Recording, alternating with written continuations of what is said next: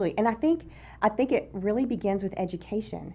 You wouldn't believe how many people don't realize they're in a domestic violence situation or a relationship because people feel that that domestic violence is physical. And a lot of times it isn't just physical. It is verbal and it is mental and emotional abuse. And it's found in every household, every religion, every walk of life. And it does not discriminate. Let me just say, it does not discriminate. You could be rich, middle class, or poor. There's going to be domestic violence. Right. And somebody you may know could be in a situation and not realize it. Yeah. Right. And I would venture to guess that you know someone. You know someone, yes. You know someone that's either been a victim or is a survivor or has been affected, whether it's through your work, through your school, through your neighborhood, your community. You know somebody. Mhm. It has touched you.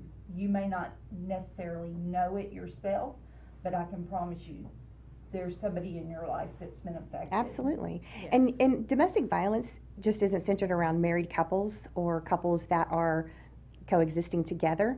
We also talk a lot about dating violence because there's really not a big difference between domestic violence in married couples and dating violence.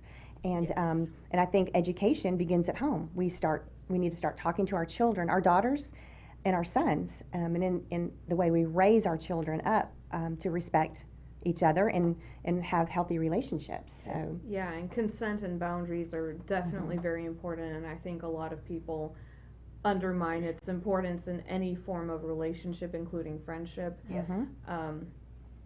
So Domestic Violence Awareness Month is very important because we can intensely talk about it all month, but all year we continue to raise awareness.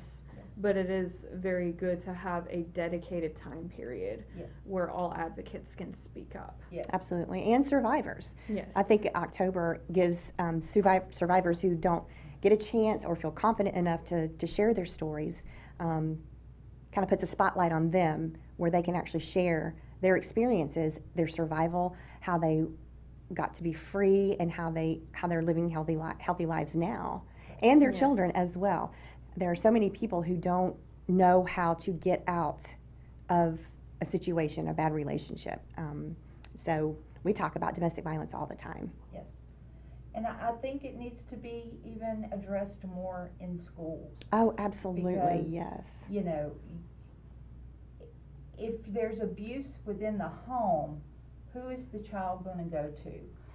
So there needs to be a safety net that they feel comfortable enough in the school system, and it's still hush hush. It's still that It's not my business. right, and it is your business. It is, and absolutely. it is every teacher, every principal, every staff member at a school, whether it's elementary through high school. That's right. And let me just say this too about children who witness domestic violence. Yes. That is such a traumatic experience when a young child witnesses their mother getting beaten, or the constant yelling and the fussing and the fighting. That is, Yes. it actually rewires their brain, and it affects their learning. It affects their social friendships, their social life, and it's trauma. And then they don't know how to articulate that. Yes. And so it comes out as bad behavior when we don't really know what's happening at home. And that brings me to, I think every counselor, maybe teachers, even need to be trained in how to notice when something's not right or domestic violence. Yes, What do you think? and I completely agree. I think you touched upon very important points, especially in my life, because it is very traumatic to watch one or both of your parents being abusive, and it does affect you. I know a lot of people think you need to stay in the marriage in order to help the children, but it doesn't help the children. It actually does the opposite. And divorce, like whether you stay or leave, it's going to be difficult on the child because the child doesn't understand why you're leaving, and it may take them into adulthood to process certain things. but staying is so much worse. I think a lot of people, and I shouldn't be laughing, but I think a lot of people don't realize how traumatic staying in a toxic environment is for children, for sure. Yes, exactly. And in my personal opinion, Tulai, is, just because we as a society have grown up thinking that our children are better off with two parents, with both parents together, as we've grown as a society, to me, that's not true anymore, because I don't think that abusive parents, whether it's the father or the mother, make good parents or safe parents. I think when a father is abusive and beating his wife, is showing the children how to, that he doesn't respect. And so I think, we need to educate. Education is key. Yes. So. And definitely teaching your kids healthy boundaries is important, and sometimes leaving is teaching them those healthy boundaries. Right. And I do believe too that our judges and attorneys need to be educated, because even though they may think that this child needs his father, Yes. it doesn't necessarily mean that he's a good father. Right. I don't agree with some of that, but that's just my own personal opinion. An abusive parent does not make a good parent. Right. Yes. So. And I would add that along with educating schools and the everyday, our communities, part of our mission is to educate pastors and ministers and rabbis. Absolutely, and every yes. religion. Because when a husband or a wife, whoever the abuser could be, when they make their first comment that's so hurtful, or the first time that they raise their hand to their wife or husband to strike them, they've broken their covenant of their vows. Right. So, I don't promote divorce, but in cases of abuse, it's not breaking God's law in this particular instant because of the abuse. There's no shame in that. Absolutely. Yes. And you should feel free, and that marriage should be that you're in, or relationship should be where where you feel safe. You're safe, and you're a partnership and not owned. Yes. And something I wanted to add to that, it's what I've always found ironic about mainly religious communities forcing victims to stay is that, all of in God's law, murder is wrong, in the Ten Commandments, thou shalt not murder, unless your husband is threatening to kill you, and then, you need to stay. And it just never made sense to me. Right, absolutely. Why is it against God's law to murder, but it's all of a sudden if a husband is threatening to kill his wife or his kids, all hands are off because he's somehow authority. How does that make any sense? That there are so many verses in Proverbs, and in my speech today I'm going to go over some of those verses where it's against violence, angry men who exert violence on other people, but it's okay when a husband does it. Like, you have to look at the Bible as a whole, not just cherry pick verses out. Right. So it blows my mind how people reason that. Well, and two, it's how it's interpreted. Also, I think domestic violence is rooted in patriarchy. We are not seen as equals. Correct. Whereas I do believe that God He created us as equals. We are not owned. We shouldn't be owned. And so it's really rooted in patriarchy, which we need to tear that down like an onion and get to the root of the problem so that the clergy and our pastors can preach equality for both men and women. It's not a hierarchy. Agreed. So, going off of that, we did want to talk about the Abigail live stream Yes. and what Abigail was, what our live stream was named after. Our live stream was named after Abigail in 1 Samuel 25, and she had a very, very narcissistic, verbally abusive husband, very neglectful husband, who actually put her whole household in danger from his abuse and neglect. And because of that, she went out from underneath him to go save her household, and that's what we named the live stream after. And in this live stream, like Chris Barney said, we're going to have a lot of speakers. In the intermission period, we're going to show clips of why Abigail is important in the Bible. So, and the Bible does talk about how we are to honor one another, and the word honor means respect, and it is a commandment given to both husbands and wives that we are to respect one another, and but not submitting to sin, not submitting to violence or crime, according to Romans 13, is, and not submitting to that is biblical. Because God wouldn't tell us to submit to Christ, who tells us to live in righteousness, and then turn around and submit to a man's sin or a woman's sin. You know, that's contradictory to Scripture. And in Romans 13, it talks about the importance of trusting law enforcement for them to do their jobs. So it's very biblical to report abuse. It is biblical to speak directly to your husband against abuse, according to Galatians. So again, like a lot of those verses saying you need to submit more to sin is taken out of context, and that's one of the things we raise awareness of. Yeah, So, that's very. There's a lot of that I didn't know. I really didn't know who Abigail was and why you named the live stream after her, and I think that's an amazing story.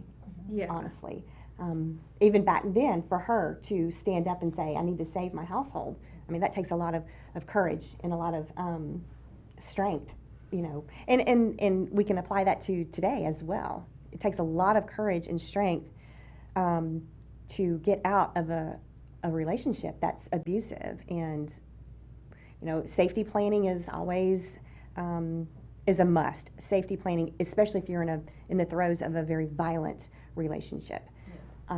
Safety planning and saving your household, saving your children, saving yourself, because I think a lot of times women lack the self-confidence that they can survive on their own, that they don't need a man for financial support, that they can actually go to school and get jobs, and there are resources out there. So many amazing resources for women and children who are trying to leave. Yeah. It's when you've been beat down emotionally and physically, you just are so tired. You are tired, And yes. and I'll talk about it later in my story, but it was a moment, you know, there was just a split second that was my escape. And you have to be open and aware. You're so aware of what's coming from your abuser, but you have to be aware of when that door opens.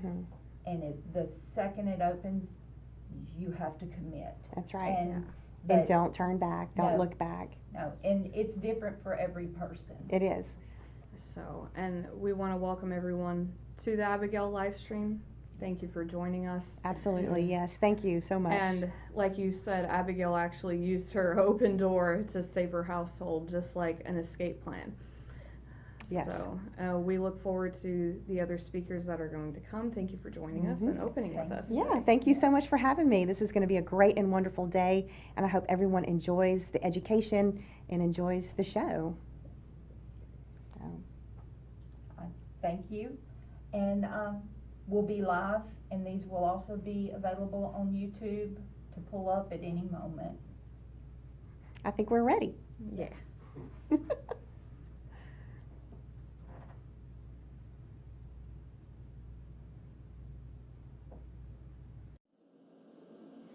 Welcome to the Abigail live stream. Thank you for joining us. My name is Tulai Dodson, and I am one of the hosts for today's event.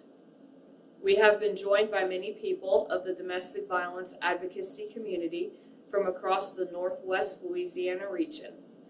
We will have a mix of interviews and presentations throughout the day.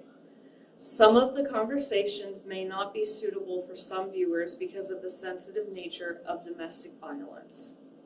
This live stream was named after Abigail of 1 Samuel 25.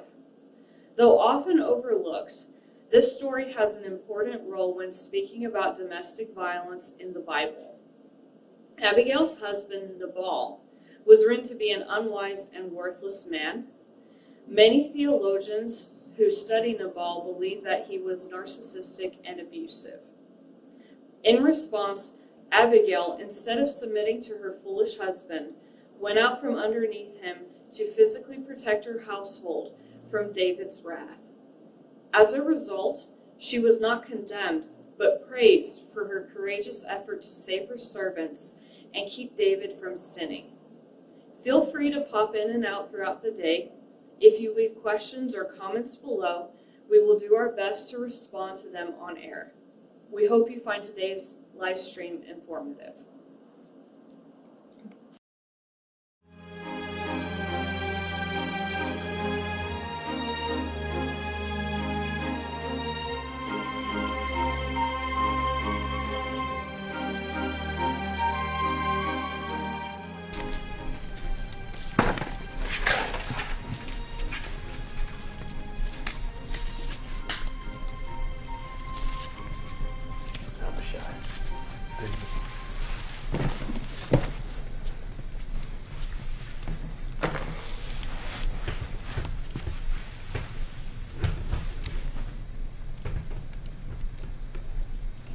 How were our servants received by Nabal?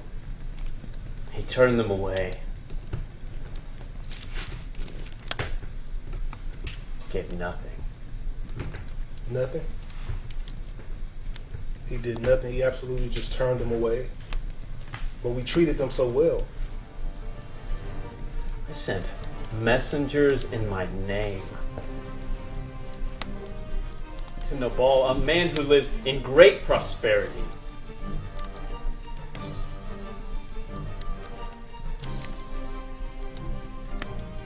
I offered him peace upon his house and everything that he owns.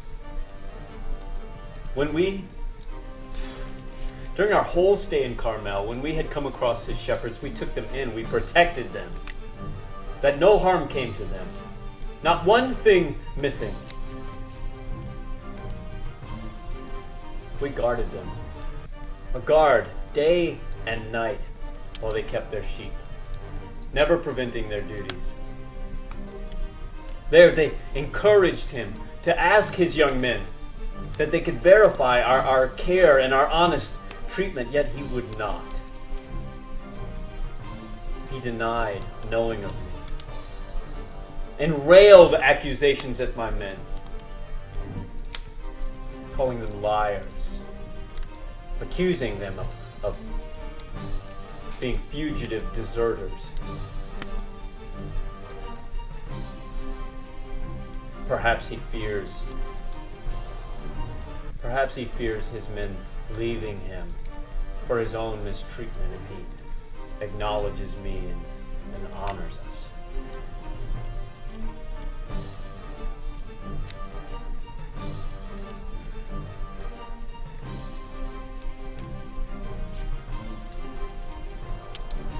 After all we had given so much to Nabal's men, and he would not so much give us bread and water, let alone meat, of his great feast.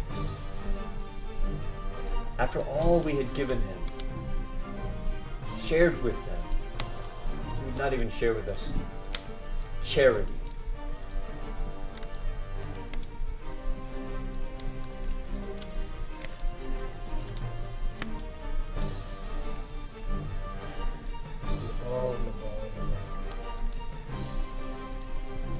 His arrogance. this is how he repays us? This is how he responds? We were under no obligation to protect and care for the shepherds. Abishai, gather together 400 men. We will leave in the morning, and we will put swords to Nabal's servants, every last one. Tell your brother Asael, and remain with the camp with the remaining 200 men until we return.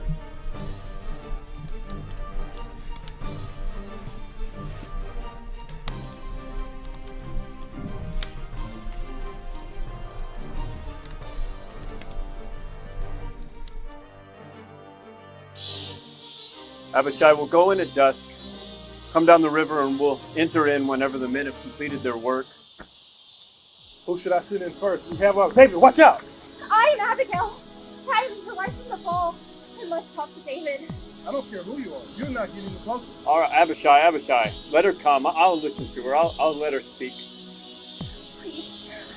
Please, hold me accountable for all of the rudeness my husband may have caused. I am your servant, and just listen to me, please. Listen to what I have to say. Do not listen to Nabal.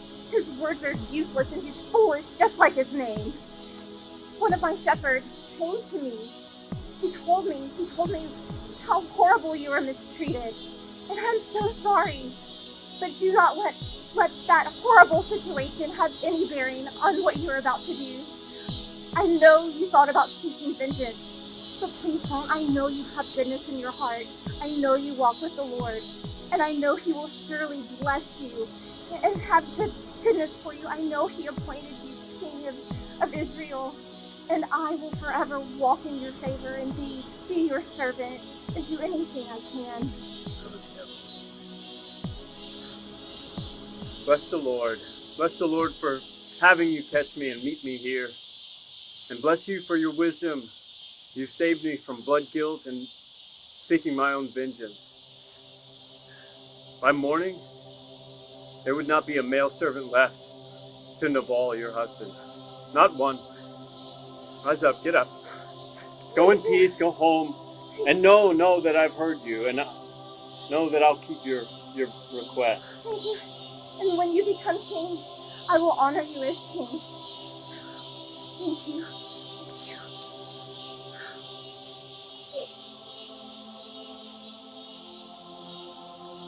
Abishai, go tell the men to stand down. Tonight we feast in honor of Abigail. Stop them now.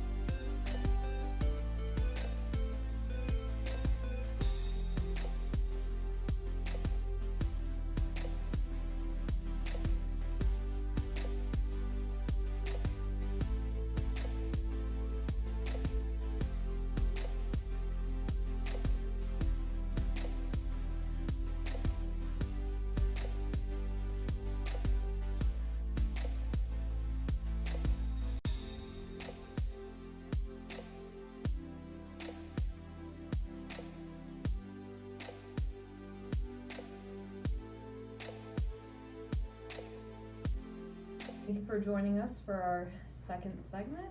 This is Miss Valencia Jones.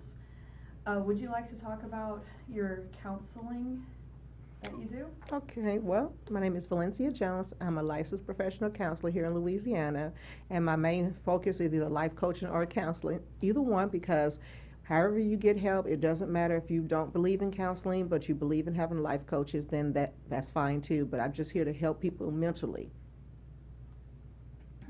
So what does Valencia MHP stand for, your counseling service? Sure, it just stands for my first name, Valencia, and it stands for mental health professional.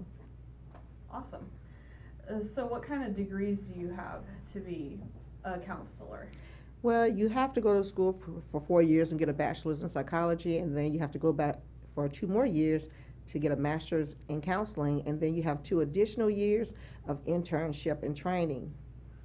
Yeah. So another question that I wanted to ask you that I ended up not sending you is, why is it important to find a trauma-informed counselor versus any other counselor?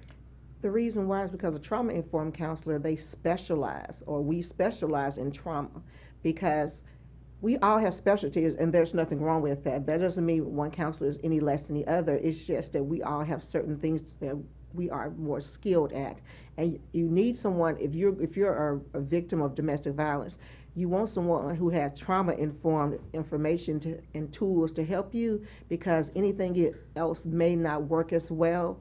And so it's no different than if you're an addiction person and you need special addiction counseling over just regular counseling. It's just like medical field. You need an obstetrician if you're going to deliver a baby, stuff like that. So that's the reason why, if you're suffering from trauma, it's important to get a trauma-informed counselor. That's why. Yes. And so I wanted to also ask you, what kind of services do you provide? Okay, so what I do is, right now, I'm doing a lot of telehealth due to COVID. So if you're looking for telehealth services, and especially it's a great way that if you've never had counseling, it's less intimidating to do it via the phone, and you can start out that way. And then also I do a lot of corporate partnership, where people call me in and they say, hey, our staff is suffering from isolation. I've been called in because a lot of times someone has died that worked for the company. They want me to group counsel everybody, or they're trying to educate the company on something like self-care, because people burn themselves out, overworking themselves, and they'll call and say, hey, could you come to our corporation, do a group session for, maybe for one hour, just kind of help get everybody on the same page, or help with grief, stuff like that. So what kind of, you also talked about some support groups that you provide for domestic violence victims. Would you be able to talk about those? Sure. I'm also employed at Samaritan Counseling Center, which is a faith-based counseling center. We've been in operation for over 30 years. Every Monday, we have a free women's support group, and we also tackle domestic violence. So whatever woman's issue that you're having is absolutely free. You just come to Samaritan Counseling Center on Mondays at 5:30, and we will be able to help you. It's just a fellowship of women. We're getting together. We're talking about our issues, and it's a very informal, casual, laid-back environment. We're just sitting around talking. It's nothing, and coffee, drinking over coffee. Just nothing intimidating. It's not the one-on-one session and intense counseling that you would get. It's very relaxed and laid back, and a lot of people like that better than one-on-one and kind of just sitting there and being, probed and asking all the questions from a counselor. And then on Thursdays, I also offer the Batterers Intervention Program, and that's generally court-ordered for males who have abused victims. And what happens is they have to go through counseling and training for 6 months. And so on Thursdays, I work with them. The reason why I work with that population is because I found it interesting that I would counsel victims, get them to leave, and then I started hearing some of the same names. So if you're with Marcus and I got her to leave Marcus, then maybe 6 months later, another lady, oh yeah, Marcus. And I'm like, oh, so he's out there still making more victims. So I decided to work on both sides, because he also needs to stop his behavior and learn that this is unacceptable, it's unacceptable. And I'm also under the guise of sometimes, not all the times, hurt people hurt people. So if I can help you heal, then you won't be out there hurting other people. That's actually a very good point. And there's not a whole lot of batterer intervention programs that I have heard of. So what model do you use? The Duluth model. I go through the court system, so they're very specific and very, segmented on Yes. how they want this to be done. Because they have done the research and they know what works, because like you said, that's the trauma informed, Yeah. they know what programs work. And so they specifically requested that we do the Duluth model. It has been awesome. I have had a lot of men come to me and say, my dad was abusive. I learned how to be abusive, so I started to abuse because I thought that was normal. All of my uncles or people say, well, everybody in my family was, I didn't know any better. And then once they go through the program, they'll say, I didn't even realize some of this stuff was abuse, because a lot of times they really don't think this is abuse. They think, well, this is what they taught me to do. You Yeah. have to be in control. You have to discipline women and, discipline, of course. But, and I'm like, once they start to learn that these behaviors are unacceptable and this is not normal, it's just normal in your family or in your neighborhood, but it's not actually normal. I start to see the Yeah. wheels turning, and it really has helped a lot of people. A lot of people come back after it's over and say, I have now broken that cycle with my son, and told Yeah. him, I used to tell him, disrespect your mom, disrespect women are less than us. But they have now come back and said, I teach my son to open doors and say please and thank you and respect women. So it's very emotional, but I love to see the full cycle. Yeah, and we very much appreciate you for the work that you do. So what advice would you give victims if they just came off the street and just realized that they're being victimized? Like, what advice would you give them as to next steps? Sure, I would tell them to contact a shelter if they don't have a place to stay. There are so many organizations out there. There's the Salvation Army, there's Project Celebration. There are different shelters that we can't mention here because they're hidden shelters. But if you contact any person who's involved in DV, just Google it. I promise you, we would lead you to a shelter, because most shelters they have to stay hidden because the perpetrator would come and try to find them. And so I can't mention them here, but if you contact someone who's in charge of DV in any capacity, I promise you, they will lead you to where you need to go. So, as a counselor, I guess the way I want to word this question is, there are very overt signs of abuse, and some of them are very covert, meaning very hidden. Mm-hmm. What are some of the very hidden signs of abuse that people need to be aware of? Because it's not all just black and white. It's not just a drunk person coming No. home and beating his wife, or a wife hitting her husband. There's more to it. So would you like to talk about some of those signs? Sure. One of the things I have done is when I do research and I looked on, try to find different types of abuse, it was kind of like physical, or first of all, I was mainly find just physical. That's all we talk about. But then you say physical, emotional, and verbal, but not much else past that. Yeah. So what I ended up doing was I created a pamphlet called The Types of Abuse back in 2017. And what I actually did, believe it or not, I took my own abuse. I actually took all the things that I had actually experienced, and I came up with about 13. There's actually more, because I've counseled people since then who have experienced different types of abuse. But let me make this very quickly so you can kind of understand. You have cultural abuse. Cultural abuse is when people use their culture to say, well, this is my culture, so you have to follow in line. Say your culture is having multiple wives. Your culture is a woman that should submit. Your culture is all sorts of things that's fall under cultural, and you have to follow in line because that's our culture. Like I had one lady, her husband was Muslim and she was Christian. And so he put all these oppressive rules. Now, there's nothing wrong with following Muslim culture. That is not what I'm saying, or Christian culture. But people can pervert these things and make it more extreme. It seems like, well, I'm being a good wife or a good husband because we're following the cultural norms, but they're perverting it. Yes. That's why Dream Ministry was actually started, because so that that what I'm talking about, that a lot of times people use children to abuse. They would threaten harm to the children. Yes. And threaten to be overly harsh to the children to get you to fall in line, because as a mother or a father, you do understand that you don't want this to happen, so you start falling back in line. It may not be I'm going to hit you, but the threat of being mean to my children or harming my children or sending my children to bed without supper, that's still abuse. Yes. Then you also have emotional abuse. Of course, everybody knows if they're harming you emotionally in any way, it may not seem like, well, it's not as bad as physical. Those scars last a lifetime. So emotional abuse is still abuse. There's financial abuse. If someone is taking your debit card, monitoring the mileage on your car, you work, but they give you an allowance out of your own check. I have a lot of clients right now, they don't have no control over their paycheck. The abuser actually keeps their debit card, and as soon as they get paid, they get no money. I have like 5 clients right now. They can't leave because they have no access to their own funds. Then you have intellectual abuse where somebody's using intellect to say, oh, you're stupid. I know more than you. I may have more degrees than you. I have more training, or I have more street smart. Everything is about you're stupid, you're dumb, and it makes you feel less, so your self-esteem go down. Then you have sexual abuse where people are constantly, this is one of those subtle signs, when people are constantly cheating on you, that's abuse.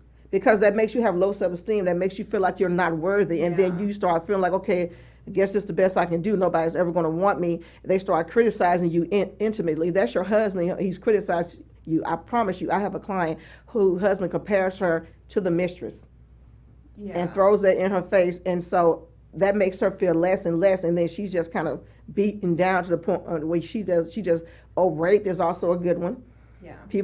So that's sexual abuse. You have social abuse where you're isolated. You can't go anywhere. You can't visit family, friends, stuff like that.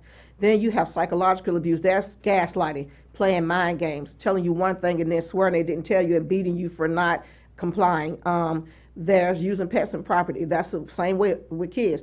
I'm going to break your grandmother's necklace if you don't. This is this. Yeah. I'm going to pawn your grandfather's gun. I'm going to get rid of your mom's ashes, those type of things. Or I'm going to kill the dog. I'm going to kill the dog. I'm going to sell the cat. The kids are going to cry. So you need to just do what I say. Then there's, of course, physical. Everybody knows what that is. But then you have verbal abuse. You have spiritual abuse, where people use the Bible to control you. Women should submit, or a man's supposed to be this, this, and this. And so then you have patriarchal and matriarchal. Well, I'm a woman, so I'm above you.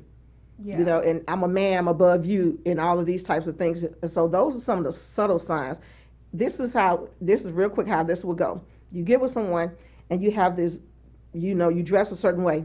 Well, I really don't want you dressing that way because I love you and I don't want other men looking at you. That's subtle. You're like, oh, he loves me, or she loves me. Okay, I'm going to be different.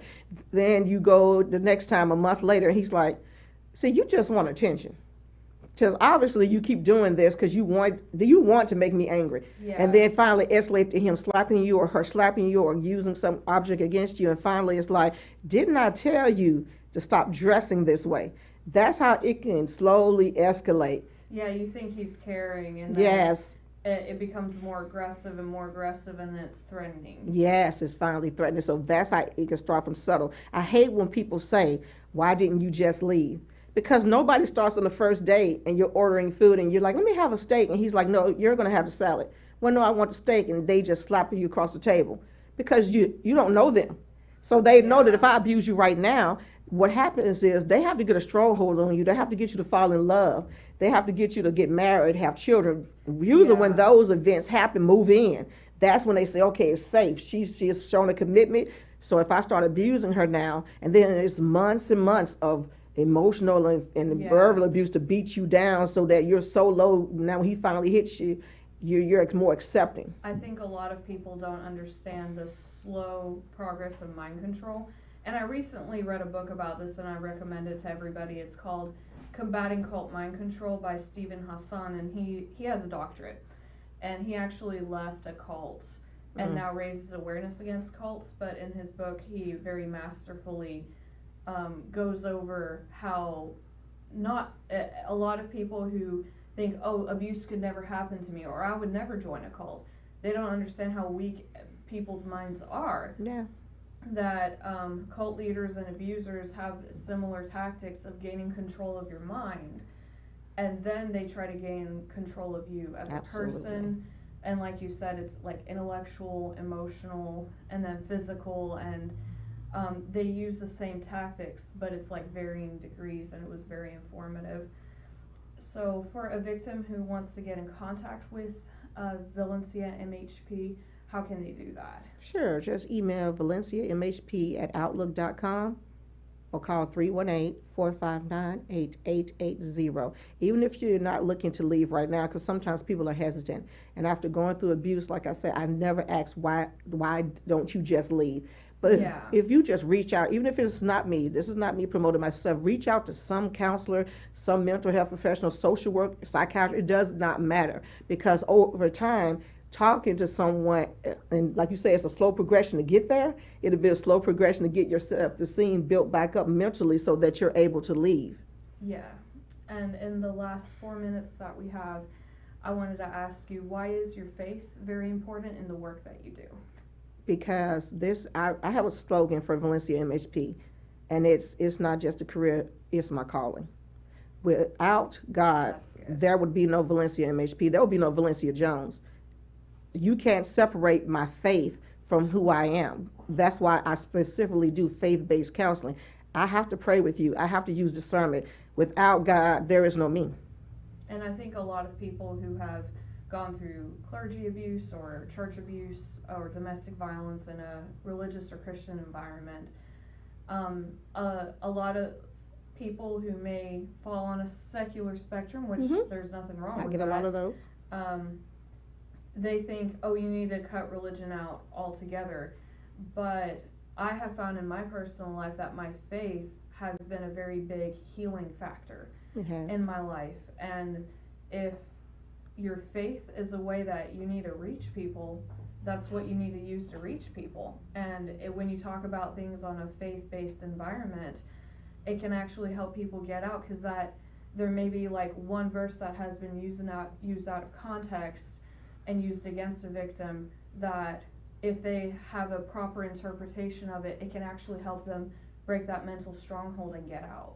Absolutely. And I've seen that with my relatives' lives, where there was just so many verses used against them that they thought it was God's calling for them to stay in a domestic violence environment. And that is the main ideology that we're trying to combat. And one thing I want to end with is just because I am a Christian and God is the head of my household and my life, and I am his vessel. If you are secular, it doesn't matter that I am Christian. I'm still going to use the values. I may not use the actual prayer. I may pray in silence when we have our moment of silence at the end of our session, but I'm still going to pray. It's just like I'm not going to be offensive to you and force something on you, but I'm still going to pray, because that's how I would, bring God into my session, but I won't say it out loud. We won't talk about God, but I will still talk about loving each other as you love yourself. I will still talk about self-worth. Everything that the God teaches, it's just in your average life is still applicable. So I may not have to use the word God, because you might get offended and say, well, take that out of my session, which is fine. But those principles still apply, whether you use it in a God context or not. I know where they come from. Yeah. And so whether I use the name or not, it's still the same basic principles of being a good human being. Yeah. So we greatly appreciate you for that. Thank you. Are there any verses that have been very influential in your life when it comes to counseling? Oh, absolutely. Be ye transformed by the renewing of your minds, Romans 12:2. Absolutely. Because I'm a counselor, it starts mentally for me, of course. Yeah, and that has been a very important verse in my life as well, because the Bible does talk about how you do change as your mind changes. Absolutely. So a man thinketh, so is he. Yeah. And of course, processing through a lot of those traumas are important. So that's not to say that we're neglecting any of that. But I really appreciate the work that you do for abusers and victims. Thank you. Especially in a faith-based environment. And I know from my own story, like, it was very hard for me to find a counselor, because the church kind of scares you out of using counselors or psychologists. So it's really good to have secular counseling as well as Christian counseling. I think they're very much both important. Thank you. But I really appreciate you returning this year and sharing the work that you do, because it's very important to promote, in my opinion. Thank you. How much time do we have left? About 30 seconds. I would like to pray us out, if that's okay. Okay. Father God, we come to you in your Son's name, the mighty name of Jesus. God, you have said in your word that wherever 2 or 3 are gathered in your name, there in the midst you are. God, thank you for the Dream Ministry. Thank you for everyone who advocates against domestic violence. Anyone who is struggling, who hears this today, help the Holy Spirit find them. Wrap their arms around them and give them peace in their heart. Help them find hope and healing, because there is healing in the word of God. In Jesus' name, amen. Amen. Thank you so much for that. Thank you. Bye-bye. Bye.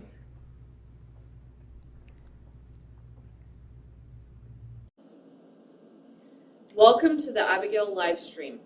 Thank you for joining us. My name is Tulai Dodson, and I am one of the hosts for today's event. We have been joined by many people of the domestic violence advocacy community from across the Northwest Louisiana region. We will have a mix of interviews and presentations throughout the day. Some of the conversations may not be suitable for some viewers because of the sensitive nature of domestic violence. This live stream was named after Abigail of 1 Samuel 25.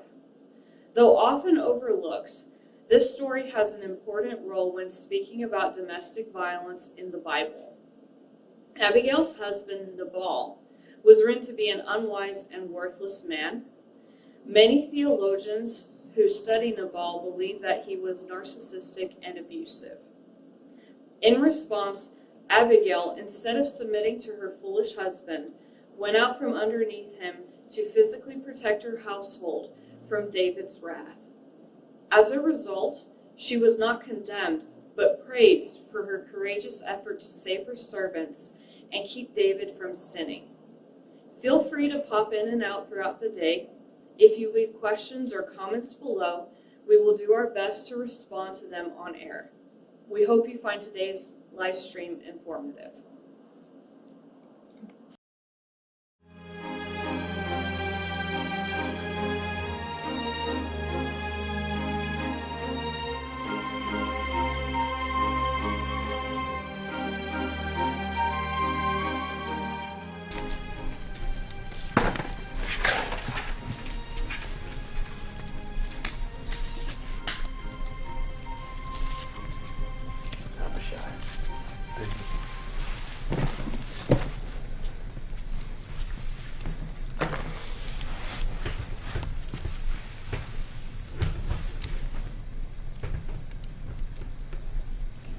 How were our servants received by Nabal?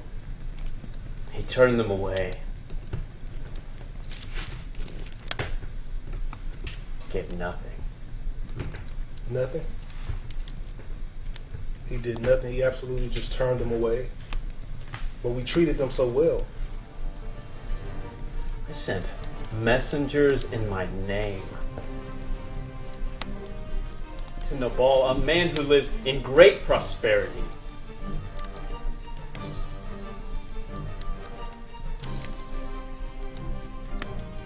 I offered him peace upon his house and everything that he owns.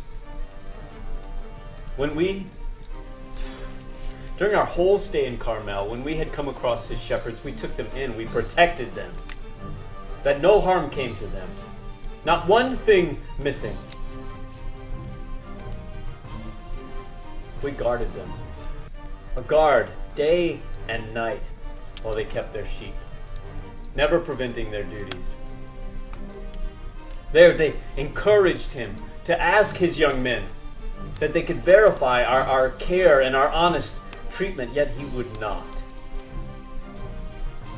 He denied knowing of me and railed accusations at my men, calling them liars, accusing them of being fugitive deserters. Perhaps he fears his men leaving him for his own mistreatment if he acknowledges me and honors us.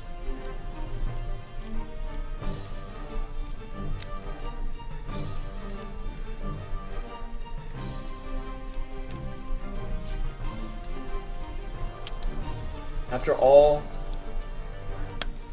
we had given so much to Nabal's men, and he would not so much give us bread and water, let alone meat, of his great feast.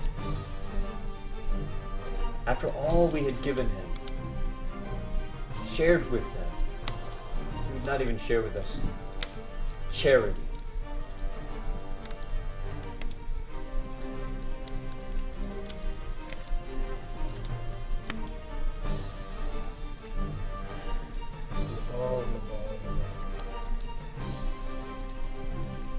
Samaritans.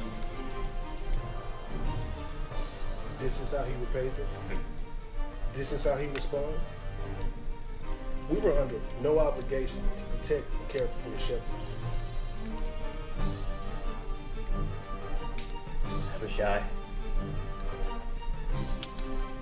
Gather together 400 men. We will leave in the morning, and we will put swords to Nabal's servants, every last one. Tell your brother Asael, and remain with the camp with the remaining 200 men until we return.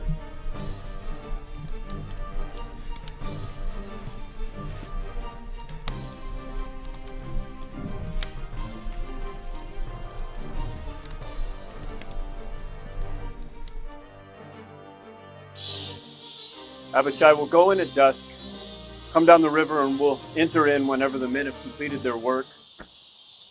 Who should I send in first? We have David, watch out! I am Abigail. Hide until I from the ball. I must talk to David. I don't care who you are. You're not getting any closer. All right, Abishai, let her come. I'll listen to her. I'll let her speak. Please, hold me accountable for all of the rudeness my husband may have caused. I am your servant, and just listen to me, please. Listen to what I have to say. Do not listen to Nabal. His words are useless, and he's foolish, just like his name. One of my shepherds came to me. He told me how horrible you were mistreated, and I'm so sorry. But do not let that horrible situation have any bearing on what you're about to do. I know you thought about seeking vengeance. So please don't. I know you have goodness in your heart. I know you walk with the Lord.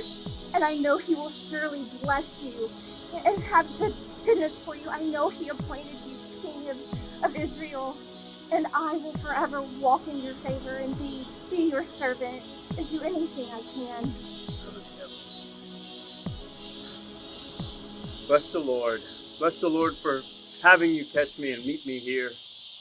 And bless you for your wisdom. You saved me from blood guilt and seeking my own vengeance. By morning, there would not be a male servant left to Nabal, your husband. Not one. Rise up, get up. Go in peace, go home, and know that I've heard you, and know that I'll keep your request. Thank you. And when you become king, I will honor you as king. Thank you.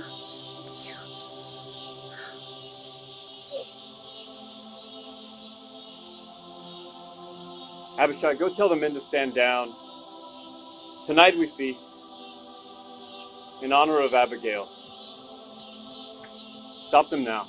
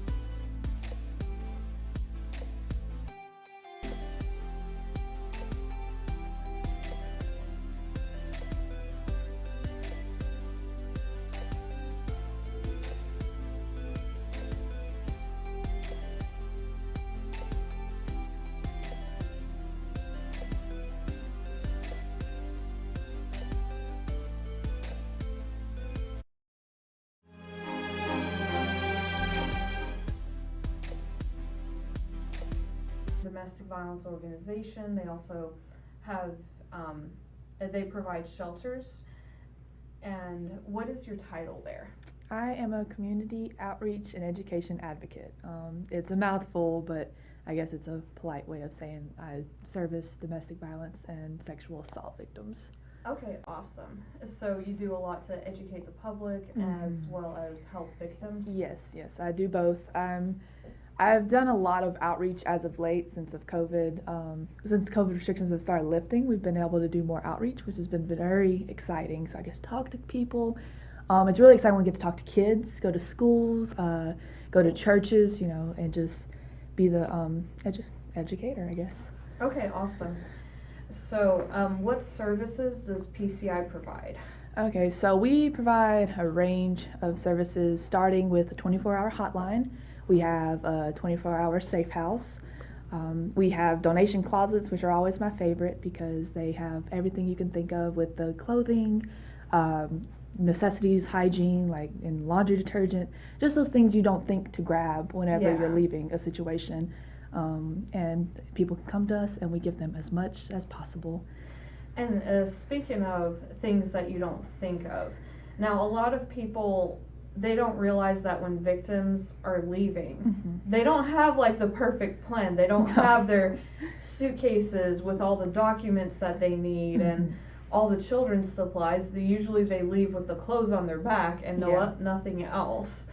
So what kind of, if a person is escape planning in an ideal situation, what should they usually think of bringing, but is often difficult for them to think of when they're in that Russian environment? So, we safety plan, we'll go through that first, but we safety plan depending on where you're at, as you know. The first being, like, if you have time to plan, you get to, we go through, have your bags packed, have a confidant, a person you can trust, a number you can call, memorize all phone numbers, because I know in this day and age we don't memorize numbers anymore. Nobody thinks about those, but get our number, the 226-5015 number, have that on hand, have your person's number on hand, have the basic documents like social security cards, birth certificates, the things that you could get easily but not really, like it'd just be inconvenient if you had to get them, because we want to make the transition as easy as possible, but we understand that like there will be bumps, so where we can get it, we get it. But and that's just if you're planning to leave your house. We also safety plan if you're planning to stay in your house, and that includes getting your windows where they can't be shoved open, making sure that you get locks, you get cameras, once again, the numbers, having those ready, having the speed dial if you need it, just covering all of our bases. That's very interesting to me because I've had to safety plan before, I've had to escape plan before, and really the victim knows what they need. I heard that you just help them think of, depending on their environment, what kind of safety precautions to put in place. Our services are really client-based. Like we don't really advise people to do things. Like we just let them come to us with their issues and their needs, and then we're like, okay, have we covered this space? We're safety planning. Okay, we need to think about these things. So we make sure that we meet them where they're at. We don't try to pull them to where we think they should be or push them back into like little boxes. We try to keep them. And why is that important for you to guide them to make decisions and not make decisions for them? Empowerment. It's all empowerment, because we know victims lose a lot of that whenever they're in those situations, so we want to make sure that they're doing things for themselves to get that power. Yeah, and a lot of it is about allowing the victim to make their own decisions, because abusers make all the decisions for the victims. And by helping them think through what they want to get done, it actually gives them, like you said, more power to be able to make that transition out and become a stronger person. And every victim situation is different, because we don't know the inner workings of their household. We don't know what their children need if they have them, or like what their day-to-day looks like. So we try to just keep an open mind for that, so we're not, as I said, shoving into boxes that the perfect victim. So what advice would you give a civilian that thinks he or she may be encountering a victim, but they're maybe unsure? What advice would you give them so they can help them in a supportive way? Okay. So I thought hard about this one because it's really tricky because you don't want to assert yourself in their situation because it can make it more dangerous for them, and we never want to do that. I would definitely recommend someone to be there for them. Like if you find that it's a coworker or like a friend, especially coworkers, documenting for them, doing like if you see them coming to work and there's bruises on their faces or they missed work because they were sick or they're just document. Don't tell them about it. So it's there if they need it. That's great advice. But you don't want to be asserting yourself because it can make them more uncomfortable if you talk about it with them. Definitely, if you see someone being isolated, have resources ready. Like know our resource, like our number, just so you can just like slip them a card or just orchestrate it to where it happens. Because a lot of victims feel there can be that embarrassment associated with it, there can just, we want to make sure they feel comfortable. And again, never assert yourself in the situation because we don't know where they're at in that situation. Sure. And would you like to talk to us as to why it's dangerous to leave a domestic violence relationship? Because a lot of people, they always say, like, why doesn't she just leave? Why doesn't he just leave? She's treating him like garbage. He's treating her like garbage. And they can't understand why they won't just leave. So can you talk about why that's very difficult? For sure. So I'd like to start with, instead of the question, why don't they leave, why do they do that with the abuser? Why does the abuser abuse them? We know that it takes about 7 times for a person who's being abused to leave, and we also know that they usually are killed during the time they're leaving or after they leave. And that's why it's so hard, because we don't know their situation. They know it better than anyone. They live it day to day. They know that it's not as easy, and there's so much more than just packing up and leaving, or if you can't pack. You have children, you have a life that you're used to, and for a lot of people, they imagined a life with this person. They may love them, and you don't expect the person you thought you would live your life with to hurt you. Yeah.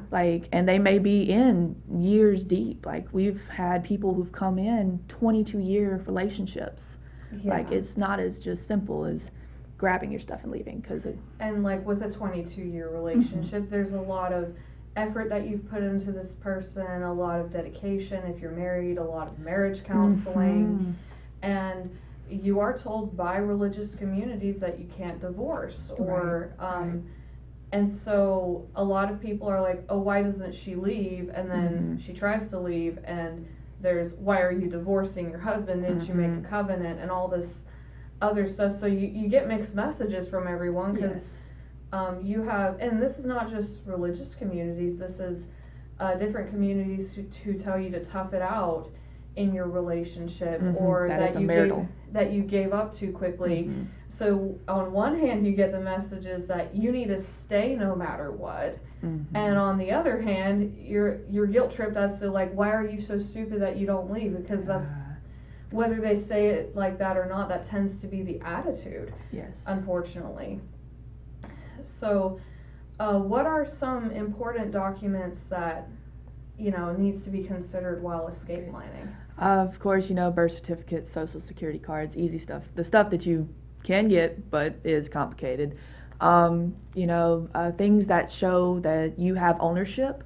Like if you have a pet, and pet bills that say you were the one that paid them and you took care of them, because we see a lot of issue with people, pets, and trying to take them.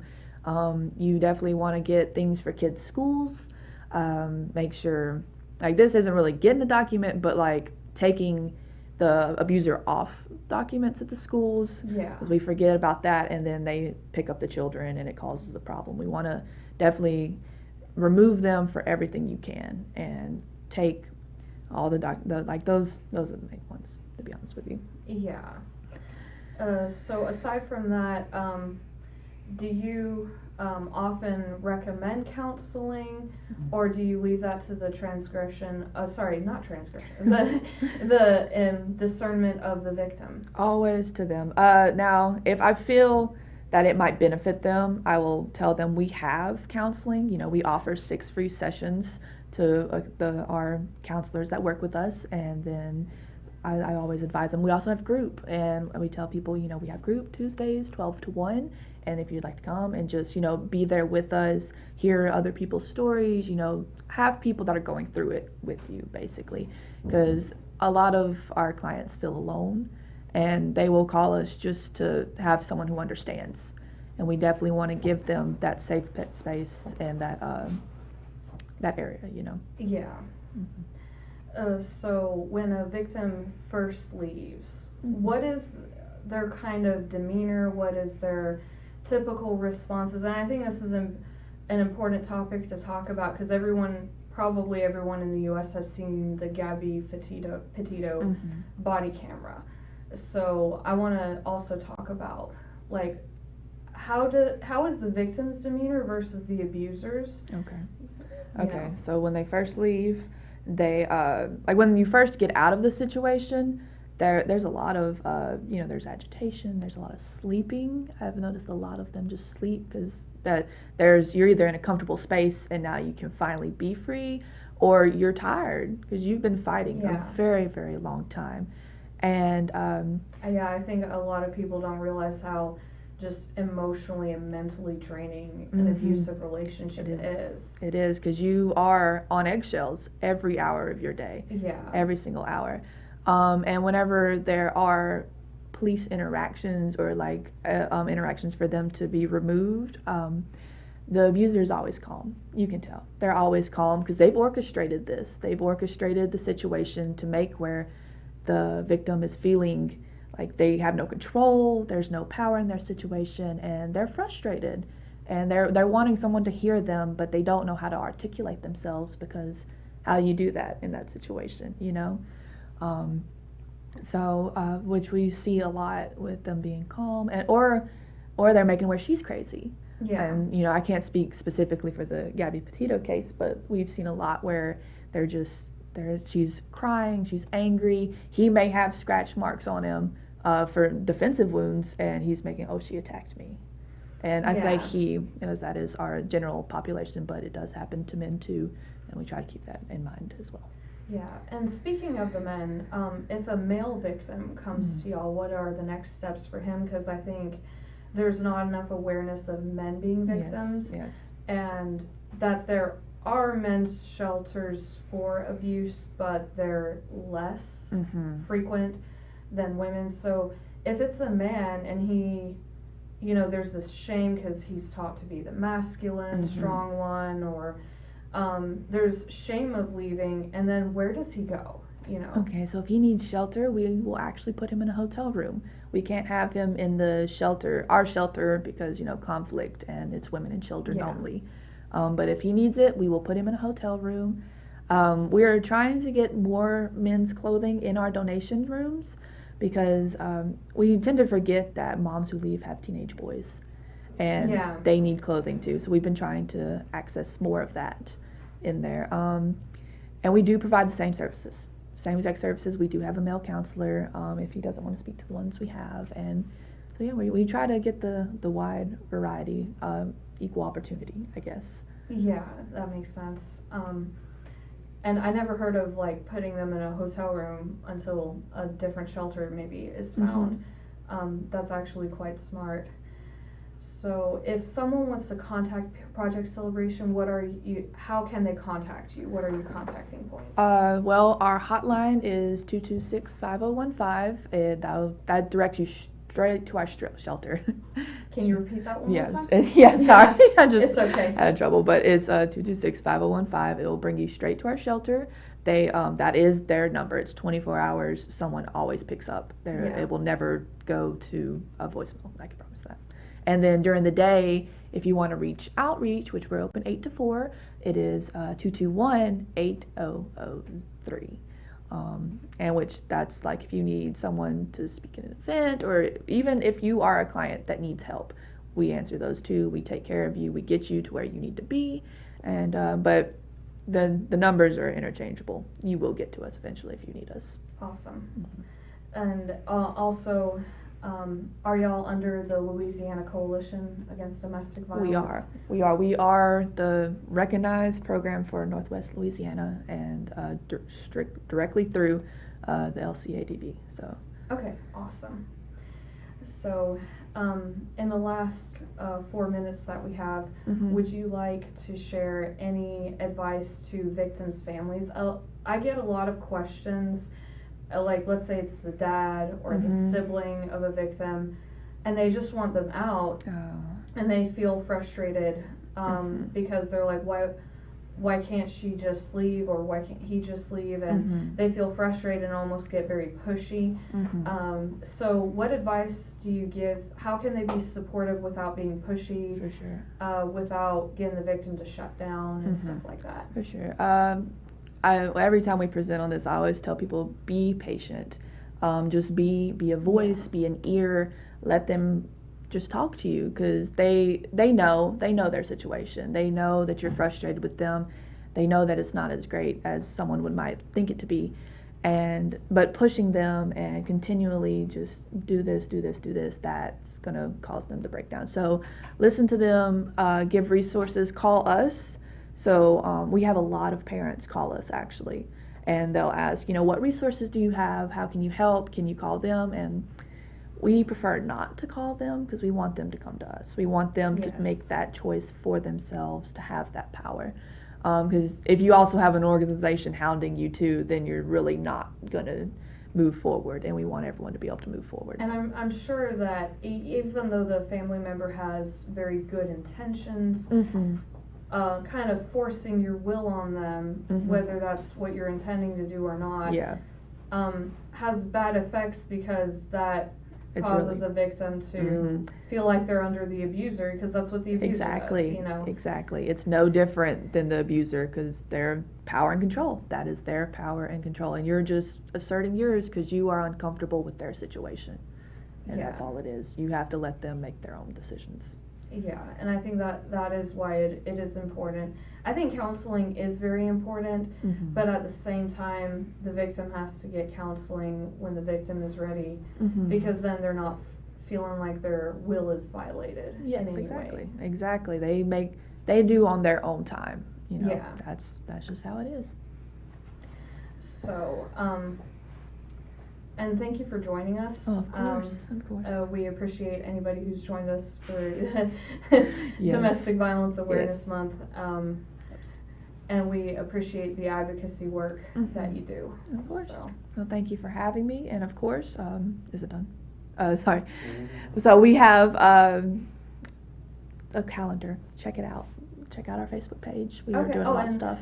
In the last minute or so, would you like to talk about some of the PCI events? Yes, okay. So we talked about the different forms of abuse, or it was before us, I think. They definitely, we're having one of those, a podcast / Facebook Live, and we welcome everyone to see that, because as we know, there's more than just physical. It's not just physical. Yes. And we have a bunch of other stuff, but I'd definitely check out our Facebook and have all the information, because, I don't want to tell you wrong.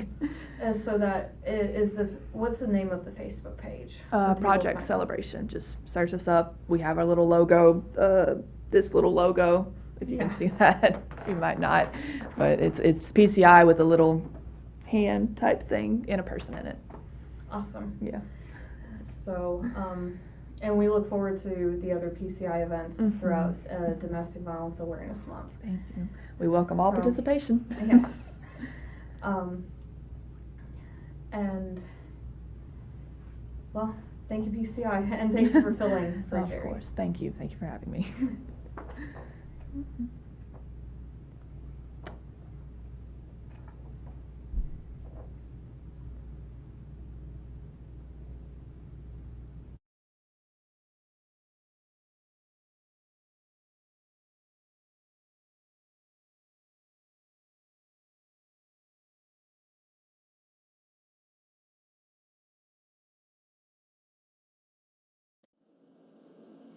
Welcome to the Abigail live stream. Thank you for joining us. My name is Tulai Dodson, and I am one of the hosts for today's event. We have been joined by many people of the domestic violence advocacy community from across the Northwest Louisiana region. We will have a mix of interviews and presentations throughout the day. Some of the conversations may not be suitable for some viewers because of the sensitive nature of domestic violence. This live stream was named after Abigail of 1 Samuel 25. Though often overlooked, this story has an important role when speaking about domestic violence in the Bible. Abigail's husband, Nabal, was written to be an unwise and worthless man.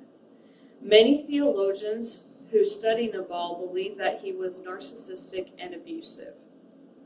In response, Abigail, instead of submitting to her foolish husband, went out from underneath him to physically protect her household from David's wrath. As a result, she was not condemned, but praised for her courageous effort to save her servants and keep David from sinning. Feel free to pop in and out throughout the day. If you leave questions or comments below, we will do our best to respond to them on air. We hope you find today's live stream informative.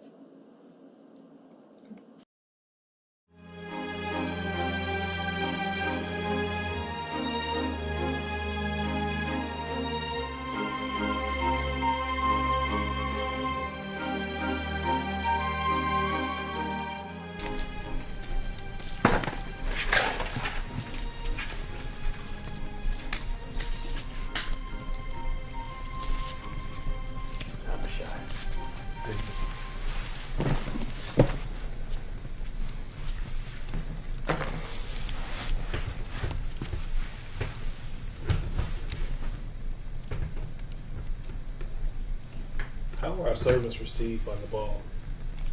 He turned them away.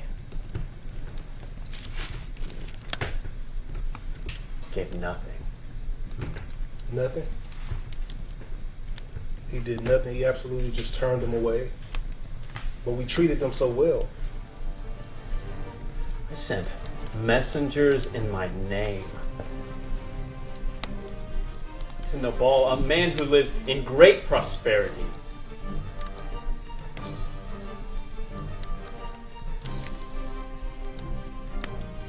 I offered him peace upon his house and everything that he owns.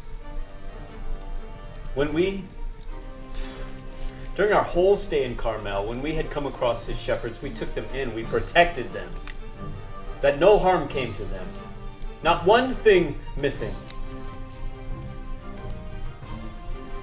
We guarded them, a guard day and night while they kept their sheep, never preventing their duties. There they encouraged him to ask his young men that they could verify our care and our honest treatment, yet he would not. He denied knowing of me and railed accusations at my men, calling them liars, accusing them of being fugitive deserters. Perhaps he fears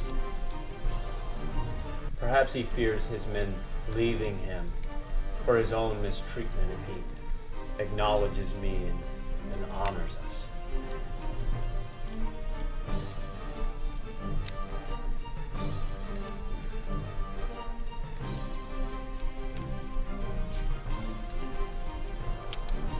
After all we had given so much to Nabal's men, and he would not so much give us bread and water, let alone meat, of his great feast. After all we had given him, shared with them, he would not even share with us charity.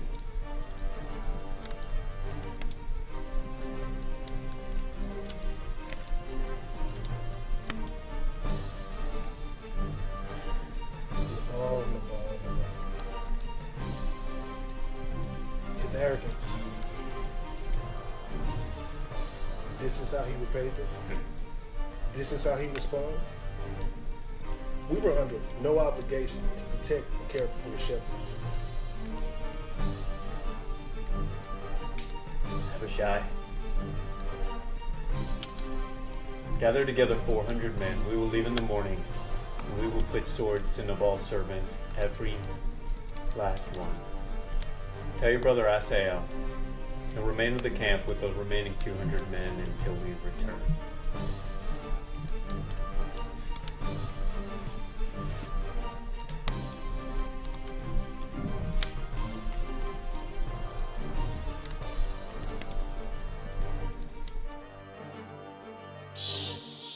Abishai will go in at dusk, come down the river, and we'll enter in whenever the men have completed their work. Who should I send in first? We have our David, watch out! I am Abigail. I am the wife of Nabal and must talk to David. I don't care who you are. You're not getting closer. All right, Abishai, let her come. I'll listen to her. I'll let her speak. Please hold me accountable for all of the rudeness my husband may have caused. I am your servant, and just listen to me, please. Listen to what I have to say. Do not listen to Nabal. His words are useless, and he's foolish, just like his name. One of my shepherds came to me. He told me how horrible you were mistreated, and I'm so sorry. But do not let that horrible situation have any bearing on what you're about to do. I know you thought about seeking vengeance. But please don't. I know you have goodness in your heart. I know you walk with the Lord. And I know he will surely bless you and have goodness for you. I know he appointed you king of Israel.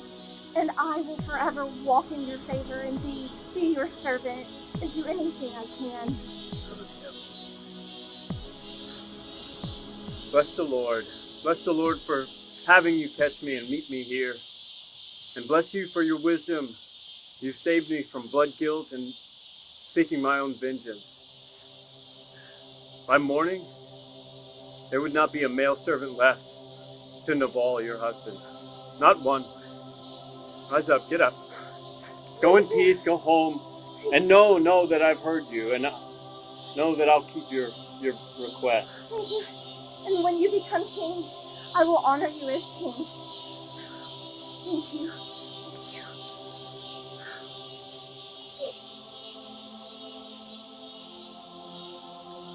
Abishai, go tell the men to stand down.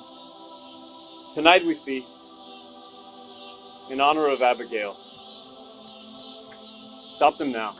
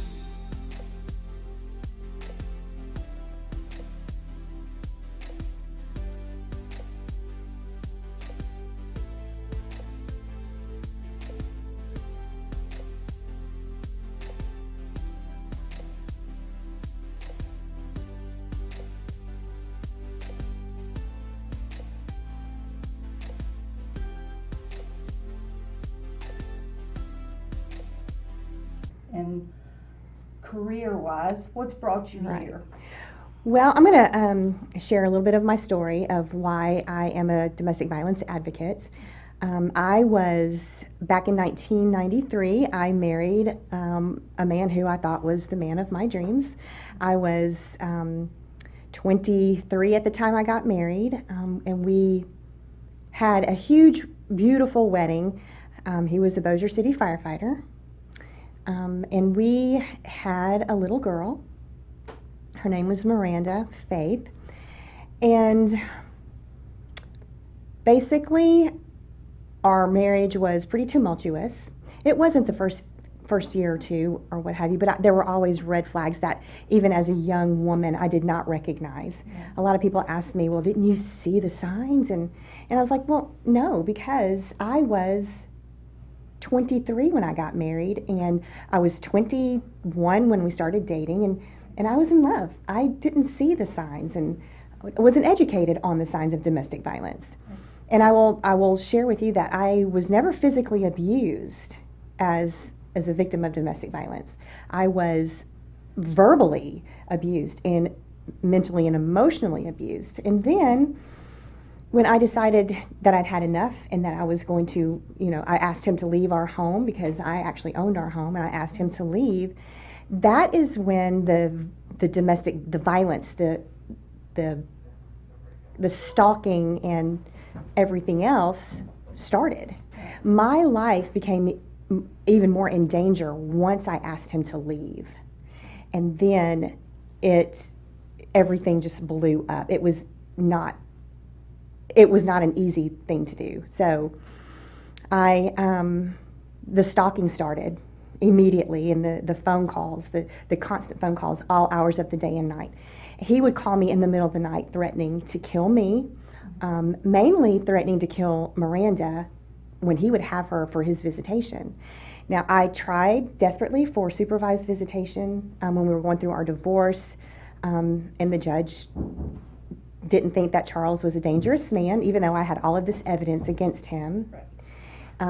I had him arrested and convicted of stalking. So he had a stalking record. He had a record. His place of employment, the Bossier City Fire Department, said they didn't know anything about that, which was untrue because he also stalked his girlfriend after he and I split up and everything. And ultimately, the end result was the fact that he murdered my little girl and another woman, Michelle Riley. And I think it's very important that not only mentioning Miranda's name, but Michelle's name as well, because she also suffered at the hands of my abuser, who turned out to be her abuser. And it wasn't until Michelle actually told Charles to leave that she did not, that relationship was not healthy for her, is when he wasn't having it. And he never physically abused her. When he should have been arrested a few days before he murdered Michelle and Miranda, because he did attack her coming out of her house. She was coming out to get into her car, and he came from around the house at night and grabbed her. And her little girl, her daughter, actually had to run to the neighbors to get help, to call 911. And he already had a stalking conviction. They knew he had a stalking conviction, and he should have been arrested that night, but he was not arrested. He was a member of the Bossier City Fire Department, and they have this brotherhood, and they look out for each other, and rightly so, but not in instances of when they're committing crimes. Right. So ultimately, on January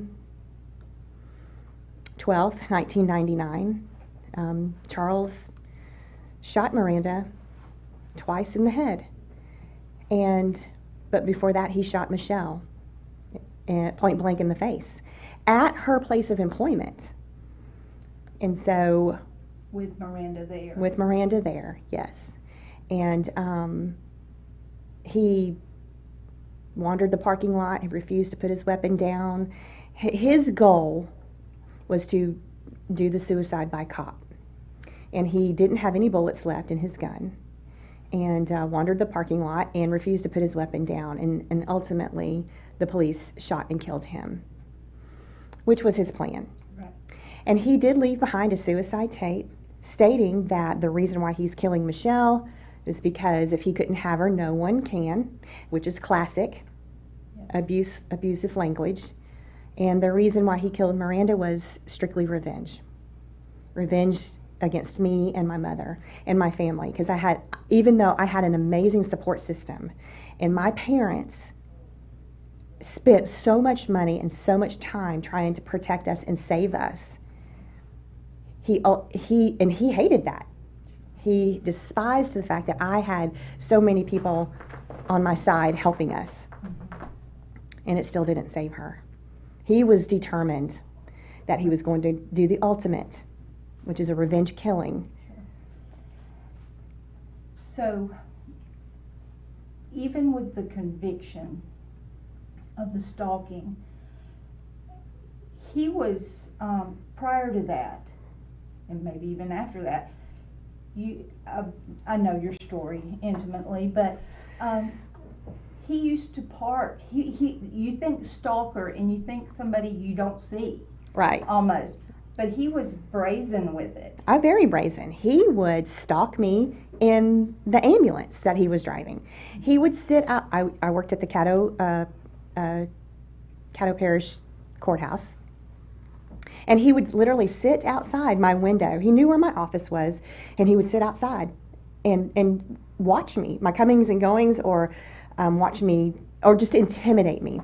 Even if I didn't come out of the office and I could see him outside of my window, that was intimidation. Sure. And he was always saying, I'm constantly watching you. Right. He was always trying to look for something to get me to, like, if I was doing something wrong or something bad, and really in reality, I was trying to live a normal life, trying to raise this precious child. Right. I didn't have time to do anything that would put us both in jeopardy or, to give him a reason. It was all about power and control for him. Right. And he knew that when he put that uniform on every day and drove the Bossier City ambulance, it made him feel so powerful. And it was scary. It was scary.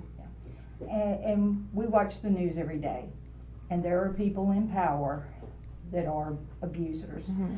And we have to hold them accountable. Absolutely. And to be so young and to go through something so traumatic, but to carry through with all you have done to honor Miranda, Mm-hmm. and to, I know, do you feel like she didn't get justice because he died suicide or by cop? I can look at that. I look at that two different ways. For Miranda and Michelle, I wish that he had lived to go through the trial process. I think that domestic violence and his participation in domestic violence probably would have gotten more awareness. However, God works in mysterious ways, and Charles needed to be eliminated from this earth so that he could not do this to someone else. Because I wasn't the first victim of his abuse. He also had a previous wife who he almost killed. Now, did I see those signs? No. I knew them, but I didn't pay attention. Do you know why?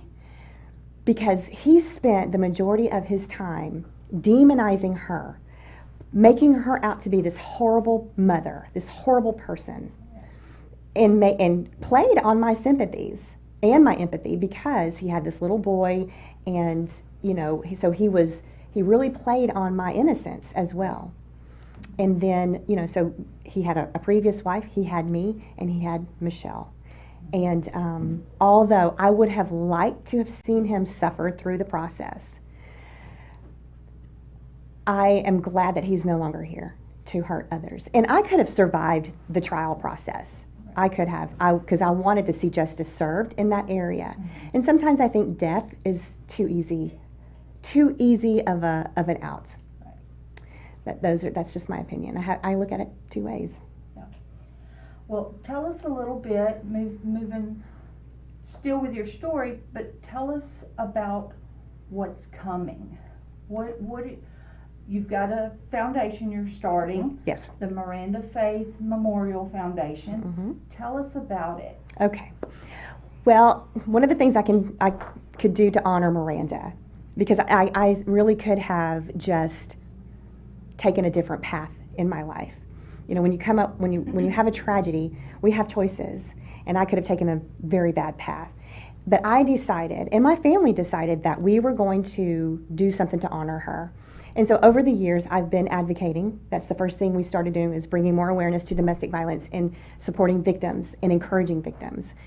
And over the years, I have been playing with the idea of opening up my own nonprofit, which would be the Miranda Faith Memorial Foundation. And with that foundation, I have decided, and I'm still playing with the idea, I've decided that I want to focus more on children, because Miranda was a child.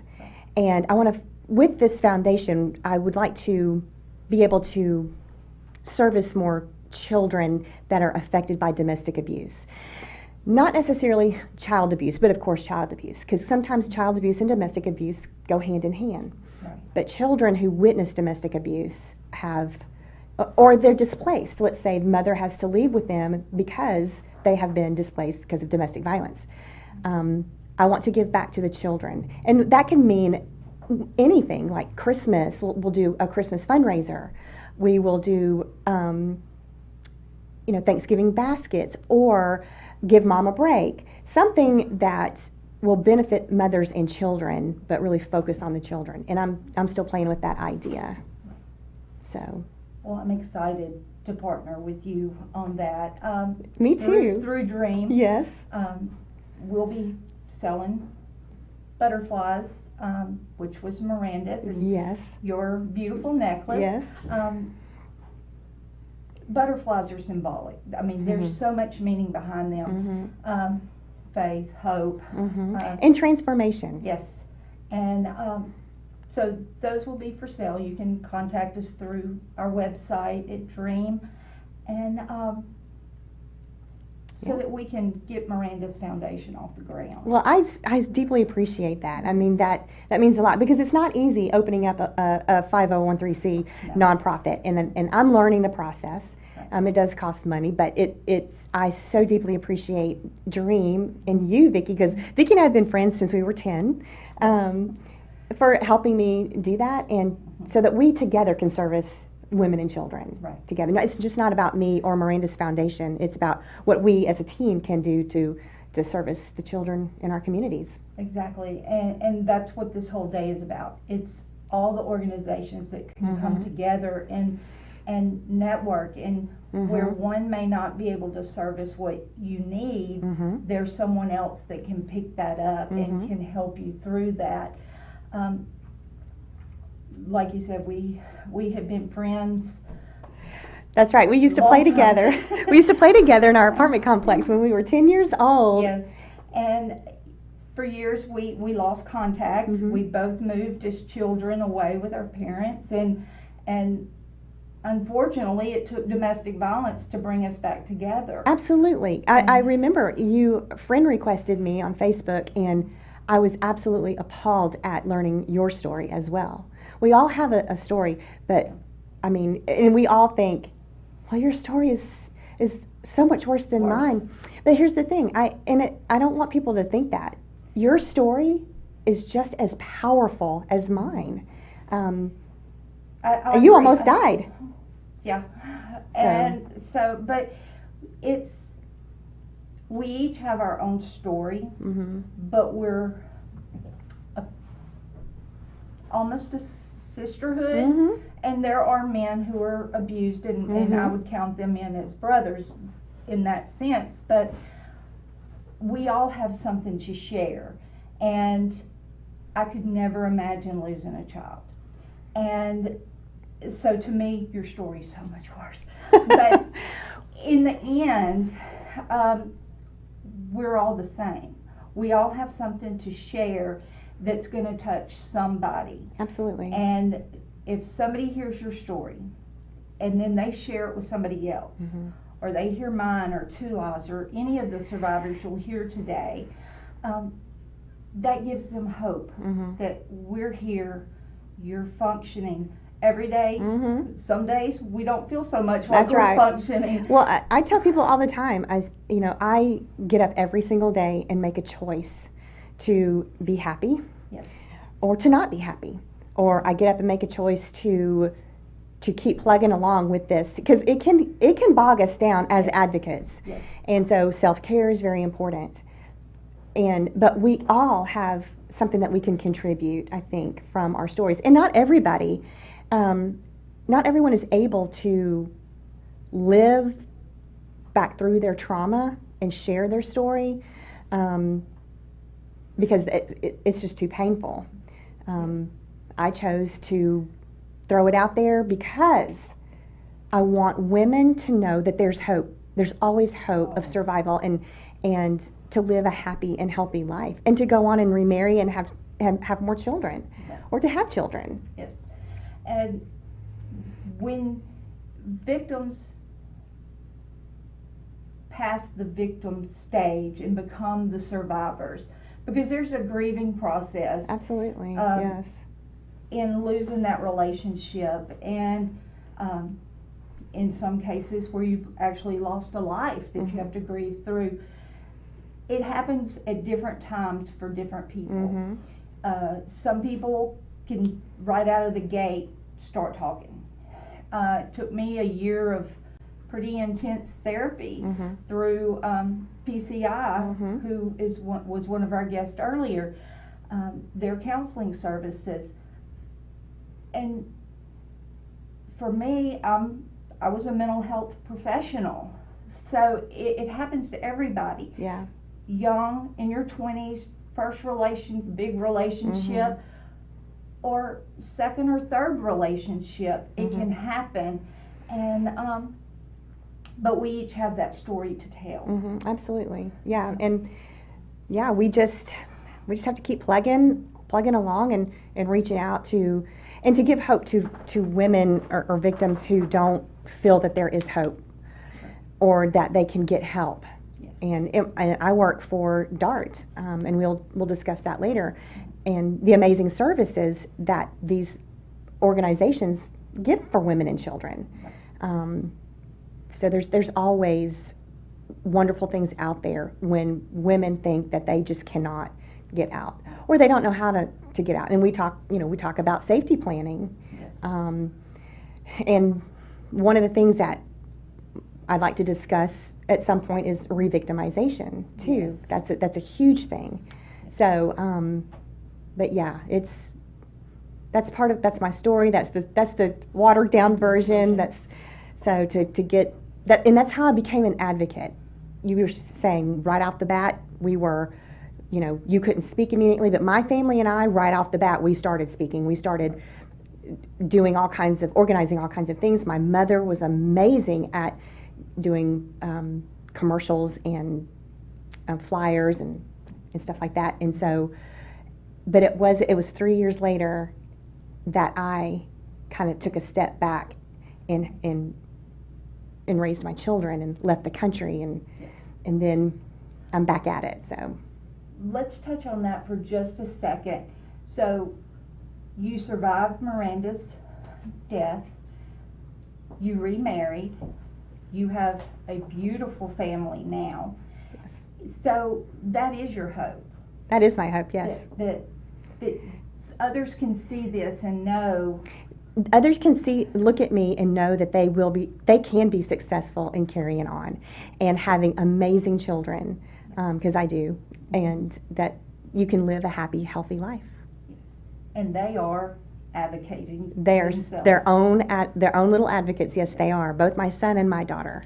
So Well, thank you, Chris, Vicki. so much. Yes. Welcome to the Abigail live stream. Thank you for joining us. My name is Tulai Dodson, and I am one of the hosts for today's event. We have been joined by many people of the domestic violence advocacy community from across the Northwest Louisiana region. We will have a mix of interviews and presentations throughout the day. Some of the conversations may not be suitable for some viewers because of the sensitive nature of domestic violence. This live stream was named after Abigail of 1 Samuel 25. Though often overlooked, this story has an important role when speaking about domestic violence in the Bible. Abigail's husband, Nabal, was written to be an unwise and worthless man.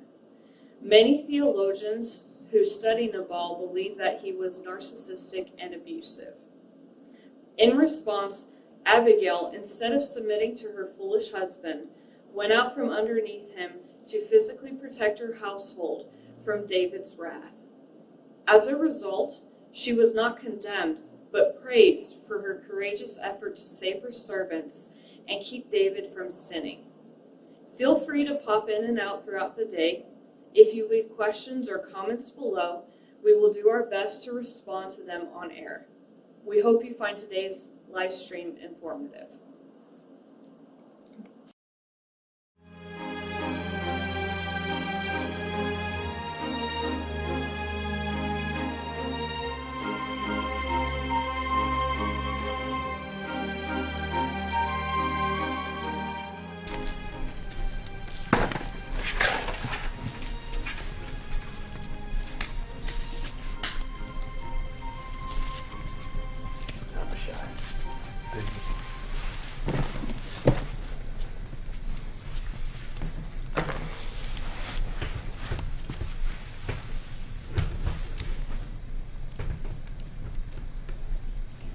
How were our servants received by Nabal?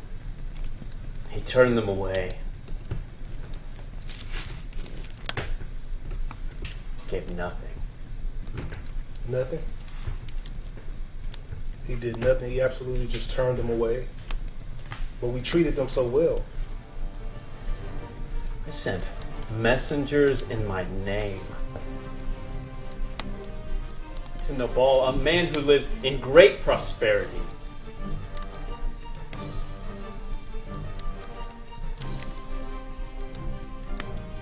I offered him peace upon his house and everything that he owns. During our whole stay in Carmel, when we had come across his shepherds, we took them in, we protected them, that no harm came to them, not one thing missing. We guarded them, a guard day and night while they kept their sheep, never preventing their duties. There they encouraged him to ask his young men them of being fugitive deserters. Perhaps he fears his men leaving him for his own mistreatment if he acknowledges me and honors us.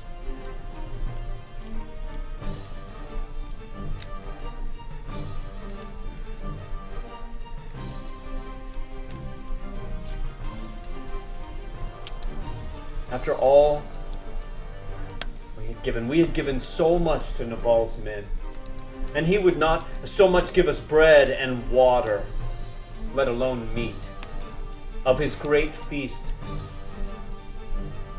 After all we had given him, shared with them, he would not even share with us charity.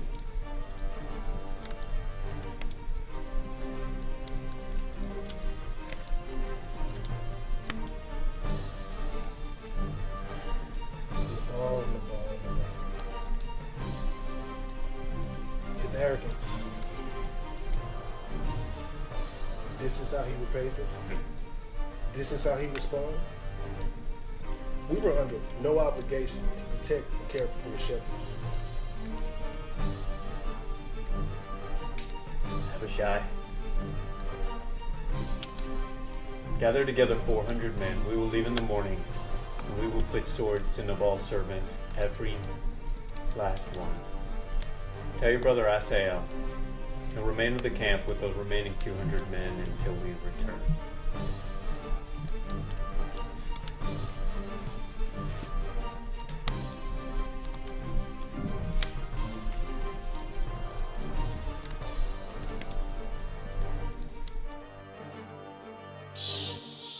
Abishai will go in at dusk, come down the river, and we'll enter in whenever the men have completed their work.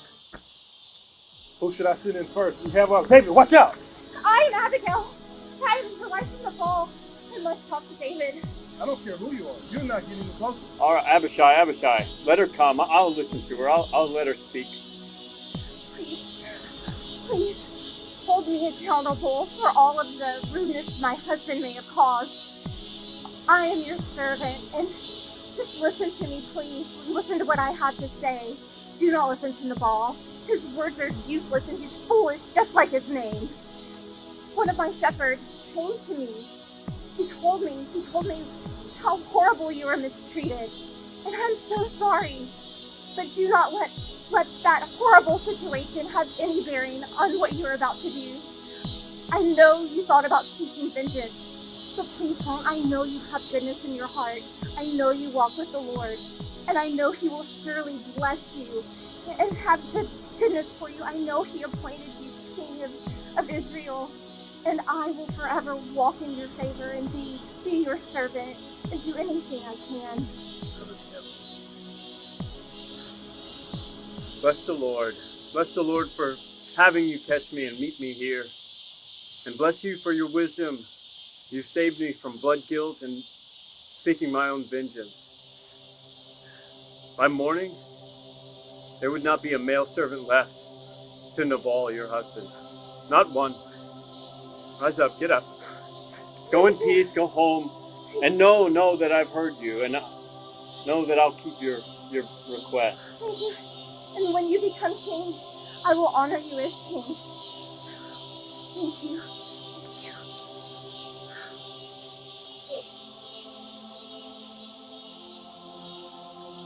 Abishai, go tell the men to stand down. Tonight we feast in honor of Abigail. Stop them now.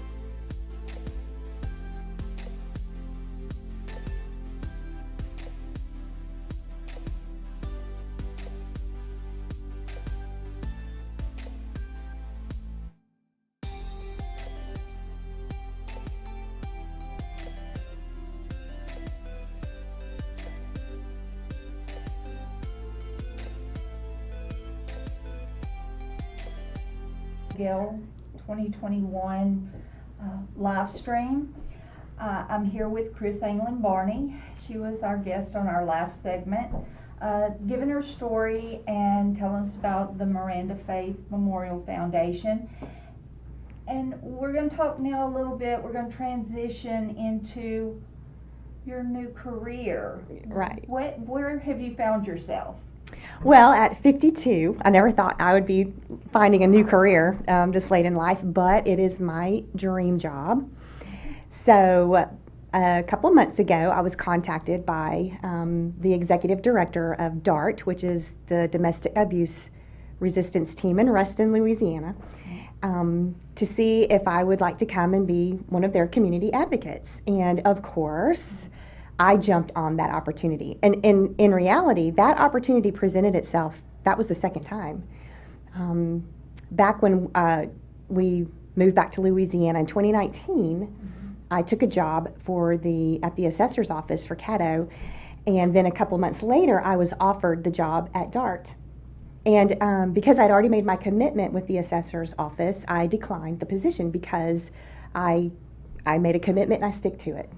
And then COVID hit, so DART we weren't able to meet in person or gather together, right? So I stayed at the assessor's office for 2 years, and then I got contacted by DART again to see if I would like to come and work for them. And of course I took it. I didn't even think twice about it. And I was, being a community advocate for DART, I get to put myself out there in the community and meet people and speak for people and speak at organizations. If someone in the Ruston area or anywhere in Louisiana actually that need a speaker, then I will be speaking. I usually share my story and I talk about DART and our services and yeah, so I'm super excited. I've been there for almost a month now. I get to write newspaper articles on domestic violence. My last article was on the upcoming events for DART and the Ruston area. And my next article I think I'm going to write is on domestic violence in the military. So I get to touch on different aspects and present it to the newspaper so people can read it and stuff, yeah. And you have background with the military, and your advocacy, you've done this all over the world. Right, yes. So I initially, I've started out as being a resiliency speaker. I was hired by Cause of North Dakota. We were living in North Dakota. I've spoken all over the country, really, at different places, Air Force bases, domestic violence organizations, speaking at trainings, speaking to police officers. And that's what I do. I talk about domestic violence, I share my story, and then we do a little bit of education in there as well. And DART plays a huge part, played a huge part in my healing after Miranda died. And they took me in, they counseled me. I had an amazing counselor. Her name was Rose Daigle, and to this day, she's amazing. And she counseled me and helped me. She literally put me on a path of healing and letting me know that I was going to be okay, and gave me a safe space to grieve and let it all out. And the ladies at DART rallied around me and my family and really supported me and carried me through until I could get to a place where I could manage life on my own. And I grew up with Ruston before I moved to Shreveport and met you. And back then, I know DART hadn't been founded yet, but I went to Louisiana Tech late in life, and so they're there for students, for dating violence. They are there for everything. DART just celebrated their 25th anniversary. Wow. I think it was last year, so this will be 26. But yes, so DART services Lincoln Parish, Wynne, Union, Jackson. Those are just to name a few of the parishes that DART services. And yeah, we speak to college students on dating violence, sexual assault, stalking, bullying, which is a big deal going on right now. Right. That we're trying to get in the community to talk about bullying, and schools, elementary schools, colleges, universities. I've spoken at Grambling 5 times since I've been home, since 2019, Wow. To their social work division or law enforcement classes or what have you. So we have a lot, and we have an amazing counselors, children's counselor. We have, her name is Donna Bernard, and I love her. And Erica McFarland, she is our survivors advocate. She's amazing. We have Miss Wanda James. She is our legal advocate. And anybody that needs help with restraining orders or navigating the legal system, she is your lady. And Kathy Io, who is our executive director. And Denise Hardy, who is our secretary. She answers her phone. She answers the door. She navigates our phone calls. And Terry Queen Autry, who I will be working with, is another community advocate I'm working side by side with. And Kate Hilburn, who does our graphics and our flyers and all of. So it's an amazing organization. And we service children. We have children's group. We have women's group as well. So for the children that are witnessing domestic violence in their homes, or mothers that have been displaced, then they get to come and they just get to be kids. Right. They get to color, they get to run, they get to play basketball, they get to do all these wonderful things. And Erica, she counsels the ladies that just need to come in and just talk it out. And then she runs a group session as well. And so it's an amazing, and it's an amazing opportunity to be with this organization. And I'm so blessed and so thankful for them. So through DART, you can get assistance with safety planning, protection orders, counseling. Do y'all have a shelter Absolutely. in the area? We do have a shelter, and it's a remodeled older home that was donated to us, and it is amazing. It's beautiful. During COVID, though, when we weren't able to place victims of domestic violence together, we serviced them by getting them hotel rooms, and that was through donations and grants to help keep them safe, not only from their abusers but from COVID as well. So we were able to place them in safe environments when they couldn't gather. Right. And I know y'all just had a big function, a big Yes. fundraiser. Yes. That y'all did amazing. We did amazing, yeah. And that was my first community throw me in there and let's do this. Right. And it was so fun. So it's called the domestic DART, radiothon. Okay. And we, just like this, they have a DJ or an announcer, and there are guest speakers all throughout the day. We gather at Super One Foods in Ruston, and we even have the fraternity boys out front with their buckets. And you call in and you pledge and you make donations to DART. We also had Carl Malone's he had a jambalaya fundraiser for DART. His car dealership in Ruston. So he donated all of that, and we made an amazing amount of money. And that was mainly the men too, which I think is great when the men get involved with the radiothon and with fundraising. So, and I helped count money, and I was there. I got to see everybody. I was a guest speaker as well, and it turned out we made over $70,000 that day. That's amazing. Yes. And a blessing. It is such a blessing. And I was so impressed with the community and how they came together and cared. Right. I mean, I haven't lived in the area for very long. I actually live in Gibbsland, but sitting there watching it, people come in and putting stuff in the bucket or the glass jar or calling in pledges, I was amazed at how loving the community was. Yeah. It's a small community, but a big heart. Yes, absolutely. And, yeah. Yes. Now, what would do you have any, I don't like to use the word advice, but what would you tell a victim if they walked up to you and said, after hearing your story, Chris, I need help, and they're in the Ruston area, what would you tell them? I would tell them, well, first of all, I would ask them first if they're safe, or I need to know if you're safe. We have everyone at the at DART that can help you. we can help you, and we can help you safety plan, and we can help you get out of the situation, and your children as well.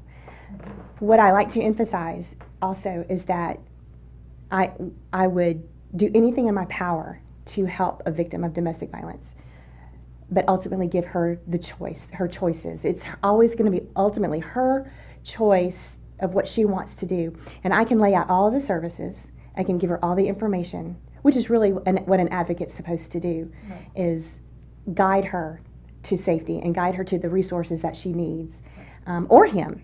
Sure. And because we also service men as well.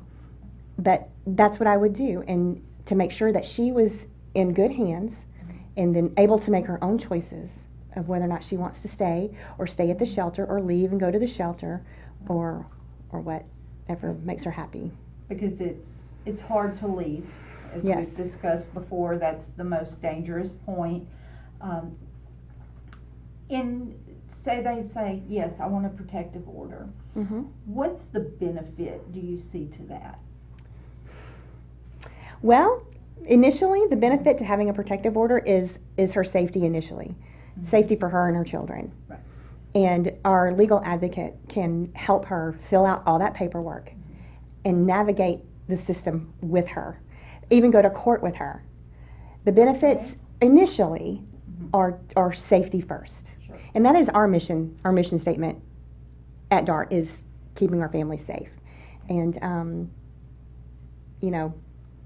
that's protective orders and restraining orders. Well, initially also it needs to be documented. It's a documentation that she's tried to leave, that she needs protection. Right. And that's always important when you go before a judge, or you're being a victim, or you are a victim, and you need to have him arrested. It's always good to have that piece of paper because it's documentation. And that'll follow. Yes. Just, that follows him. Mhm. You'd said that your husband, your former husband, his previous wife had been abused. Mm-hmm. And then his girlfriend at the time was obviously abused and murdered. And that paper trail can follow them, even if you think, what's this really going to do? Mm-hmm.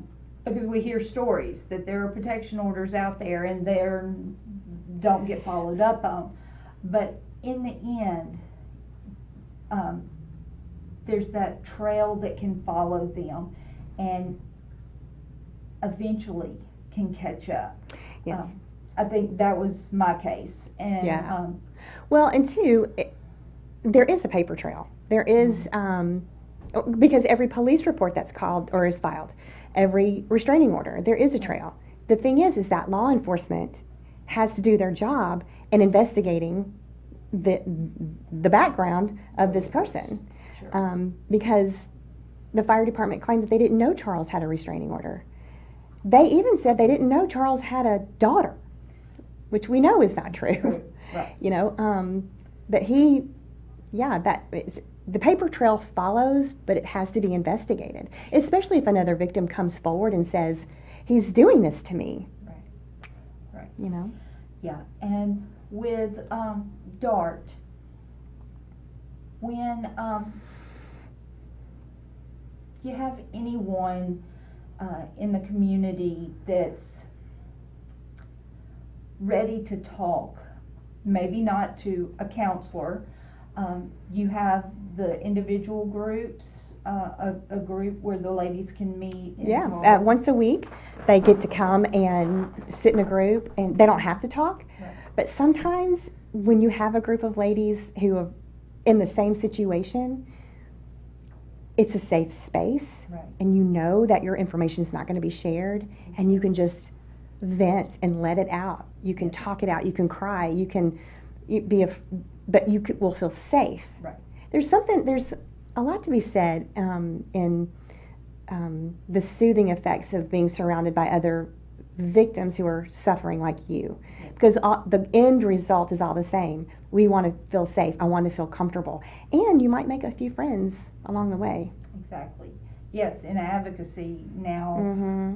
several years in, I've got countless friends that I would have never known had we not opened up about our stories. That's right. And bonded over it. That's right. And this happens to everybody. Right. I know we've said that before, but this is not defined by race. No. It's not defined by economic status or education. It can happen and does happen every day to men and women and children. Absolutely. And the thing is that somebody you know in your church, at work, in your family, your friend circle, there is going to be somebody out there who's being abused. You can look out into a congregation or your group of friends, and somebody out there is an abuser. And victims hide it very well. And a lot of times victims don't even know that they are victims of domestic violence. Exactly. They think that it's normal. The berating, the name calling, the yelling and the screaming and getting in your face, punching the walls. He may not hit you, but he's hitting you with his words. And you don't always have to be thrown down the stairs. And when these cunning, charismatic people, they, in my experience and with other stories I've heard, it's that he's so wonderful, but it's that the other side of them. And when you transition out of that relationship, those things that started off as a joke or funny or picking on you, how those progressed into the attacks. Right. And, and that's what the abuser will come back and go, we're just joking, we're playing. Right. This, we've done this forever. But there's a line that gets crossed. And I think victims, sometimes that's when they start gaslighting and making them think, well, maybe I'm overreacting. That's right. Victims get accused of overreacting all the time. Let's take Gabby Petito's case as a prime example. First of all, an abuser is not going to show you his true colors when you first meet him. Exactly. I actually explained that to somebody the other day. Well, I can't see him doing that.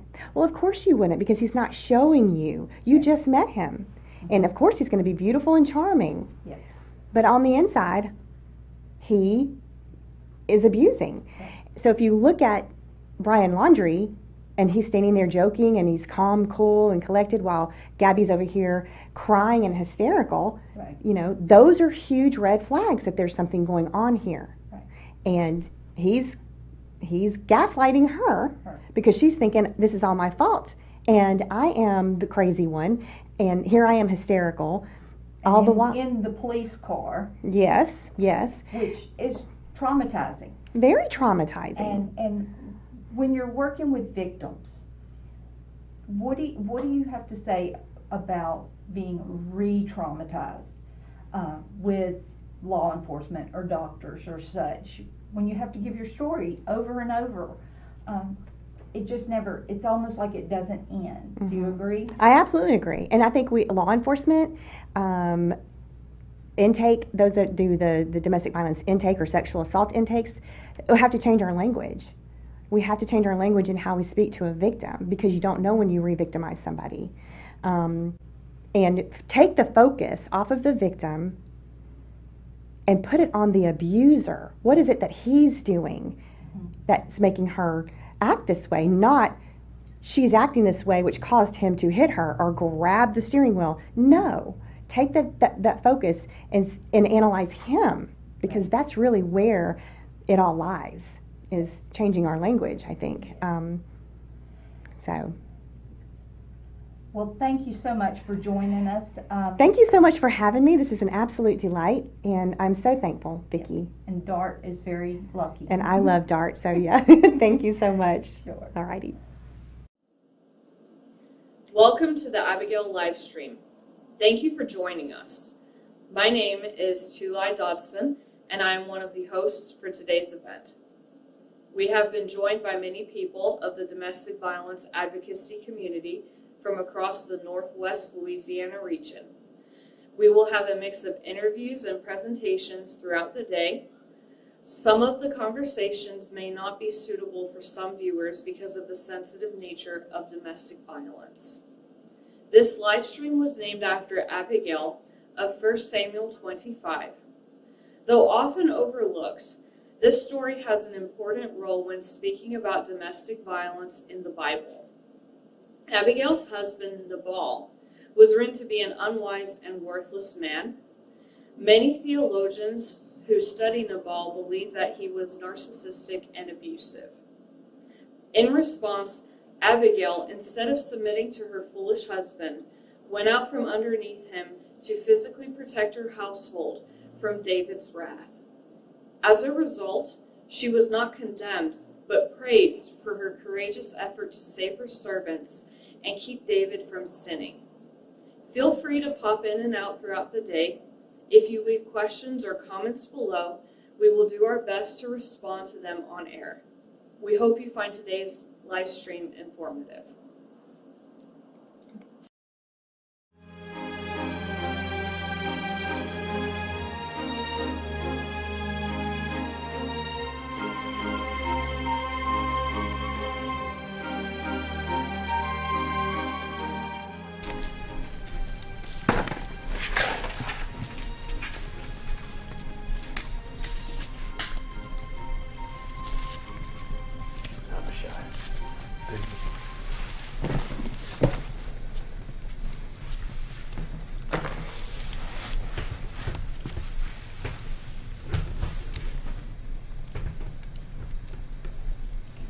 How were our servants received by Nabal?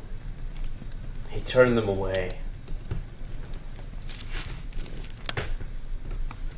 Gave nothing. Nothing? He did nothing. He absolutely just turned them away. But we treated them so well.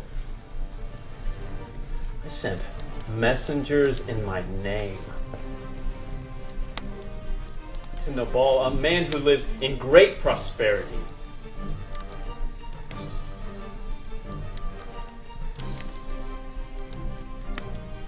I offered him peace upon his house and everything that he owns. During our whole stay in Carmel, when we had come across his shepherds, we took them in, we protected them, that no harm came to them, not one thing missing. We guarded them, a guard day and night while they kept their sheep, never preventing their duties. There they encouraged him to ask his young men that they could verify our care and our honest treatment, yet he would not. He denied knowing of me and railed accusations at my men, calling them liars, accusing them of being fugitive deserters. Perhaps he fears his men leaving him for his own mistreatment if he acknowledges me and honors us.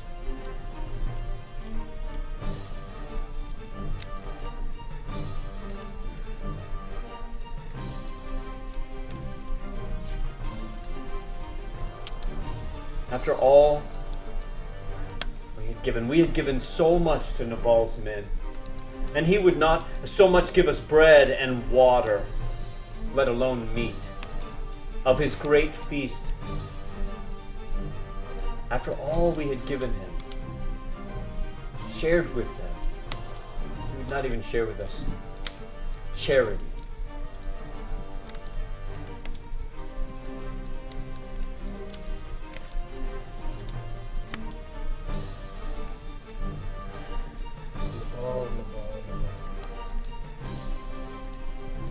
His arrogance. This is how he repays us. This is how he responds. We were under no obligation to protect and care for his shepherds.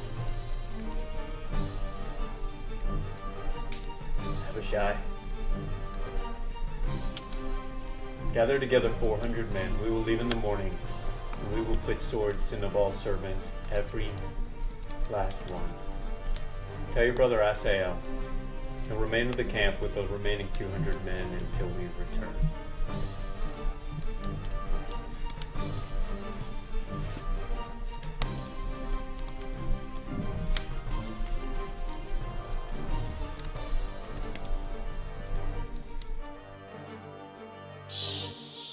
Abishai will go in at dusk, come down the river, and we'll enter in whenever the men have completed their work. Who should I send in first? We have David, watch out! I am Abigail. I am the wife from the ball. I must talk to David. I don't care who you are. You're not getting closer. All right, Abishai, let her come. I'll listen to her. I'll let her speak. Please, hold me accountable for all of the rudeness my husband may have caused. I am your servant, and just listen to me, please. Listen to what I have to say. Do not listen to Nabal. His words are useless, and he's foolish, just like his name. One of my shepherds came to me.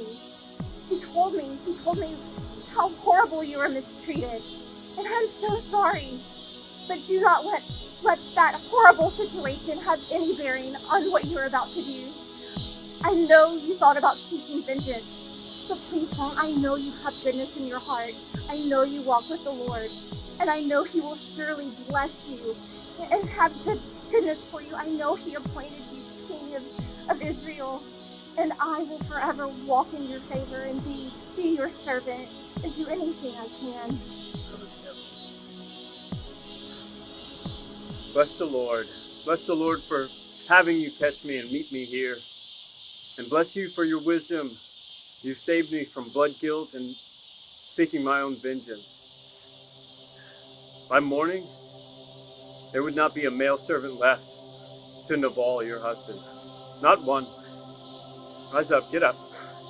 Go in peace, go home, and know that I've heard you, and know that I'll keep your request. And when you become king, I will honor you as king. Thank you.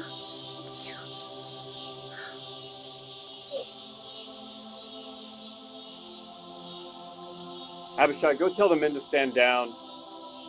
Tonight we feast in honor of Abigail. Stop them now.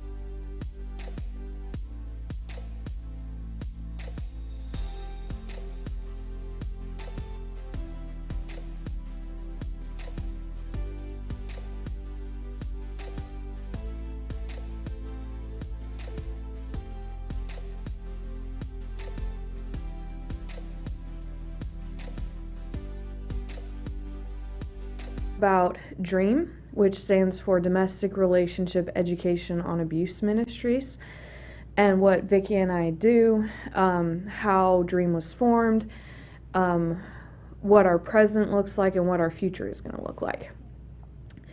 So, me and Vicky founded Dream along with my husband Brandon, who's not on camera right now. So would you like to talk about how we met? Sure.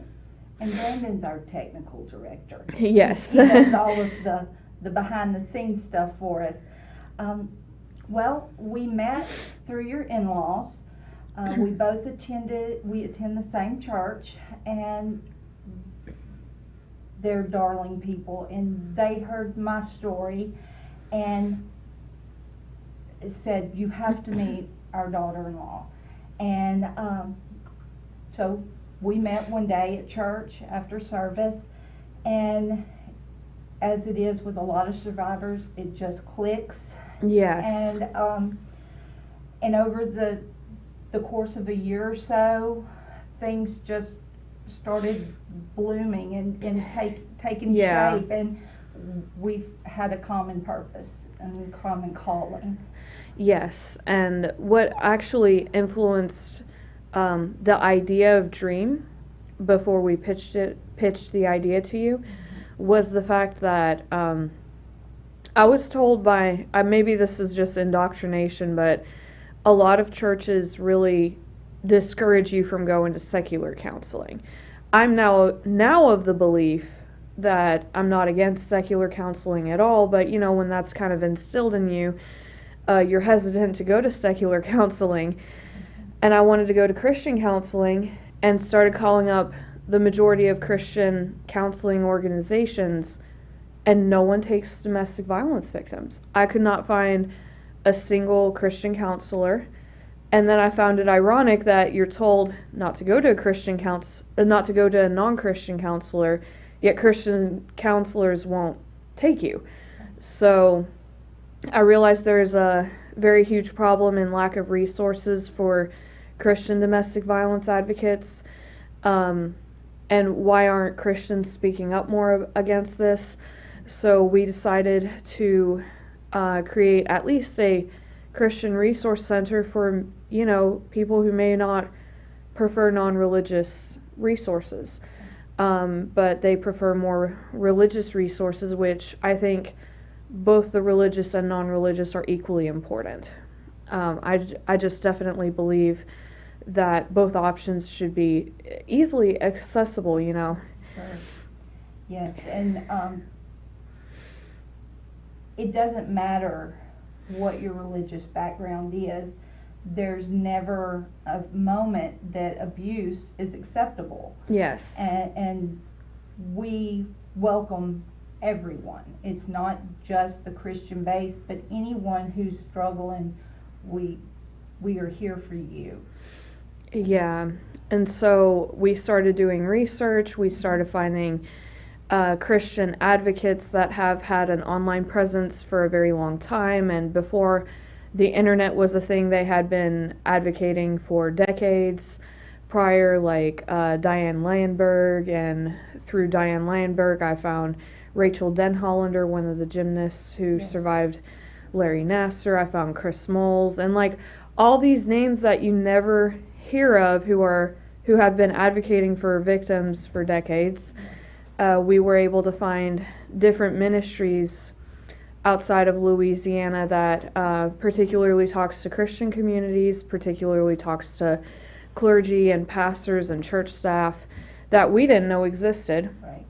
And we actually started gathering more Christian resources that are against abuse, from books to psychologists to just batters, interventionists, and started creating a long resources list. And then we started doing Bible studies through our church. Yes, small groups. And met a number of wonderful women who have escaped. And I will say this happens to men too, but in our experience, it's been women who have approached us, and a lot of times they wouldn't come forward until we presented the Bible study.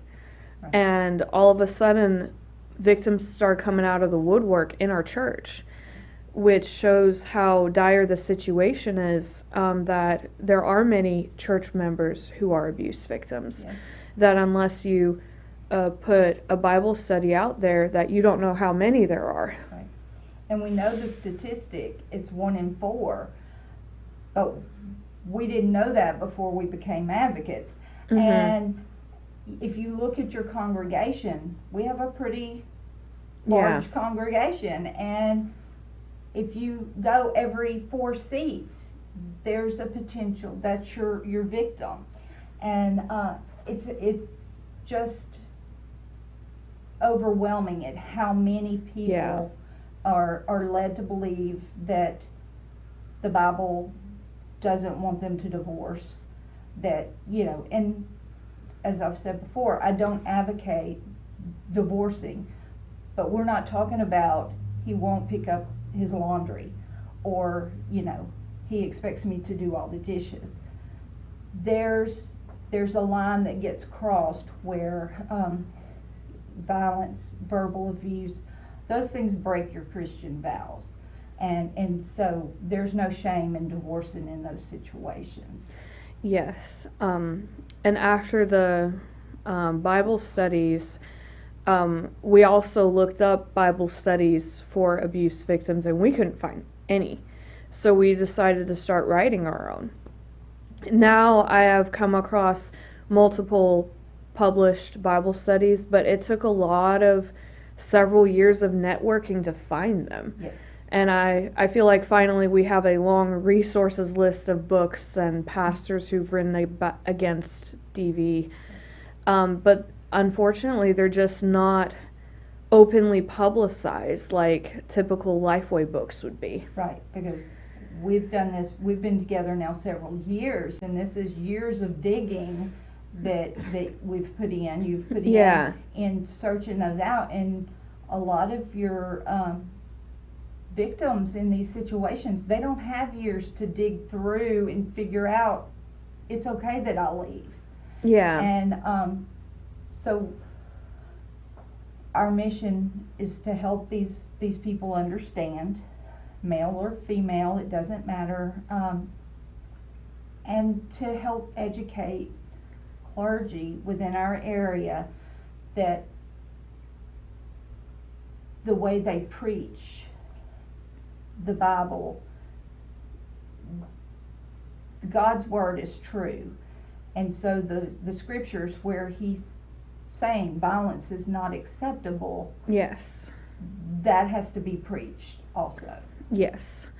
You can, I'm of the belief now that you can't preach about the sanctity of marriage and not talk about and not talk about situations where, like, having anger management problems is not good, or having abusive tendencies is not good. Even like the smallest tendency, having a violent behavior and not having self-control is not good.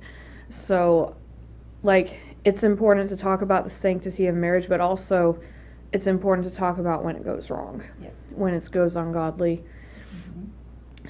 Mm-hmm. And what we've also been doing in the last several years, just to move forward, is we have joined the Caddo Bossier Domestic Violence Task Force.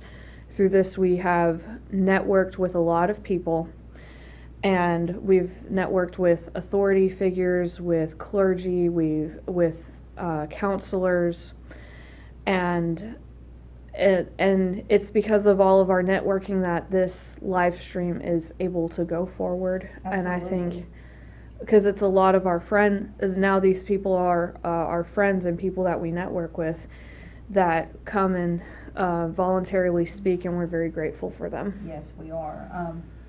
From the organizations that speak and the people that come and share their stories.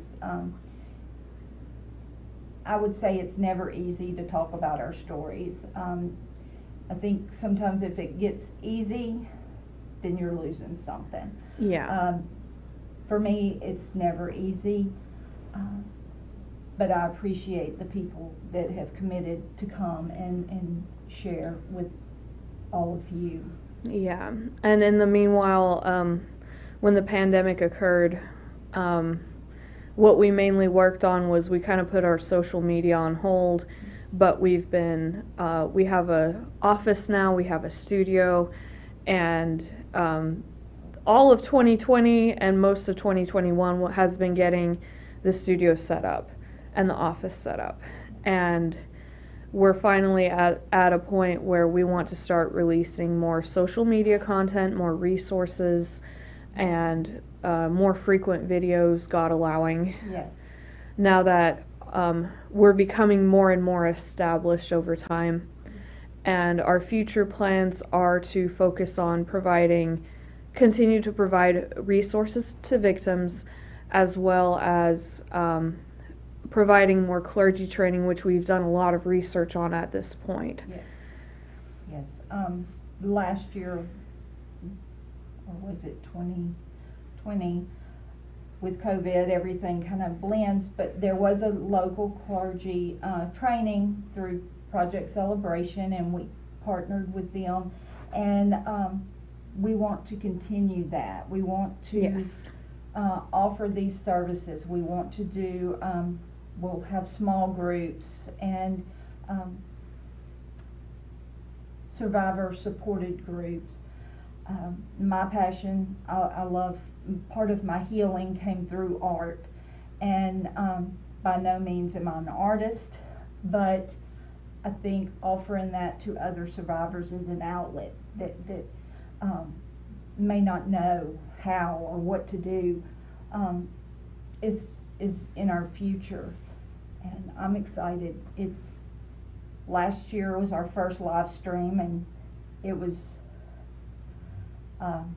very minimalist in what we had, and this last year Brandon has done an amazing job at Yes. designing the studio and the equipment and things we need to bring this to everybody and make it a more regular segment, with the Abigail being our big once a year Yes. with other entities. Yes.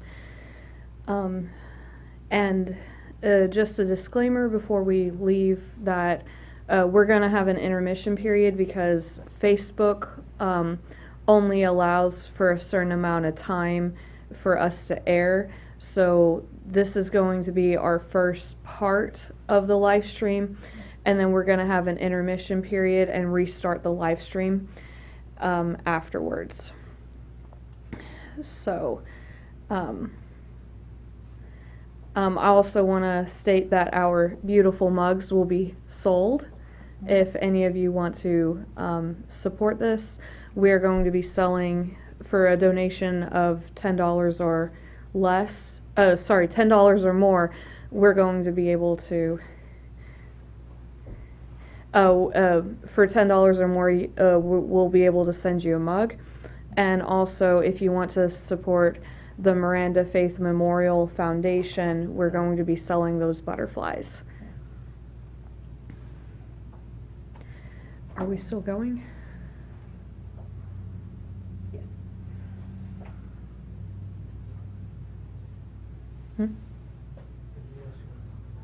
Okay. So, anyways, those are our future plans. We're starting to create more of a program that talks about church policy, and also talk about how churches can implement policy that will protect victims in their congregation, as well as raise awareness to clergy members. Yes. And I want to do a quick shout out. I know we'll probably do it later on too, to Five Loaves, Two Fish, who help us put this on both years, and in future years, that the Dodsons have graciously allowed us an office space and to let our ideas grow. Yes. And are pouring into us. Yeah, because we were trying to run this organization out of me and Brendan's home office, and that was really limiting us. But so having a space where we can freely film and Yes. Our office stuff is not in the way, and it's just a separate studio, has been amazing. Yes. And when we began this dream that we had, as a survivor, I'll say it started to give me purpose in all the pain that I had. And I think in what we have to offer to other Christians and the clergy, and then those that aren't Christian necessarily, we have a bond with our pain, and we want you to feel free. We are Christians. We believe God and Jesus' word is above all others. But if you're not a Christian, I don't want you to feel you can't come to us and seek help, because we're here for you. We were here to pass resources on to you. And I think that is a very good point. Yeah, we are open to anybody and everybody who wants resources from us. And we do provide non-Christian resources as well, if that's what makes you feel more comfortable. We are more geared towards helping people in the church who may be a little bit more silent, and just part of that is because overall the church has been silent against this unfortunate epidemic at this point. And we want to be able to change that. We want this conversation to grow in Christian communities where it's been just shoved under the rug and sometimes even covered up. Yes. Because it's not just the 1 in 4 that are in the pews or the chairs. This happens to pastors' wives and the deacons' wives and the elders. And it can happen the opposite way. The wife could be abusive. And but we're here for everyone. And I know we'll touch later on your story, which involves your dad being a minister. Yes. I have first-hand experience by clergy abuse because my father himself was a minister and did everything in his power to cover up his abuse, and he used a lot of threats so we didn't ruin his public image, even though it wasn't our fault and he was victimizing us. But and that is a topic of spiritual abuse that we're going to touch upon later in this stream. Mm-hmm. But we're excited to just invite people and help them feel spiritually set free through the Word of God, because our God is a God of truth. The Bible states that Jesus is the way, truth, and the life. And in another verse it states that when you hear the truth will set you free. And that's what we want to live by. And like the verse that Valencia shared, that we are transformed with the truth and the renewing of our minds. So. Absolutely.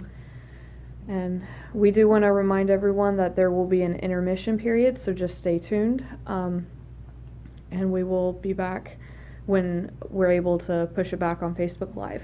Right. Thank you for joining us.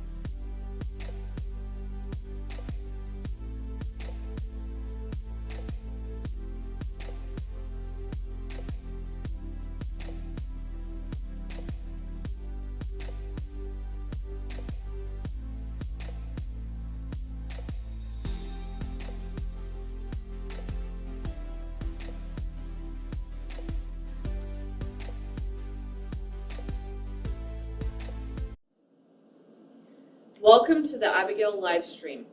Thank you for joining us. My name is Tulai Dodson, and I am one of the hosts for today's event. We have been joined by many people of the domestic violence advocacy community from across the Northwest Louisiana region. We will have a mix of interviews and presentations throughout the day. Some of the conversations may not be suitable for some viewers because of the sensitive nature of domestic violence. This live stream was named after Abigail of 1 Samuel 25. Though often overlooked, this story has an important role when speaking about domestic violence in the Bible. Abigail's husband, Nabal, was written to be an unwise and worthless man. Many theologians who study Nabal believe that he was narcissistic and abusive. In response, Abigail, instead of submitting to her foolish husband, went out from underneath him to physically protect her household from David's wrath. As a result, she was not condemned, but praised for her courageous effort to save her servants and keep David from sinning. Feel free to pop in and out throughout the day. If you leave questions or comments below, we will do our best to respond to them on air. We hope you find today's live stream informative.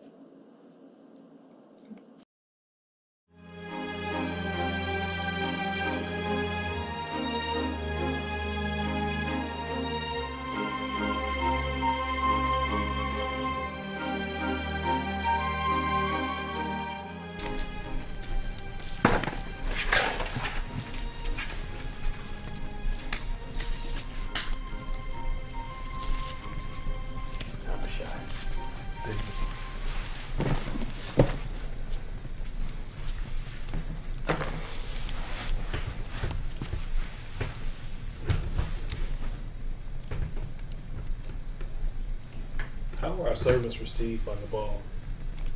He turned them away. Gave nothing. Nothing? He did nothing. He absolutely just turned them away. But we treated them so well. I sent messengers in my name to Nabal, a man who lives in great prosperity.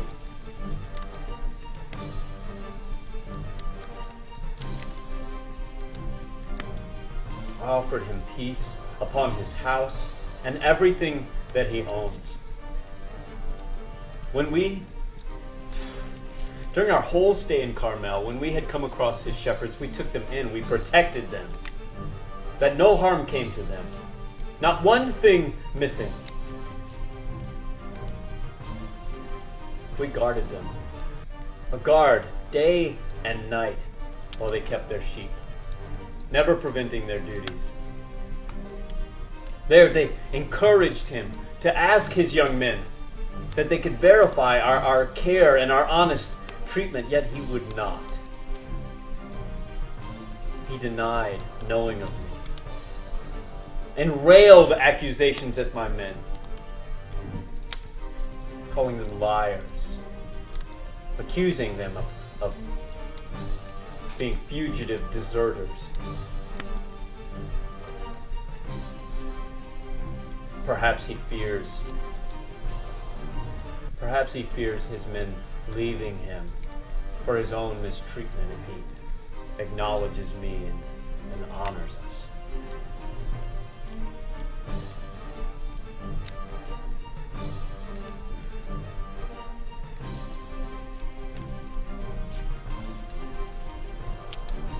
After all we had given so much to Nabal's men, and he would not so much give us bread and water, let alone meat, of his great feast. After all we had given him, shared with them, he would not even share with us charity.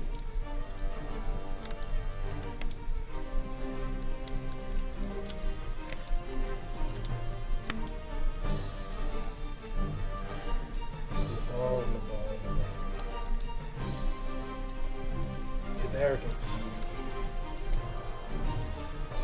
This is how he repays us. This is how he responds. We were under no obligation to protect and care for the shepherds. Abishai. Gather together 400 men. We will leave in the morning, and we will put swords to Nabal's servants, every last one. Tell your brother Asael, and remain with the camp with the remaining 200 men until we return.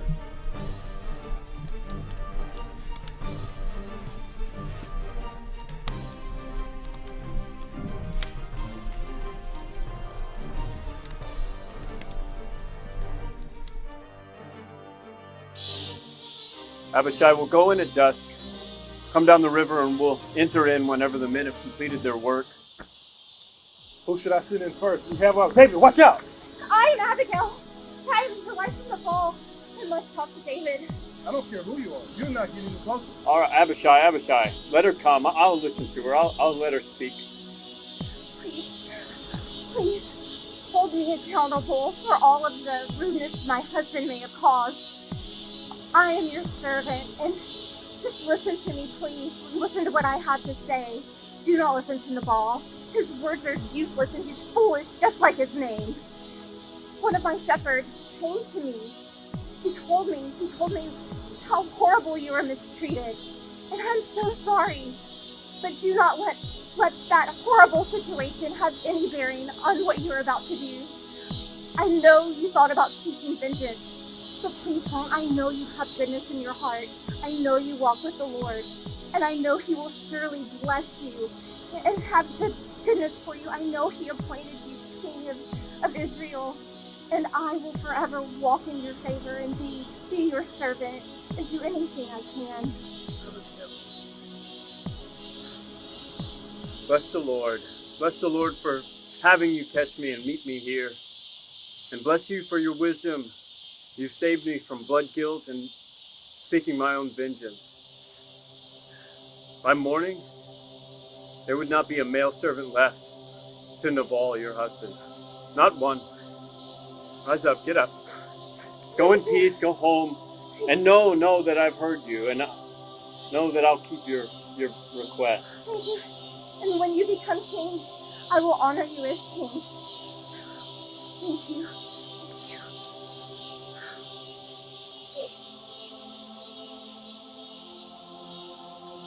Abishai, go tell the men to stand down.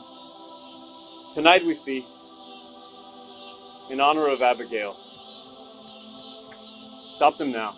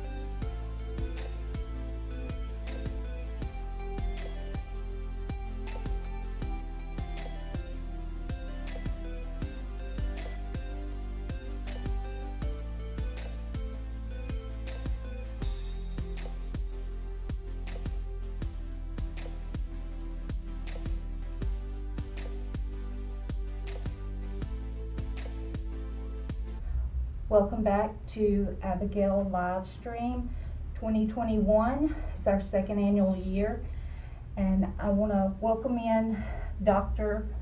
Latienda Pierre, who is the president of the Caddo Bossier Domestic Violence Task Force. And she's going to tell us a little bit about that and what the task force does and where we're going in the future. All right. Thank you for having me. I'm so excited to be here to talk with you all today about the Caddo Bossier Domestic Violence Task Force. I am going on in my first year installed as a president, and it has been an interesting transition. So first thing, in starting out talking, you talk about the history of the task force. Actually, our task force is 20 years old. We just made the 20th anniversary this year. The Caddo Bossier Domestic Violence Task Force was started in 2001, and it was a coalition of individuals that are in the community that are dedicated to combating domestic violence in our area. They came together to create this task force. So by 2002, it was incorporated. Since then, in the 20 years, the purpose of the task force has evolved and changed over time. When the task force was first started, it pretty much was doing a lot of the things that you now see other organizations that are doing domestic violence task force, such as Project Celebration, Gingerbread House, and so forth.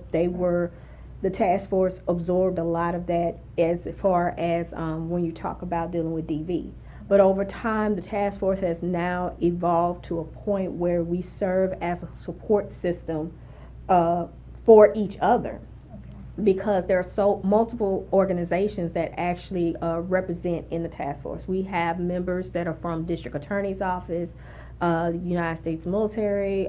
We also have members who are advocates, nonprofits, as well as child advocacy centers, law enforcement. So we have a variety of makeup in the task force. And so now the role of the task force is to continue to go out to educate, to do everything we can to be a part of prevention efforts, but most importantly, to start building a coalition that supports each other in different aspects when it comes to combating domestic violence in our area. Right.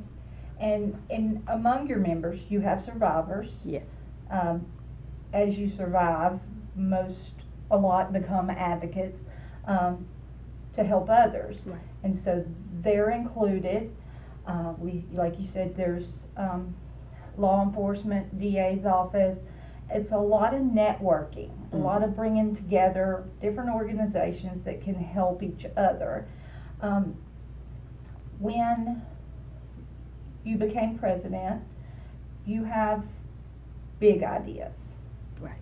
And I love working with you. I will say, when you were elected, I was also elected as treasurer, which was a huge honor, and I'm very appreciative of the opportunity and to work with you and your ideas and where we're moving the task force. Like you said, it's evolved over years, and we're in a new phase. Right.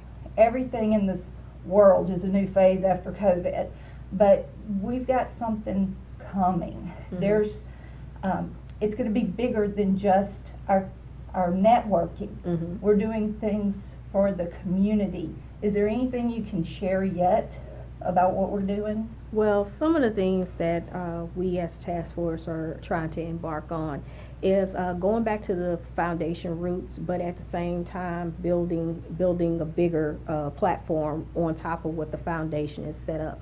So among the things that as task force members that we have basically started working on is identifying areas where there's a gap to be filled. Okay, where can we go? Because we have certain organizations in the task force that do certain things. One of the main things is that education. Creating new education platforms that allow us to be able to go throughout Caddo Bossier, regardless of whether or not we're dealing with a pandemic or anything, and make sure we're able to help in spreading information about how victims can get the resources and assets we need. And so among that has been working with the organizations in the task force on making sure that during this month especially that we're putting out there and we're promoting the different events and continuously doing that as well. Another thing that the task force is going involved in is trying to start looking at opportunities to help support survivors in different ways, particularly if we're talking about education. You know, looking into maybe opportunities of setting up, you know, in-kind scholarships for maybe children who are, you know, part of the cycle of survival with parents and everything, because we know that that's some way that education is a key element to breaking the cycle. Exactly. And so those are some of the things we're doing. Also looking into ways that we can start to analyze the more severe cases of domestic violence in our area, and making sure that everybody has the resources that is needed to be able to make sure that those victims in those different cases are aligned and concentrated on, especially because that will help reduce those numbers that we are seeing of in our state altogether from our area. Right. Because we're in the top 5 this year. Yes. Number 5, which is a better place than we've been in the past. Yes, we've been at number 2. So. And actually, in a previous domestic violence training that we did, Domestic Violence 101, we literally have been in the top 5 for 20 years. Yes. And that's actually around the time when the task force started. So that's something to think about, is that the state of Louisiana have been in the top 5 in domestic violence related homicides. Another thing that the task force does is they address the Trey Hutchinson situation that happened a number of years ago. Can you tell us a little bit about that backstory? Well, Officer Trey Hutchinson was a outstanding officer, patrol officer with the Bossier City Police Department. Like all officers, one of the things that we share, and myself as former law enforcement too, you know, when we take upon the oath to do our duties, we know especially that domestic violence calls, family disturbances, those type of category calls can be some of the most dangerous for us to go on. And so as Officer Hutchinson was performing his duties, he was tragically taken while responding to a family disturbance call. We honor his memory, as well as honoring all those who have putting on the badge and taking the call of duty to serve the community, especially when it comes to responding to family disturbances that have domestic violence elements. Each year we put on the Trey Hutchinson Memorial Awards banquet in honor of him, and we recognize 2 members of the law enforcement community for their outstanding work that they have done in domestic violence prevention. And then also we have the Charles Rick Scott Civilian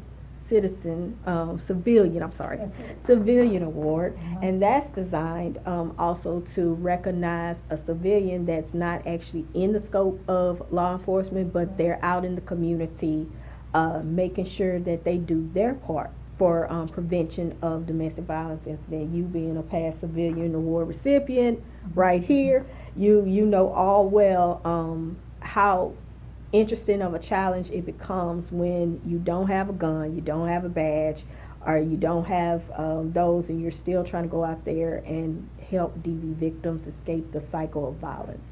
And so our Trey Hutchinson banquet will be coming up this month, and we are excited about the install of the 2021 recipients. All 3 recipients are very well deserving of their awards, outstanding work, and I'm going to try not to cry at the banquet when I'm presenting the awards to them. So, yes. And if we can, take a second, because last year we weren't able to have the banquet. can you tell us who the recipients were last year? Sure. And we acknowledge that their efforts and their commitment to the community was very well deserved also. Well, our 2020 Trey Hutchison Memorial Award recipients was Detective Kimberly McKenzie with the Shreveport Police Department and Detective Stephen Mackey with the Bossier Parish Sheriff's Office. These two phenomenal detectives, I mean, blew us away. Starting with Detective McKenzie, having someone who worked closely with her when I was with the Caddo DA's office, Detective McKenzie was always someone that you could rely on, that she is going to work her cases, very professional, very thorough. And a lot of our survivors of domestic violence oftentimes bring up her name as their detective because they were so, you know, elated to be working with her. And so she was more than deserving of the award because she has truly been a pillar in this process. And Detective Stephen Mackey, wow, what can I say? Being a male, Exactly. and working and having to be responsible for, you know, going in the direction of domestic violence altogether.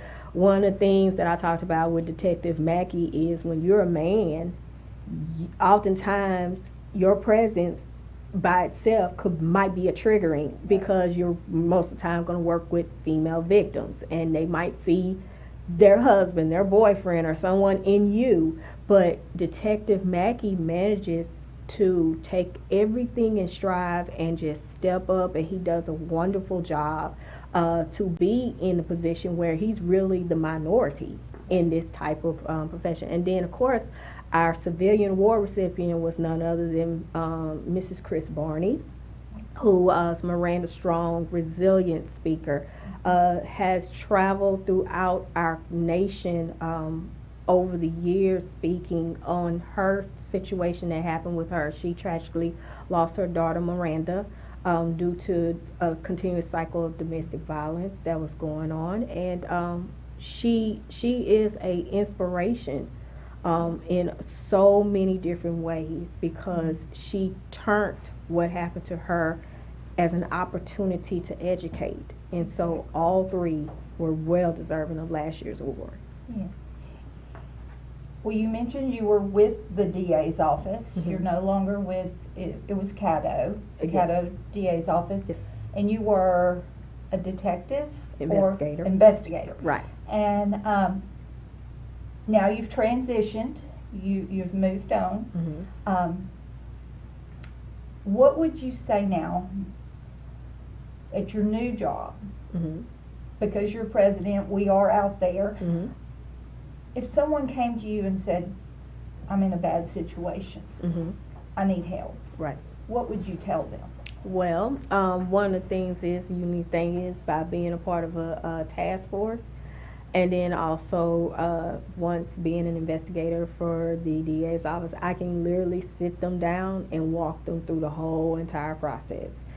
While I'm walking them through the process, one of the first things that I will share with them is what agency they need to report to, because what people need to realize is how an agency approaches domestic violence depends on where the incident happened, what jurisdiction is it going to fall in. Is it going to be city or is it going to be the parish?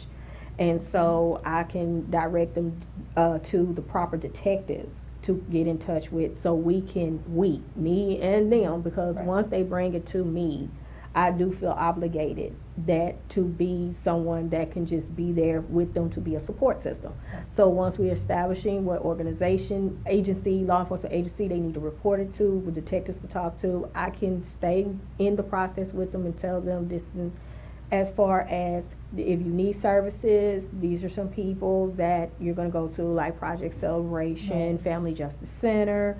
If they have any children, I can talk to them about what role the gingerbread house will play if they are contacted about taking their children to the gingerbread house. Just literally take them through the whole process from A to Z. And so that is what my role would be, even as I am now in the college setting, especially. I can definitely talk to them. And on college campuses, we have also Title IX representatives too that will work with them too as well. Okay. And when we talk about domestic violence, we're not only saying what's in the home, that includes dating violence.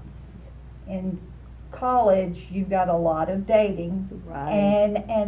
and you have situations young people can find themselves in that they've not been in before because it's their first big dose of freedom. If you were to have someone come to you from a party that they don't know what all happened, they don't remember, they could have unfortunately been drugged because that's Right. an MO on some of it. In that, they need to know if it's at college, generally it's going to be in a city, I would think, that they would contact the Shreveport police. And then if it was something that happened like in Keithville or out the more rural areas, that would be the sheriff's department? Yes. Okay. Yes. Okay. If it happened on campus, they would need to talk to the university police. Okay. So again, that goes back to jurisdiction. Okay. You know, once you find out and establish a location, then you know what agency is going to be the agency they need to report it to and get the ball and get that ball rolling. Okay. And this may be a question you don't know, but I know Centenary has a police department. Is that common on all campuses where there's someone there for them to report to? Yes. Okay. Yes, that is definitely a part of it. If you have an incident on any college campus, every college campus, it has a university police. Okay. I know we kind of got sidetracked there, but I'm glad we touched it. Yeah. But back to the task force. Right. When the recipients get their awards and are acknowledged and we begin the next cycle, when we open up with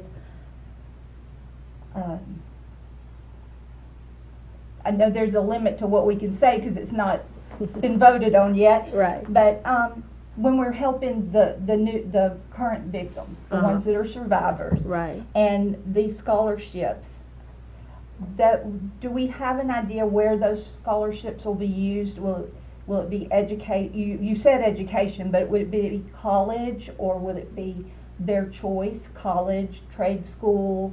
Will it be limited or will it kind of be open? Well, one of the things is that I'm getting ready to put together a committee within the task force to start exploring the level of which we would do the scholarship for. Traditionally, you know, in-kind scholarships are usually reserved for college. However, we know in this day and time with the way that trends are going is not everybody is choosing to go to traditional colleges. And so that would be something that the committee, when we start coming together to start analyzing the extension that we will allow these scholarships as we try to develop them. Another important thing that we will also as a committee look at is who can we turn to in the community to partner with us to help you know, keep the scholarship rolling and rolling, because oftentimes that's something that we are that becomes an issue, is finding those who can partner to finance and keep it going and would be interested in the partnership. So those are some of the things that we will have as once that committee is formed to start analyzing and looking into. Okay. And final question, with regards to the task force, who can be, how do they find out, who can be a member? We've said who is a member, but how can people that aren't members that want to get involved, how do they contact us? Okay, well, we do have a email address, cattlebolgerdvtf@gmail.com. You can send an email to that email, and that way we can get your contact information and then we can email your application. We have 3 tiers of membership that we have in the task force. They are the affiliate membership, as well as the individual membership, as well as organization membership, which carries up to 5 members up under one organization. With each membership style, there are 2 of them, the individual as well as the organization, that allows for a person to vote and seek leadership once they get comfortable in the task force. And then we have the affiliate members, which are for those that they want to be associated with the task force, make sure they're getting information, training opportunities, access to all that, but at the same time they might have a schedule that does not permit them to come to meetings and so forth. They can be an affiliate member. One of the things that I say as far as what we look for, we do want everybody who joins the task force to be 18 and older, because there might be some things that we might discuss that we want to make sure that the content is not of a level where, you know, it's on the legal side, so we don't want anybody, you know, being in trouble technically. So we do we do ask that the task force members are 18 and older. Okay. And while we're on the topic of memberships, it's very affordable. Yes. This is not one of those clubs that's super expensive. Mm-hmm. Affiliates are $15. 15, yes.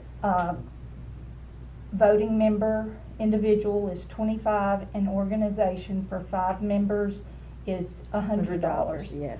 And that carries you for the full year. Right. And access to training and many other information and networking opportunities in the community. Right. We definitely support each other. So, in your experience, what, with your background in the DA's office, and if you're comfortable, was there anything in your background that brought you into the DV realm? Well, it actually started when I was a child, in my own, and dealing with my own experiences in my own home. But later on, where my passion for wanting to be a part of advocacy for domestic violence, it started with having the death of a friend. I had it as my pageant platform. While I was with the Cattle Sheriff's Office, I worked with special victims, so I was already working in situations involving DV, from patrol on up to youth services. And then when I was with the DA's office, I continued on. So I say overall, I've been close to 20 years of it being a part of my platform and a part of my life and my passion.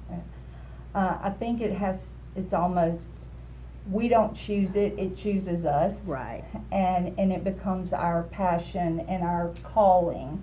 And I know that's definitely been my case. Mm-hmm. My former background was mental health counseling in a prison system. Mm-hmm. And so I worked with the offenders and never dreamed that I would be in that situation. Right. And but it has definitely called me. Yes. So we appreciate you coming. Thank you. Sharing about the task force and about yourself.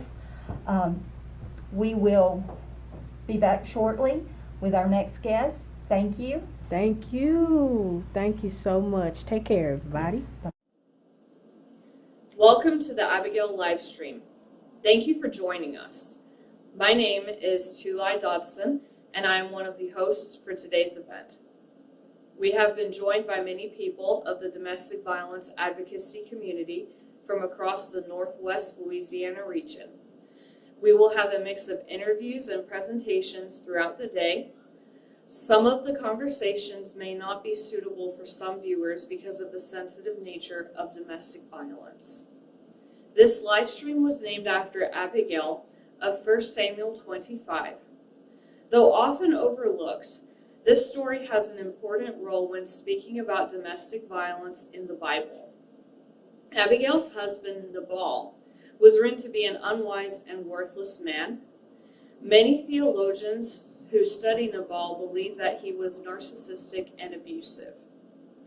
In response, Abigail, instead of submitting to her foolish husband, went out from underneath him to physically protect her household from David's wrath. As a result, she was not condemned, but praised for her courageous effort to save her servants and keep David from sinning. Feel free to pop in and out throughout the day. If you leave questions or comments below, we will do our best to respond to them on air. We hope you find today's live stream informative.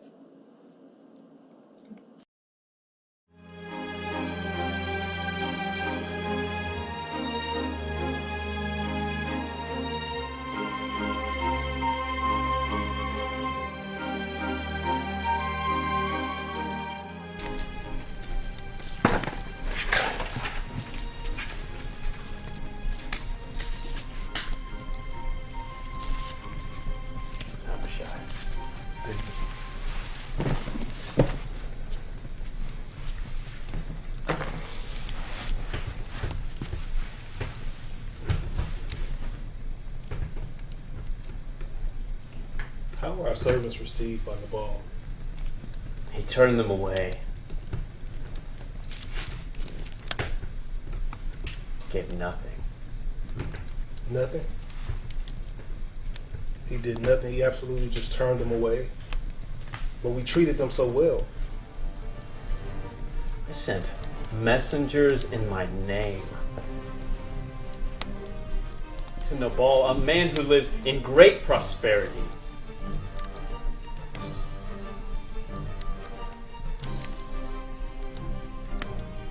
I offered him peace upon his house and everything that he owns. During our whole stay in Carmel, when we had come across his shepherds, we took them in, we protected them, that no harm came to them, not one thing missing. We guarded them, a guard day and night while they kept their sheep, never preventing their duties. There they encouraged him to ask his young men that they could verify our care and our honest treatment, yet he would not. He denied knowing of me and railed accusations at my men, calling them liars, accusing them of being fugitive deserters. Perhaps he fears his men leaving him for his own mistreatment if he acknowledges me and honors us.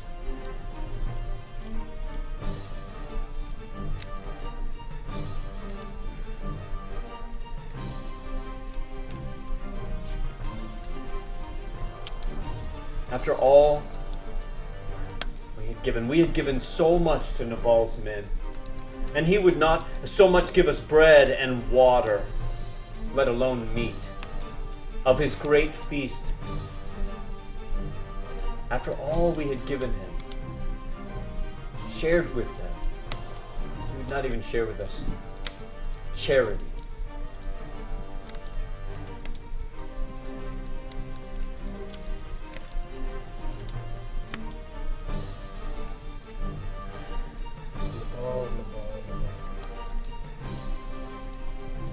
His arrogance.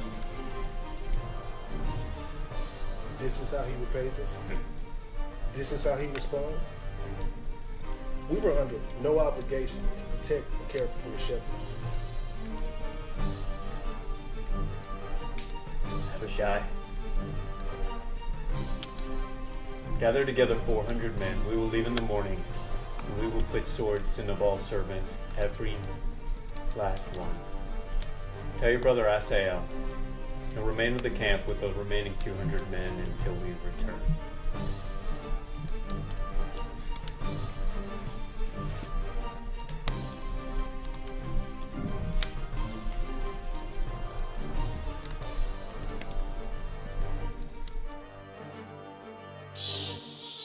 Abishai will go in at dusk, come down the river, and we'll enter in whenever the men have completed their work. Who should I send in first? We have our David, watch out! I am Abigail. aside from the ball and let's talk to David. I don't care who you are. You're not getting closer. All right, Abishai, let her come. I'll listen to her. I'll let her speak. Please hold me accountable for all of the rudeness my husband may have caused. I am your servant, and just listen to me, please. Listen to what I have to say. Do not listen to Nabal. His words are useless and he's foolish, just like his name. One of my shepherds came to me. He told me how horrible you were mistreated. And I'm so sorry. But do not let that horrible situation have any bearing on what you're about to do. I know you thought about seeking vengeance, but please don't. I know you have goodness in your heart. I know you walk with the Lord, and I know He will surely bless you and have goodness for you. I know He appointed you King of Israel, and I will forever walk in your favor and be your servant and do anything I can. Bless the Lord. Bless the Lord for having you catch me and meet me here. And bless you for your wisdom. You saved me from blood guilt and seeking my own vengeance. By morning, there would not be a male servant left to Nabal, your husband. Not one. Rise up, get up. Go in peace, go home, and know that I've heard you, and know that I'll keep your request. Thank you. And when you become king, I will honor you as king. Thank you.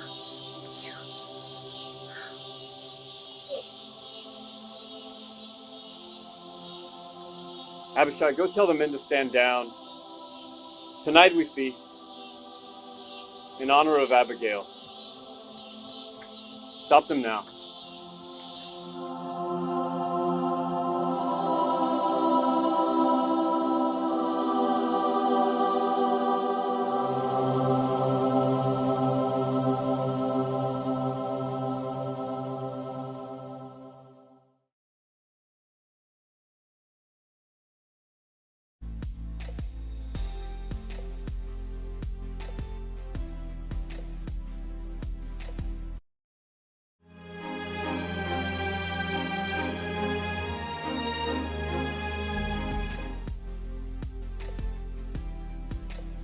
Can you talk about your position and what you do for the Gingerbread House? Yes, so my position at the Gingerbread House is I'm Director of Child Life and Community Engagement, and I'm also a trained forensic interviewer.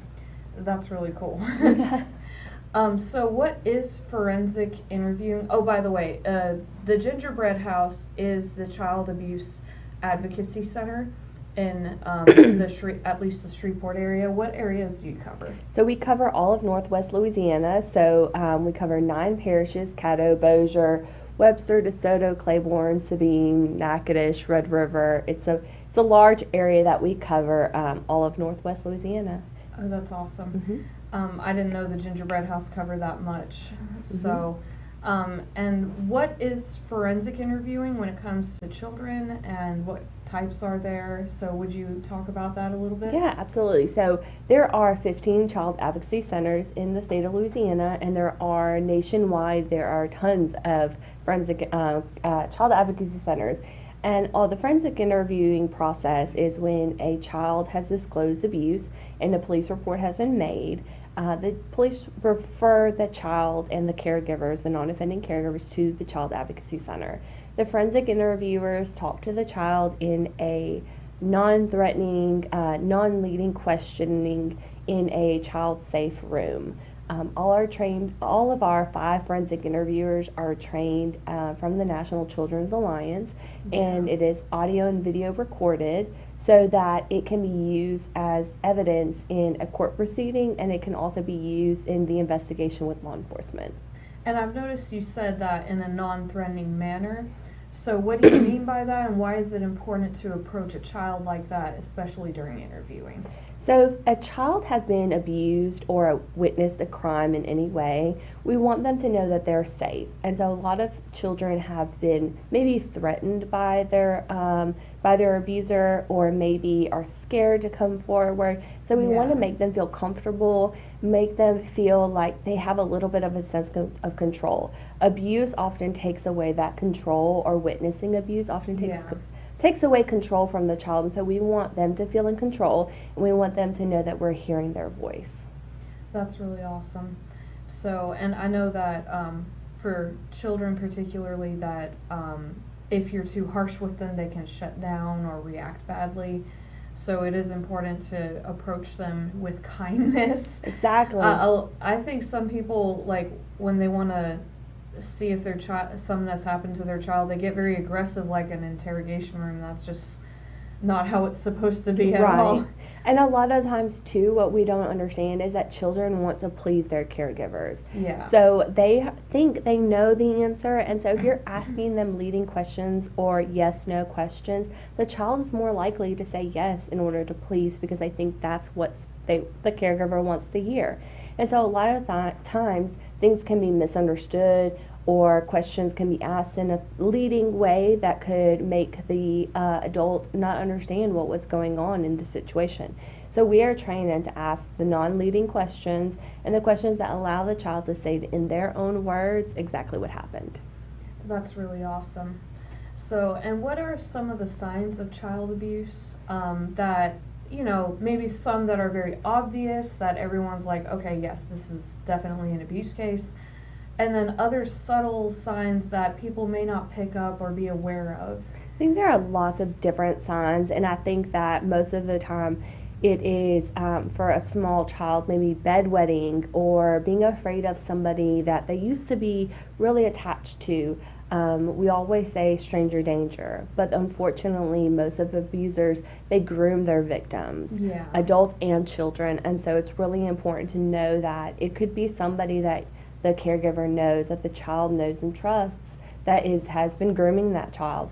So is there something going on behavior, school, and social activities? Do they not want to go to school? Are they doing poorly? Do they not want to go to soccer practice? What are some changes that you are observing? Maybe some behaviors acting out.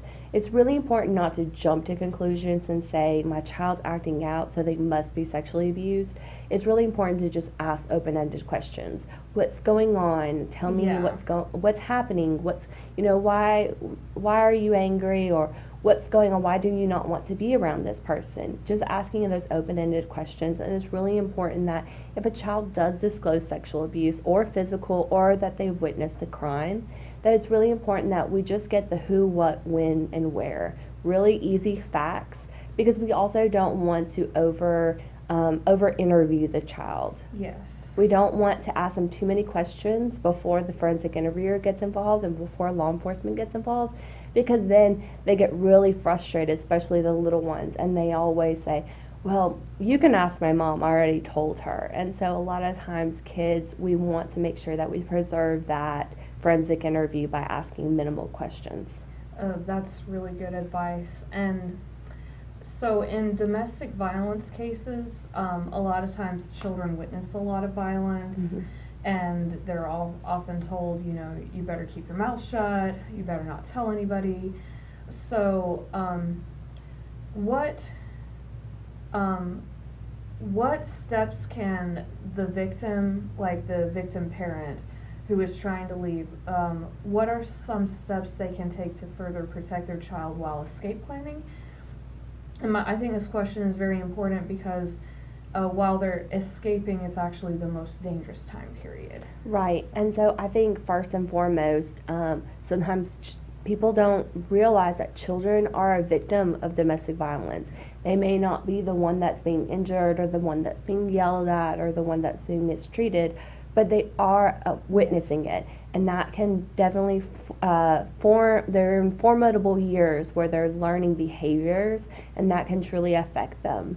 And so we definitely want to make sure that they get the help that they need. And so we, whenever a domestic violence situation has occurred and a police report has been made, we have really great detectives that we work with, and they bring the children to the gingerbread house as well, so that we can get that information. And it truly helps the domestic violence cases because you have an eyewitness in the room that saw or heard, knows what's going on in those situations. So I tell them never underestimate what a little kid can see, hear, because they see everything, and they can give that valuable information to help that victim of domestic violence know, to be able to say this is what was going on, and also to protect them, and also healing. So it's really important that they get to say what's happening, and that they also get the healing and the counseling and everything along with that victim.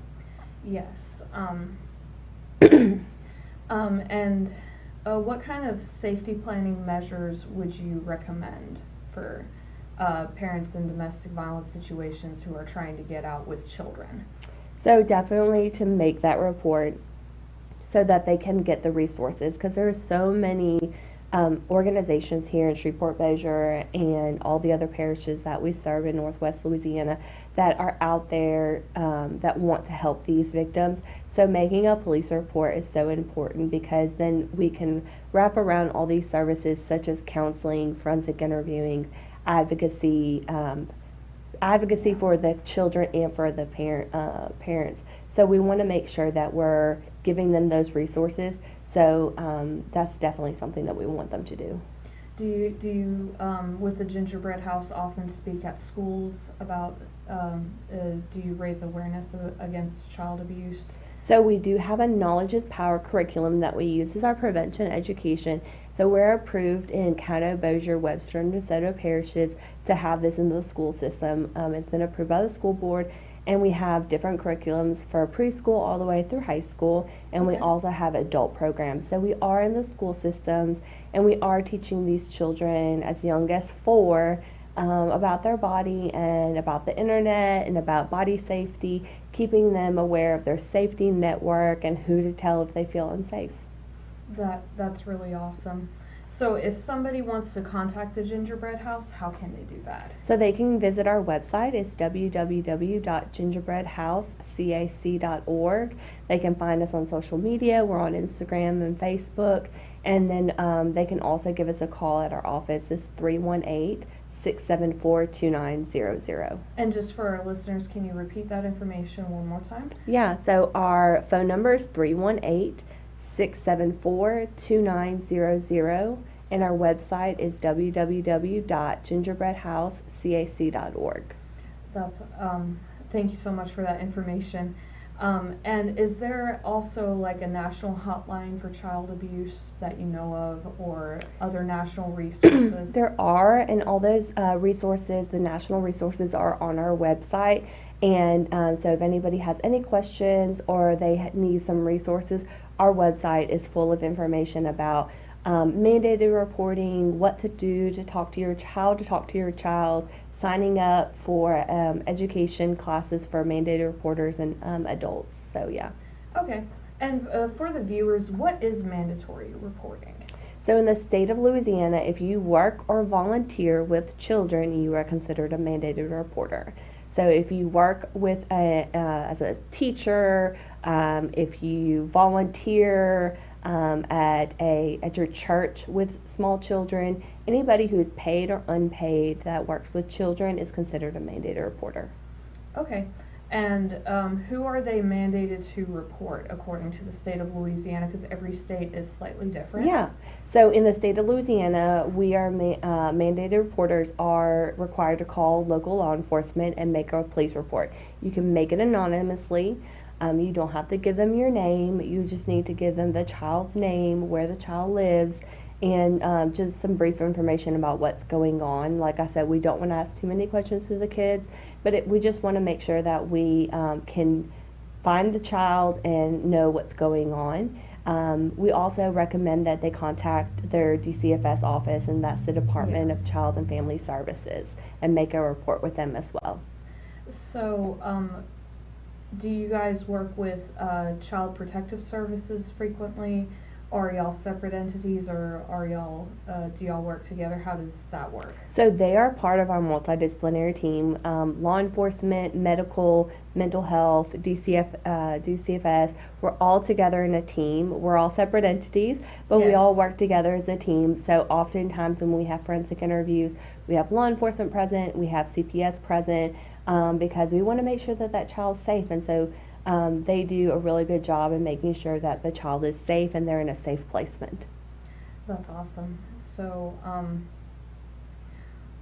aside from that, I guess I just want to discuss, like, if a civilian feels like there may be child abuse in their church, or with the people that they work with, or they start noticing that a child that they're familiar with, their behavior is odd. What are other steps that they can take? So the very first step that you need to take if you suspect child abuse is to make a police report.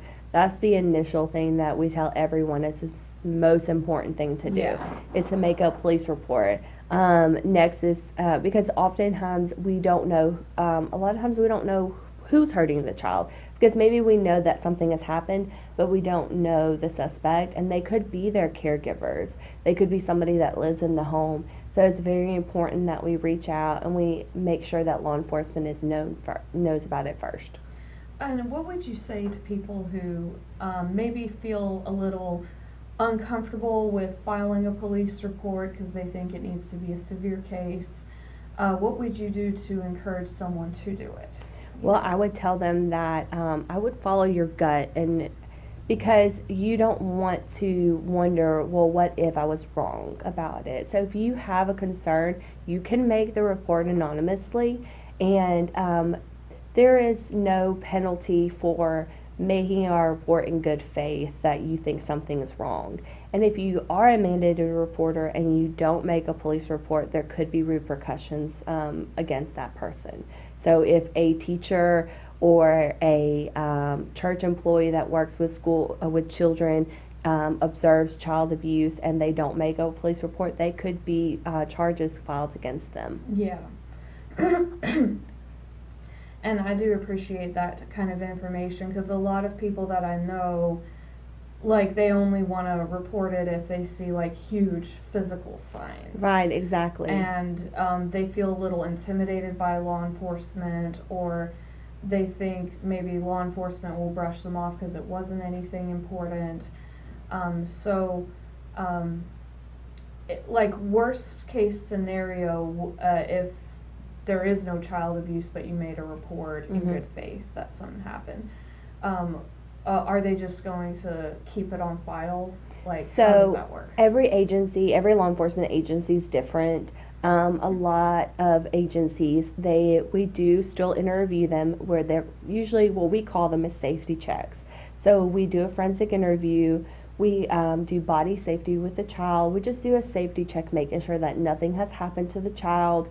The child may disclose that nothing has happened, or they may disclose that something has happened. So we never want to ignore a suspicion, and we always want to make sure that a child is safe. So there's always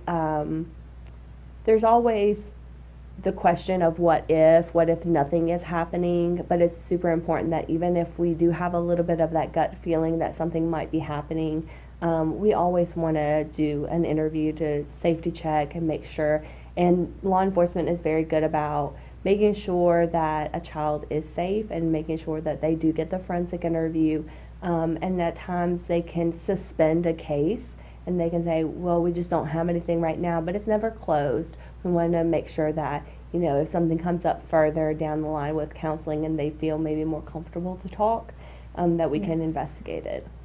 That's awesome.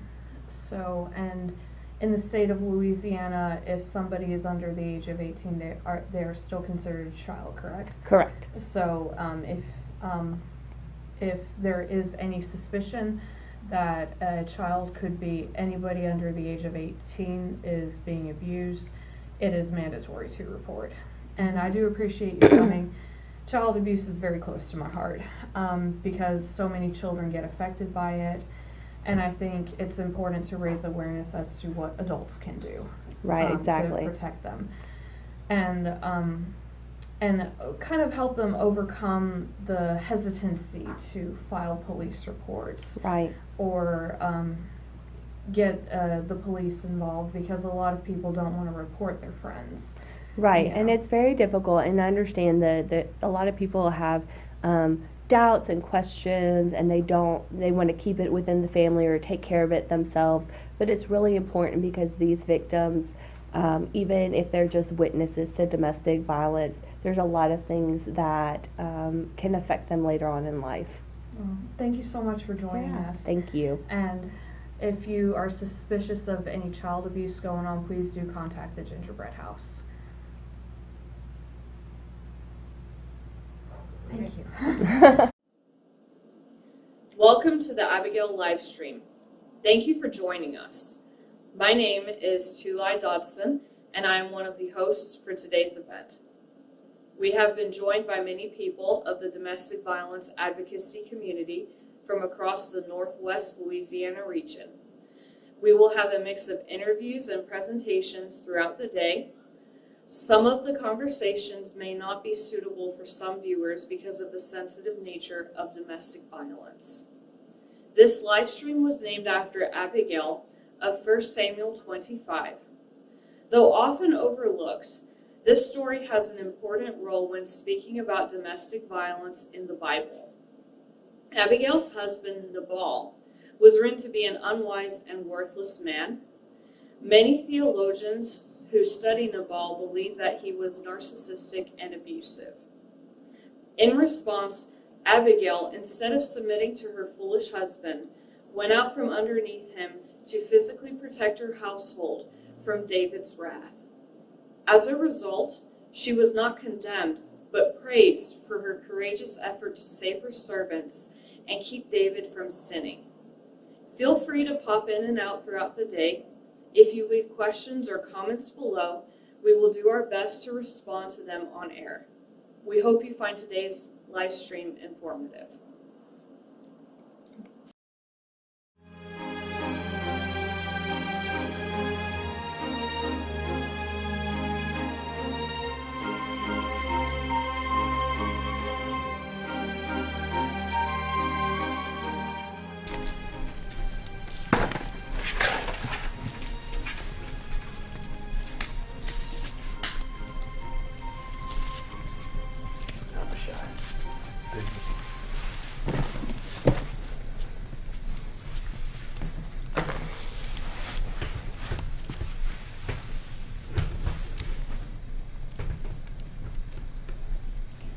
How were our servants received by Nabal?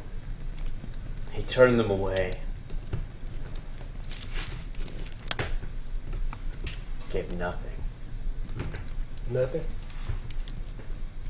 He did nothing. He absolutely just turned them away. But we treated them so well. I sent messengers in my name to Nabal, a man who lives in great prosperity.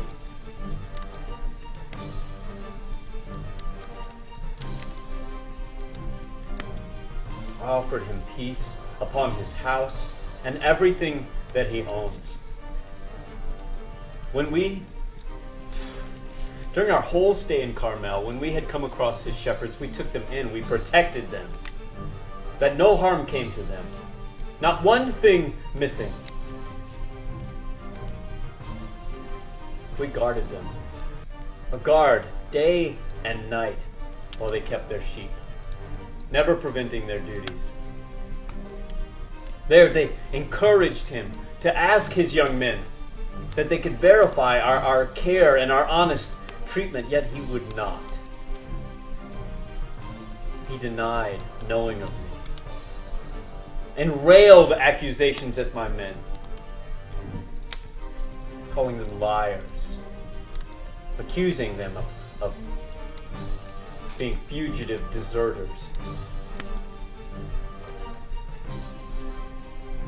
Perhaps he fears his men leaving him for his own mistreatment if he acknowledges me and honors us.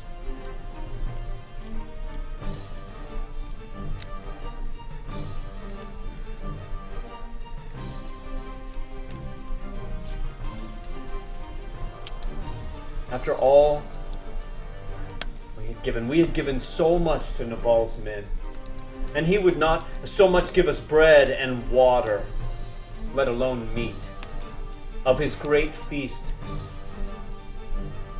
After all we had given him, shared with them, he would not even share with us charity.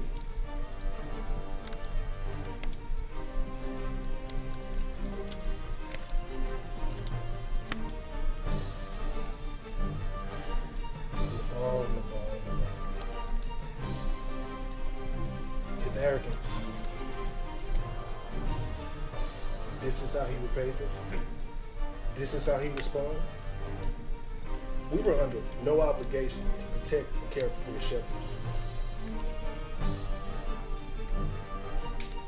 Abishai, gather together 400 men. We will leave in the morning, and we will put swords to Nabal's servants, every last one. Tell your brother Asael, and remain with the camp with the remaining 200 men until we return.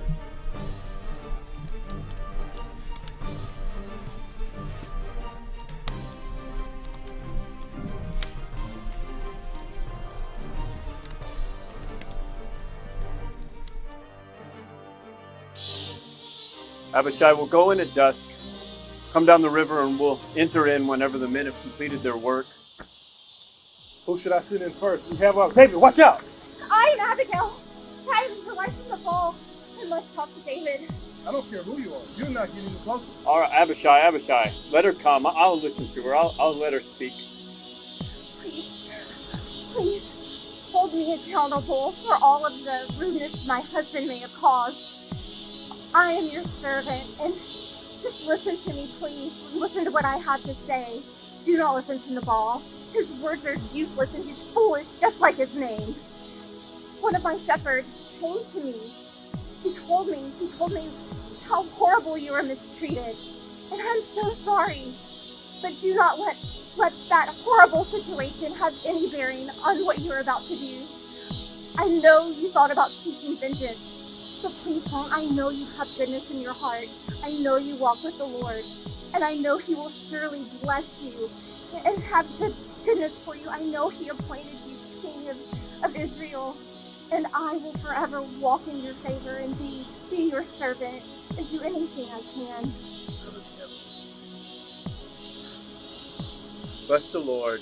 Bless the Lord for having you catch me and meet me here. And bless you for your wisdom. You saved me from blood guilt and seeking my own vengeance. By morning, there would not be a male servant left to Nabal, your husband. Not one. Rise up, get up. Go in peace, go home, and know that I've heard you, and know that I'll keep your request. Thank you. And when you become king, I will honor you as king. Thank you.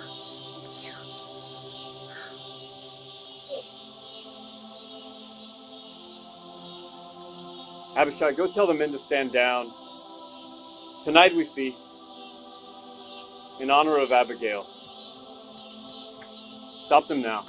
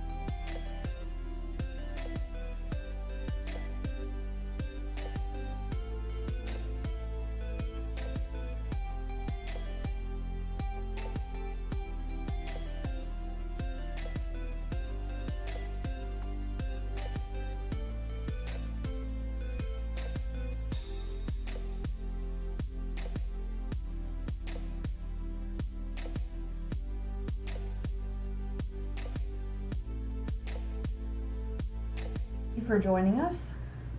In this segment of our Abigail live stream, I'm going to talk about spiritual abuse. Now, spiritual abuse is using any religion, religious doctrine, or religious holy book in order to force victims back into a domestic violence relationship or entrap them in it. And it is very important to talk against spiritual abuse, because this spiritual abuse can occur anywhere from a husband forcing his wife to submit to domestic violence, all the way to a clergy member twisting scripture in order to entrap a domestic violence victim in their situation, or even a clergy member exerting too much power and control over their congregation and being abusive to their congregation itself. But for the sake of this video, we are just going to focus on mainly husbands committing abuse against their wives, because that tends to be the most common practice, especially in Christianity. And spiritual abuse is as big of a problem in Christianity as it is in other religions, because the statistics in Christianity doesn't change. And oftentimes, because of misquoted scripture,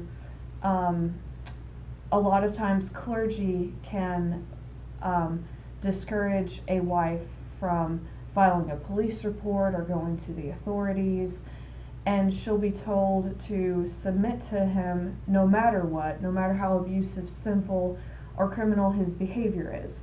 So we want to debunk some of that.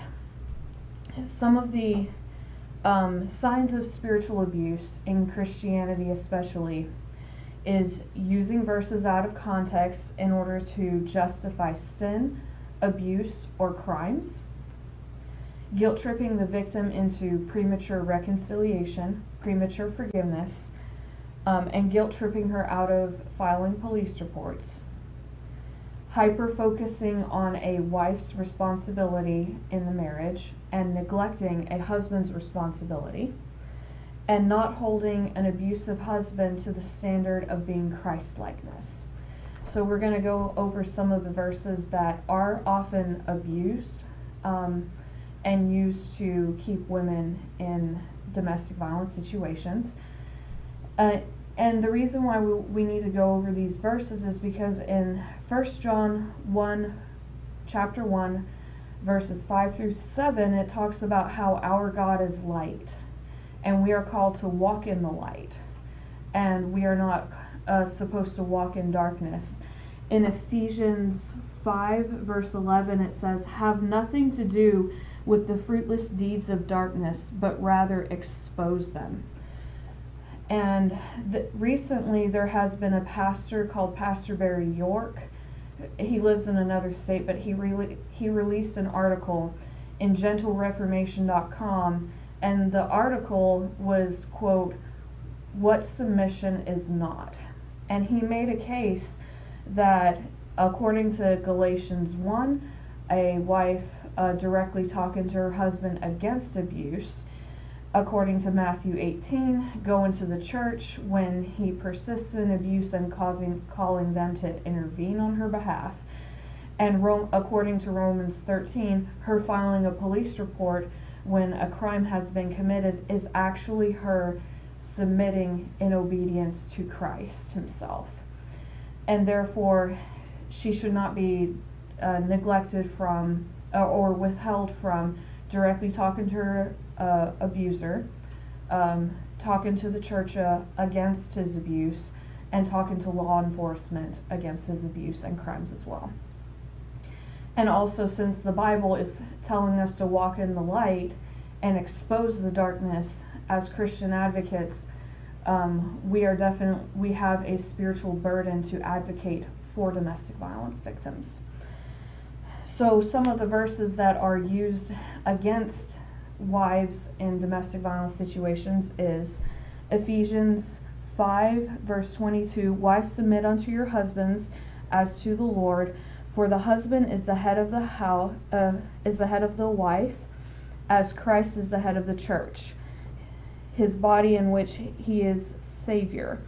Now, oftentimes this verse is taken out of context where a wife is told to submit no matter what, submit to his abuse, and submit to any criminal activity he may do, because it says submit in all things. However, there are many arguments against that type of interpretation, because it neglects the very following verse about a husband's responsibility.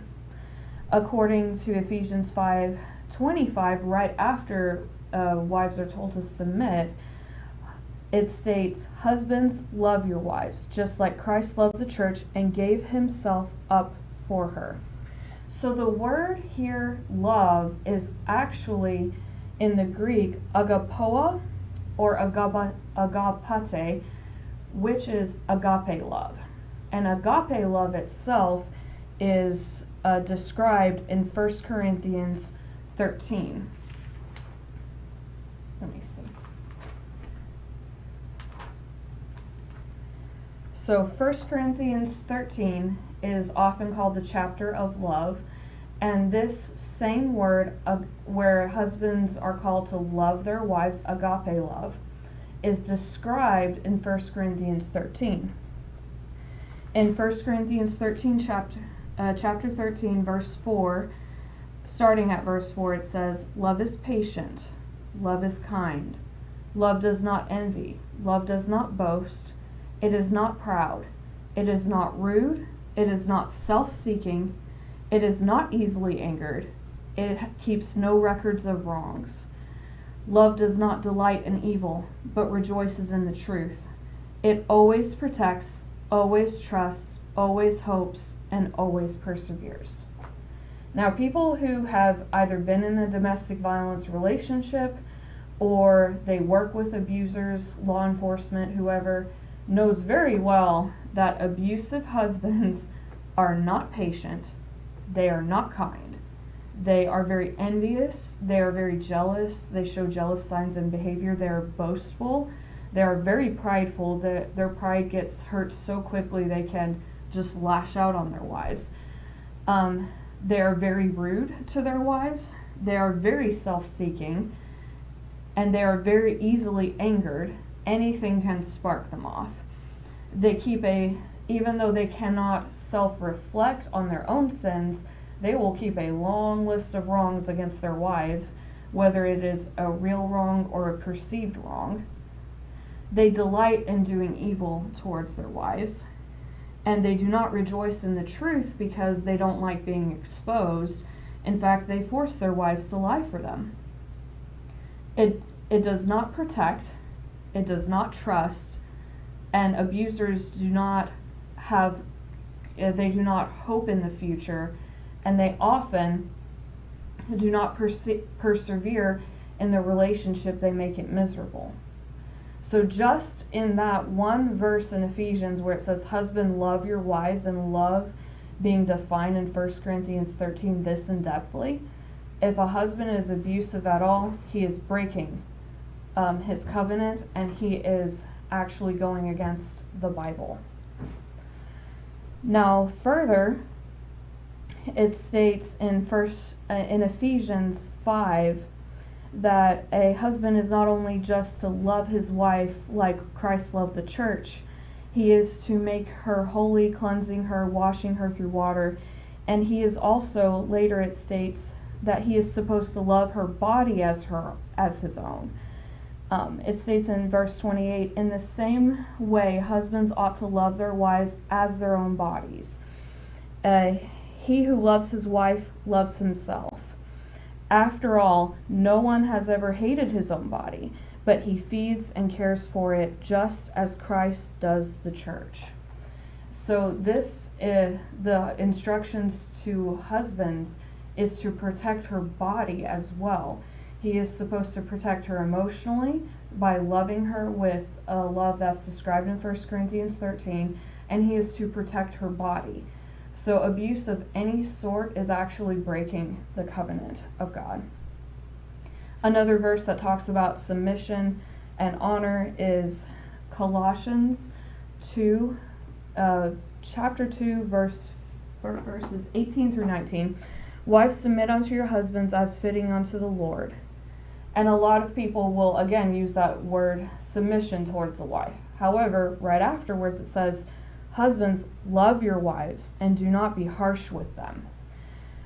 Harsh in this context is the word pikrino in the Greek. And this Greek word pikrino, means to embitter, grow angry, or be harsh with. So even not just in protecting her emotionally and physically, he is called not to be harsh with her in his demeanor as well. Now, a lot of people who take these marriage verses and cherry pick them and take them out of context will often just throw this at the wife to guilt trip her into staying no matter what.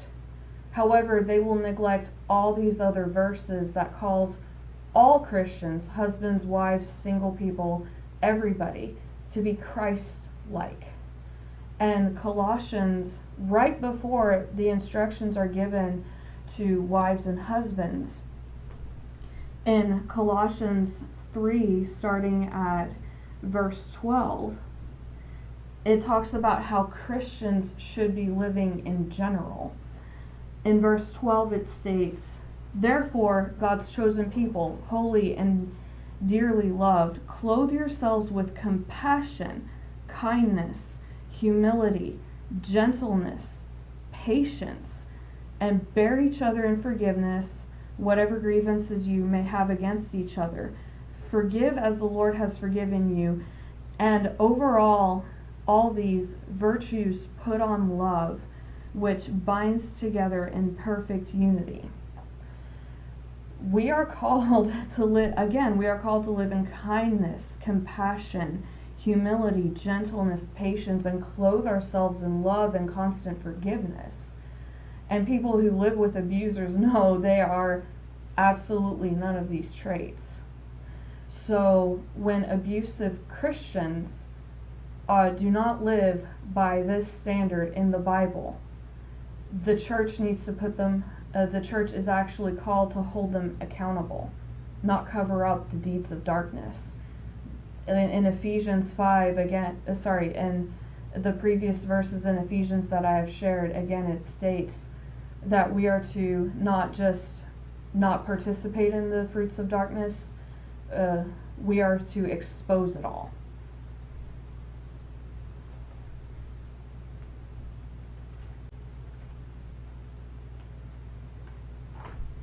So what does it mean to live in a Christ-like manner? In Galatians 5, the first verse, it says, it is for freedom that Christ has set us free. So stand firm then, and do not let yourself be burdened again in the yoke of slavery. What it means here is when we walk with Christ, we don't walk in sin. We walk in righteousness. We walk in goodness. And Christ has set us free not so we can do whatever we please ourselves to do, but we are called to use that freedom to do good and be like Christ. And later in that chapter, it is described that what the fruit of the Spirit is, and that is love, joy, peace, patience, kindness, goodness, faithfulness, gentleness, and self-control. Again, we're not called to control other people. We're called to have self-control.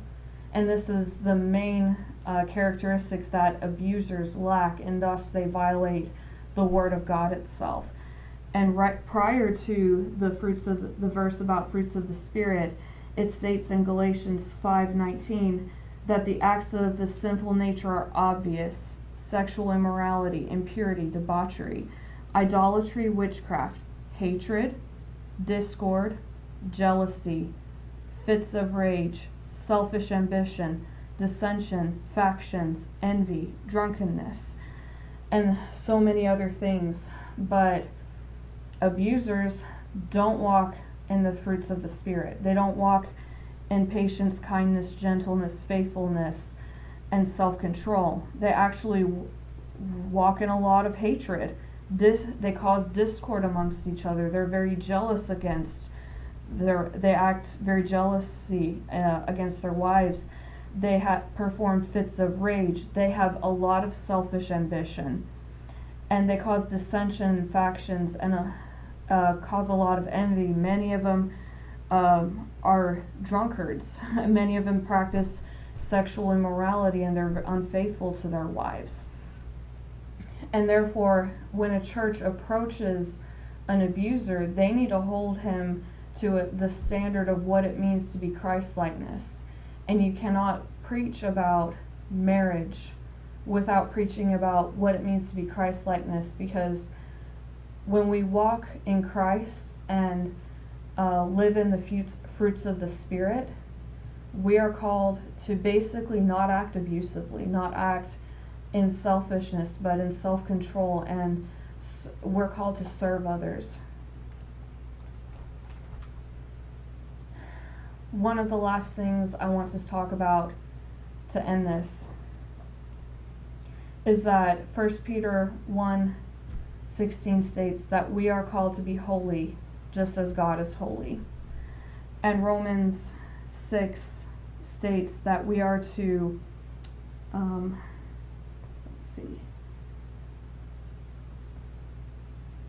Romans 6 states that we are to take off our old creation and put on the new creation. We are called to walk in Christ, and we are called to be holy like Christ was holy. And that means putting aside our sin and selfishness. And this is the standard in which abusers need to be held accountable. And victims are not biblically called to submit to sin, crimes, or abuse. And the church is definitely not called to cover up these sins, cover up abuse. They are called to expose it, and they are called to advocate for victims. Proverbs 16 verse 15 states, acquitting the guilty and condemning the innocent, the Lord detests them both. Basically, when abuse is covered up and the church comes against the innocent, the victims, they are coming against the Word of God. And that is a few other verses that I want to share are Proverbs 16:27 through 30. A scoundrel plots evil, his speech is like a scorning fire. A perverse man stirs up dissensions, and gossip separates close friends. A violent man entices his neighbor and leads him down a path that is not good. He who winks his eye at plotting perversity, and he who purses his lips is bent on evil. This entire verse is against violence, it's against having perverse lips, and it's against deceiving others in order to have selfish gain. So, for all you listeners, if you are Christian, I do urge you with 1 Peter 1:16, be holy as I am holy. And if you see any abuse that's going on, please do report it according to Romans 13. And please advocate for the victims. And do not be silent if you see victims of domestic violence, especially in your church communities. Because we are not called to enact spiritual abuse where we cover up these crimes. We're called to expose them. So I pray that all of you decide to live Christ-like lives and not sinful lives. I pray that you decide to walk in the fruits of the Spirit and not the flesh. And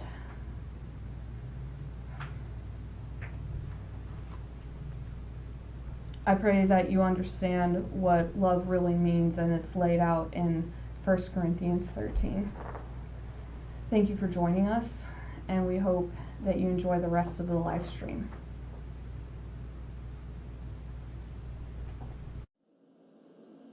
Welcome to the Abigail live stream. Thank you for joining us. My name is Tulai Dodson, and I am one of the hosts for today's event. We have been joined by many people of the domestic violence advocacy community from across the Northwest Louisiana region.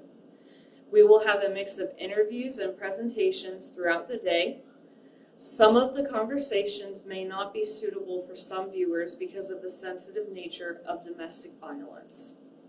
This live stream was named after Abigail of 1 Samuel 25.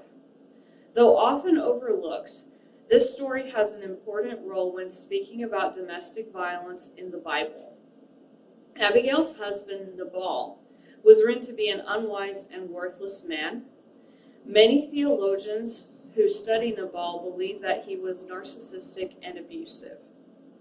In response, Abigail, instead of submitting to her foolish husband, went out from underneath him to physically protect her household from David's wrath.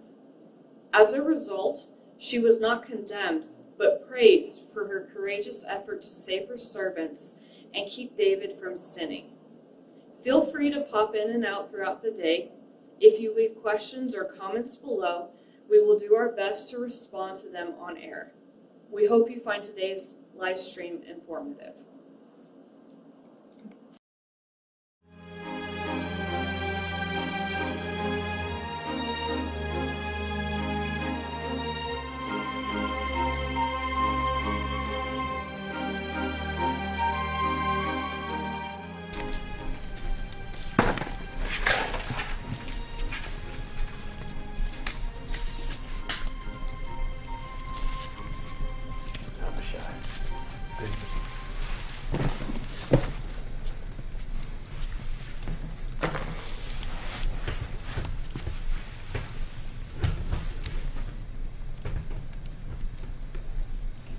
How were our servants received by Nabal?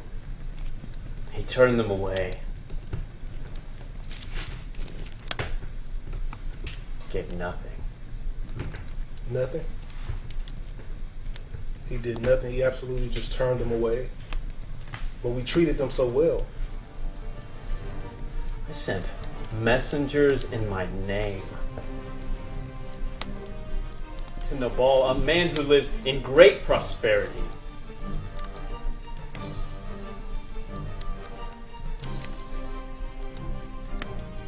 I offered him peace upon his house and everything that he owns. During our whole stay in Carmel, when we had come across his shepherds, we took them in, we protected them, that no harm came to them, not one thing missing. We guarded them, a guard day and night while they kept their sheep, never preventing their duties. There they encouraged him to ask his young men that they could verify our care and our honest treatment, yet he would not. He denied knowing of me and railed accusations at my men,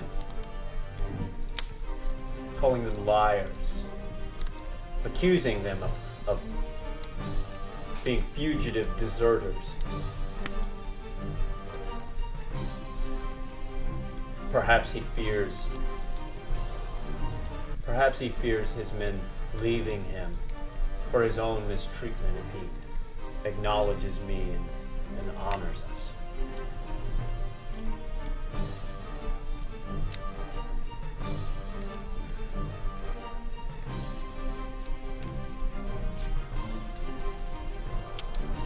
After all we had given so much to Nabal's men, and he would not so much give us bread and water, let alone meat, of his great feast. After all we had given him, shared with them, he would not even share with us charity.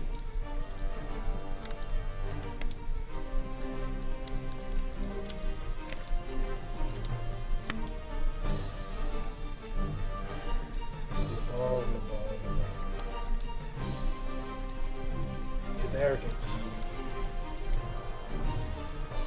This is how he repays us. This is how he responds. We were under no obligation to protect and care for the shepherds.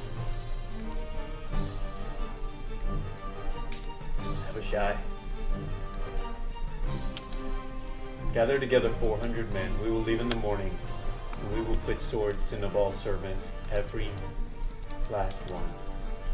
Tell your brother Asael, he'll remain with the camp with those remaining 200 men until we return.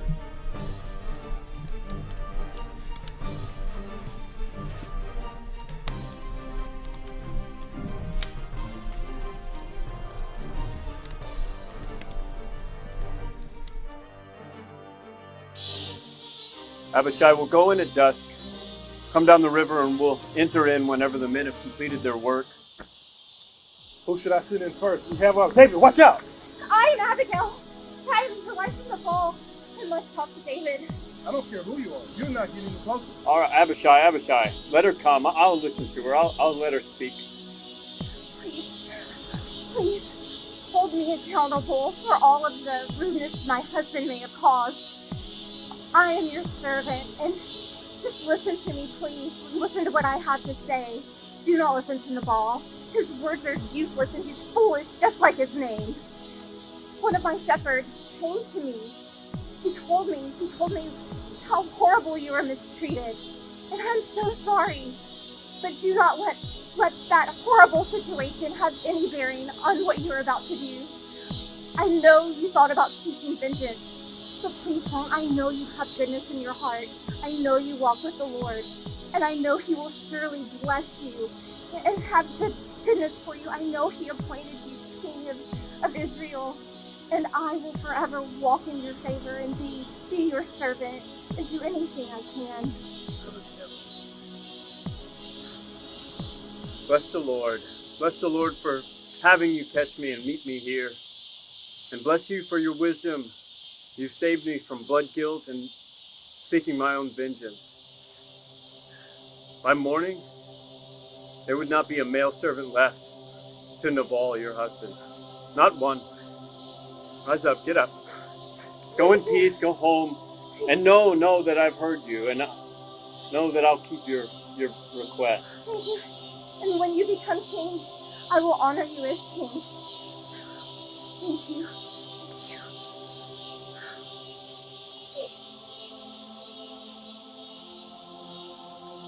Abishai, go tell the men to stand down. Tonight we feast in honor of Abigail. Stop them now.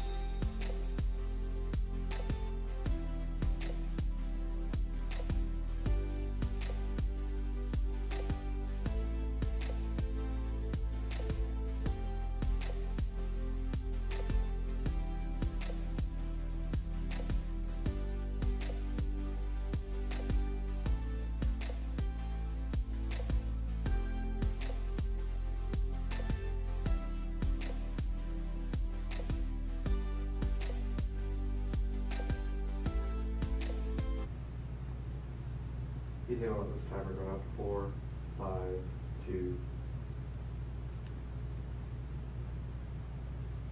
All right, this is the day that the Lord has made. We will rejoice and we will be glad in it. I wanted to say good afternoon to each and every one of you listening today. I'm super excited to be talking about a topic that is relevant here today. This is the month of October. I know that you guys have already been hearing about the importance of speaking on domestic violence. I really wish that it wasn't just a topic that we had to explore throughout the month. I really wish that it was something that was in the forefront of our conversations, our ministries, our work, every day of the year. But October is a time where we concentrate and we focus on domestic violence across the globe, right? In particular, in the United States of America. So for those of you who don't know, I'm Pastor Antoine Butler. I'm the senior pastor of Dream Big Leadership Church right here in the great city of Shreveport, Louisiana. And I want to share with you a few things today about domestic violence. One of my favorite scriptures that I want to share with you is Revelation 12 and 11. Revelation 12 and 11. Right? It says that we overcome the wicked one by the blood of the Lamb, which you and I had nothing to do with. The second part we do, and the word of our testimony. By the blood of the Lamb and the word of our testimony. It is important sometimes to share what God has delivered us from and developed us to, so that we could go back and to help other individuals who might have been in the same situation that we were in. I am always excited to be able to get in front of the people of God and talk about my own life, because I really believe that the things that God has helped me with, He uses my life as a platform to be able to help other people. I want to share a little bit of my testimony as we're talking about domestic violence. I actually grew up in a situation that was very difficult for a child to grow up in. Right? I grew up in I'm originally from Tampa, Florida, and I grew up in a place where both of my parents really struggled early on in their life. They struggled in their childhood, which resulted to them struggling in their adulthood.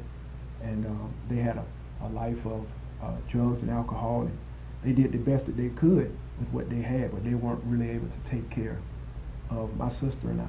So I spent a lot of my time as a young man on the streets. Was homeless most of my childhood, slept on park benches, ate out of trash cans, and some of you all know what I mean by this. Slept from pillar to post. And for those of you all who don't know, when you don't have, in particular, somebody who's watching over your life, people are prone to take advantage of you, right? So I've had all types of things that happened to me as a child and even as a teenager. But to God still be the glory. He uses those things that happen in our life, right? He turns thorns into rose bushes to be able to be a blessing to other people. But I remember one specific place and space and time when I was with my mother. One of the things that life will do to you, right, when you're desperate, it has you to make desperate decisions. And I remember being with my mother in a few situations, and she had guys who would tell her that they loved her, right? They wanted to be in a relationship with her, and that they accepted her children, right? And so what they would do is they would paint this beautiful caricature of what their life could be like in the future. But these men, they weren't. They were manipulators. They weren't anybody who really cared for my mother. But what they would do is they would start giving her these pleasantries and make these promises. And what they were really doing was preying on her vulnerability. And I remember one specific time in our life, my mother was in the room, and she was with one of the guys that she was dating at the time, and I was in the living room, and I had to be about about 10 or 11 years old. And I remember my mother running out of the room and crying, and her significant other chasing behind her. And he runs out of the room. He has a gun in his hand, and he's threatening my mother. And all of a sudden he turns the gun on me, right? And my mom jumps in front of me, and he says, "I'll kill you both." And I remember for the first time in my life as a child thinking, I am vulnerable to the world, even my mother can't protect me. And it was the first time that I got an opportunity to see how people who are in situations that are victimized, that are controlled by another human being, the possibility of what life would be like when somebody controls your life. And that set the precedent for me of fear and mistrust of other people, right? And so that happens in a lot of people's lives. And some of you are listening to me, maybe you're in a situation right now where somebody's controlling your life, right? And somebody may have pulled you into the life that you're in right now by making you promises. And you don't see a way out, you don't see a way around. And you've lost a sense of identity, value, and self-worth. I want to speak to you right now, because sometimes it's not just as easy as walking away, right? You have to build up strength, and you have to believe that there's some level of support in your life when those things are happening. Well, I'm telling you that God is here for you, and He sees every intricate detail of your life. Listen, those of you all who are listening to me, maybe you're in that situation. I want you to write this scripture down. Matthew 10:30.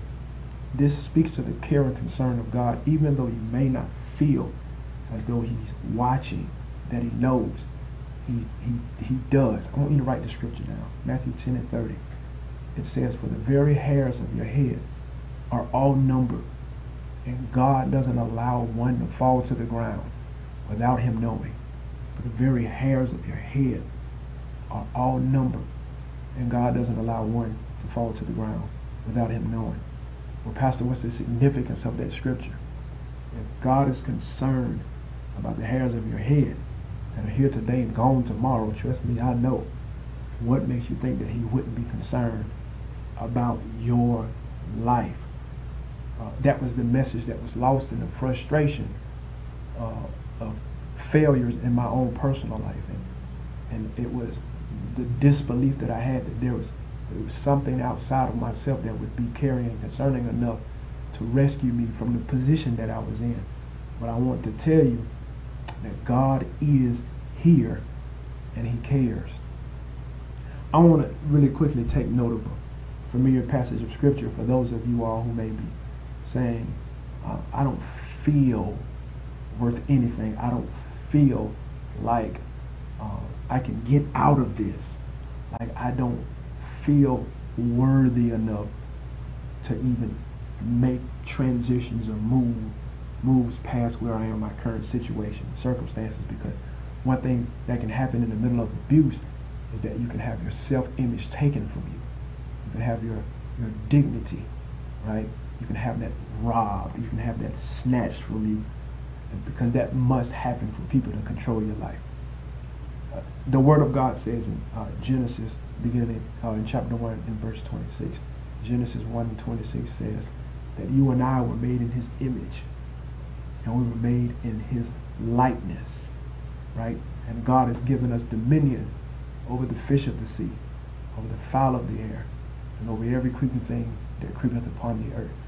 I want to establish and instill in your spirit today, no matter what situation you're in, no matter the hurt, the pain that you're feeling right now, no matter the despondency or the depression that you feel right now, that God says you're made in His image. That word image in the Greek is imago Dei. It is an image bearer, right?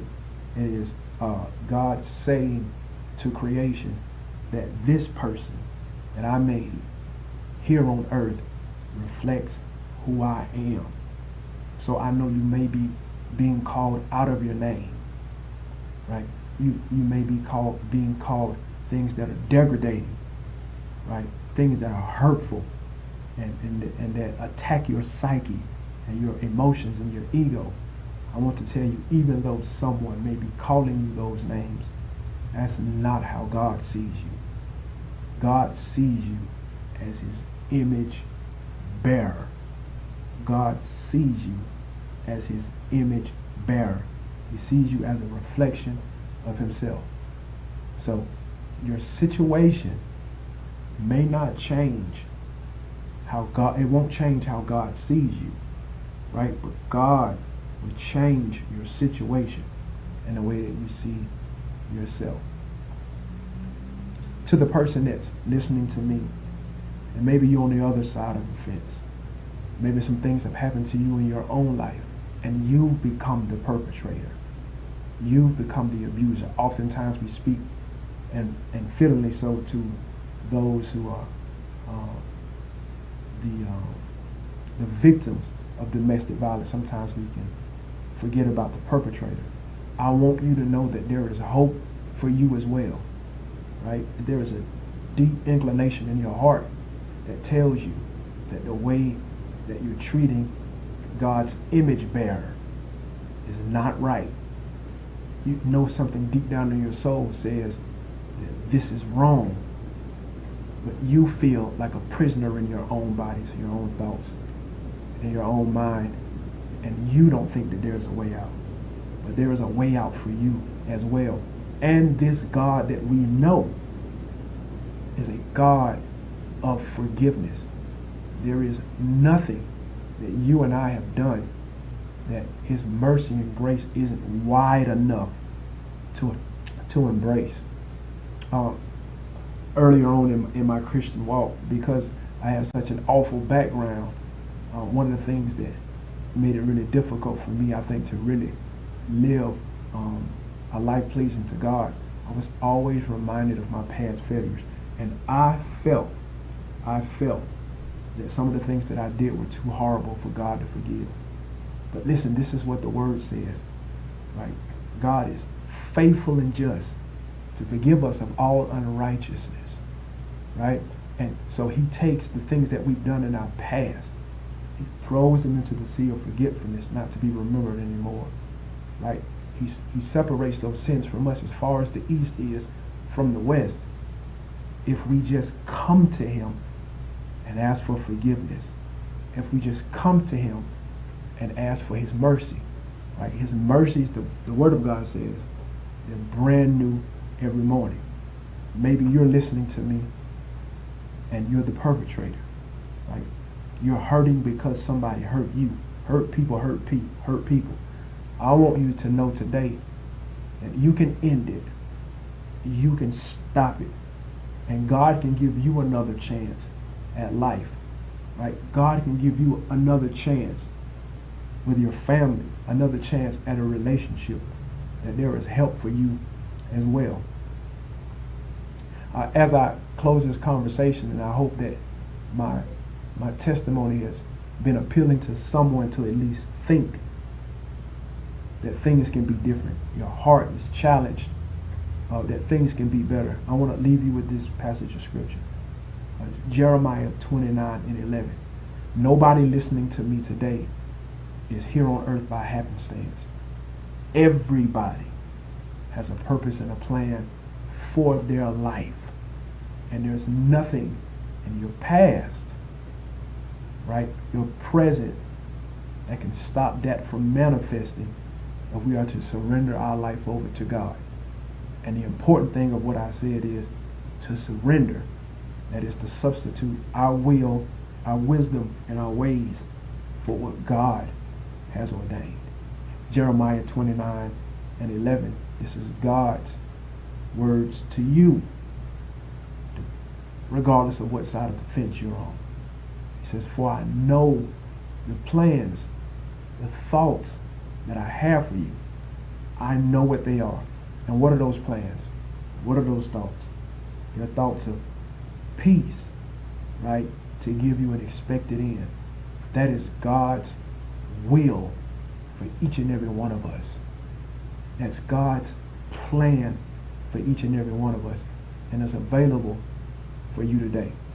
Maybe you're listening to me and you say, Pastor, I want to change. I want to do something different. I know this isn't right. I want to see something different. I'm willing today to surrender my life over to the Lord. I believe in the power of God. I believe in the presence of God. I believe in the prevailing of God. I believe in the provision of God being made known and revealed to you today. If that's you, I want to connect with you in faith. I want to agree with you.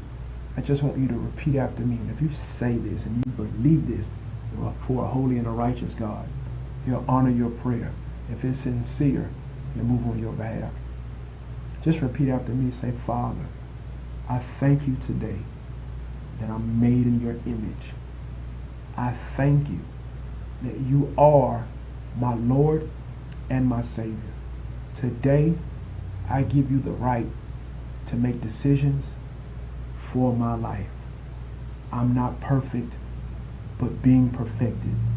So right now, I ask for forgiveness, for your grace, and for your mercy.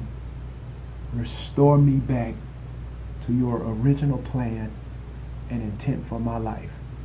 I patiently wait for your voice to instruct me in the next move of my life. I patiently wait for your wisdom to help me discern what I'm to do in my current situation. And as you have forgiven me, I choose to forgive myself. It's in the precious name of Christ we pray. Amen and thank God. You said that prayer and you meant it. I believe that there was a supernatural act of God happening on your behalf today. That the Bible says God is married to the backslider. And guess what? He doesn't believe in divorce. He'll stick it out with you. He'll stick it out with you until you get into your place of victory.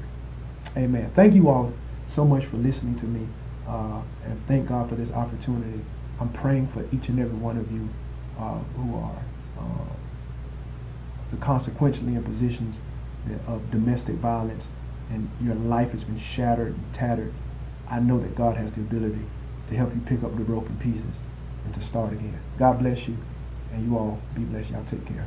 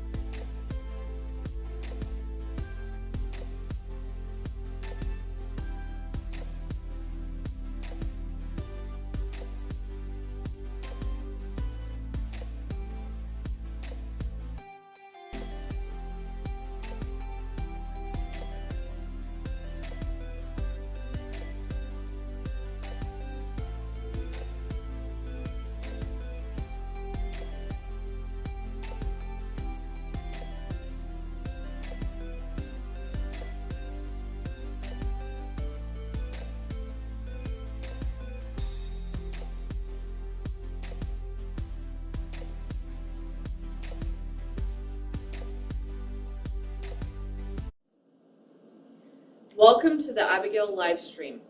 Thank you for joining us. My name is Tulai Dodson, and I am one of the hosts for today's event.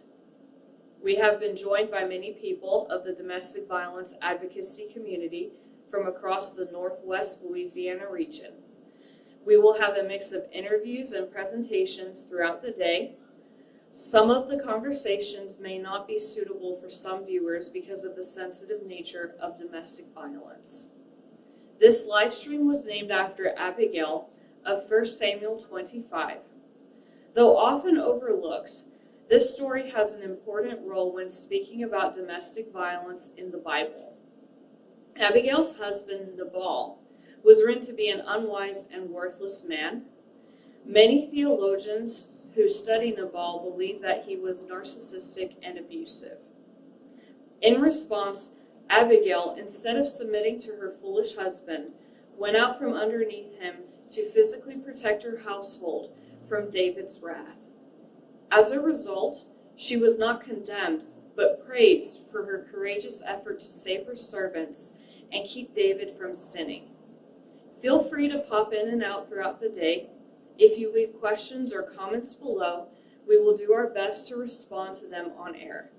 We hope you find today's live stream informative.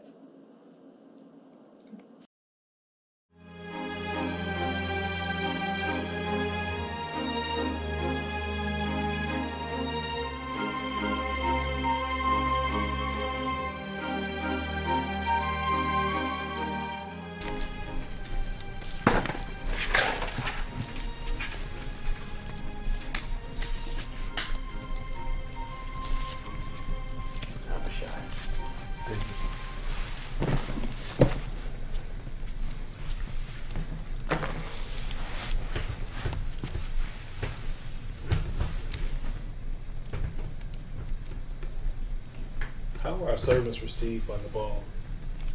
He turned them away. Gave nothing.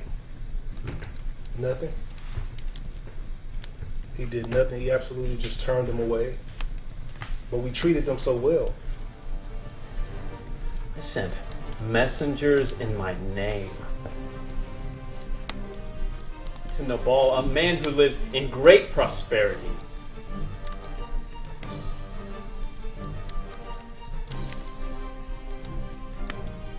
I offered him peace upon his house and everything that he owns.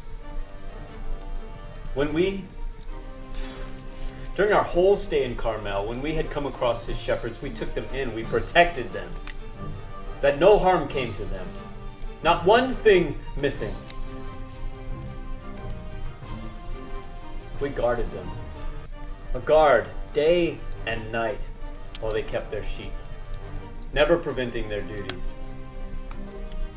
There they encouraged him to ask his young men that they could verify our care and our honest treatment, yet he would not. He denied knowing of me and railed accusations at my men, calling them liars, accusing them of being fugitive deserters. Perhaps he fears his men leaving him for his own mistreatment if he acknowledges me and honors us.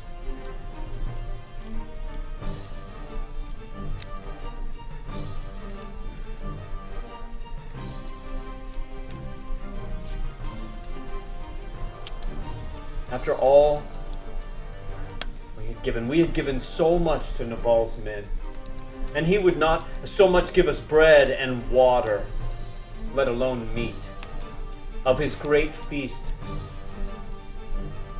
After all we had given him, shared with them, he would not even share with us charity.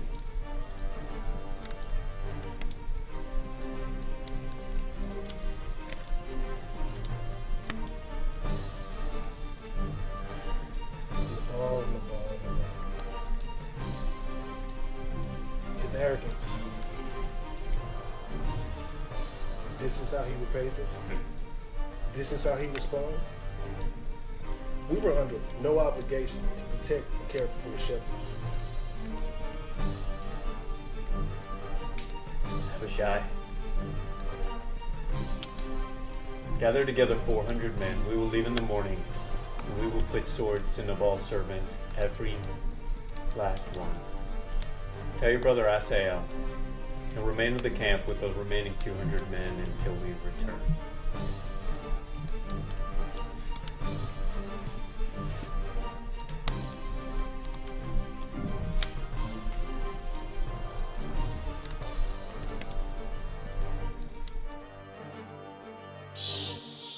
Abishai will go in at dusk, come down the river, and we'll enter in whenever the men have completed their work. Who should I send in first? We have our David, watch out! I am Abigail.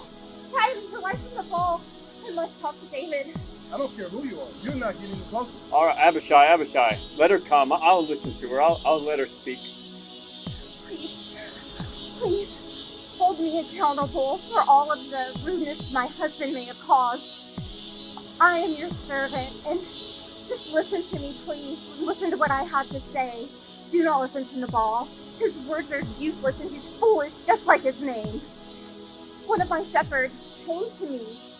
He told me how horrible you were mistreated, and I'm so sorry. But do not let that horrible situation have any bearing on what you're about to do. I know you thought about seeking vengeance. But please don't. I know you have goodness in your heart. I know you walk with the Lord. And I know he will surely bless you and have goodness for you. I know he appointed you king of Israel. And I will forever walk in your favor and be your servant and do anything I can. Bless the Lord. Bless the Lord for having you catch me and meet me here. And bless you for your wisdom. You've saved me from blood guilt and seeking my own vengeance. By morning, there would not be a male servant left to Nabal, your husband. Not one. Rise up, get up. Go in peace, go home, and know that I've heard you, and know that I'll keep your request. Thank you. And when you become king, I will honor you as king. Thank you.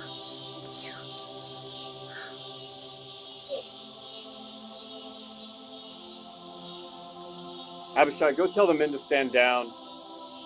Tonight we feast in honor of Abigail. Stop them now.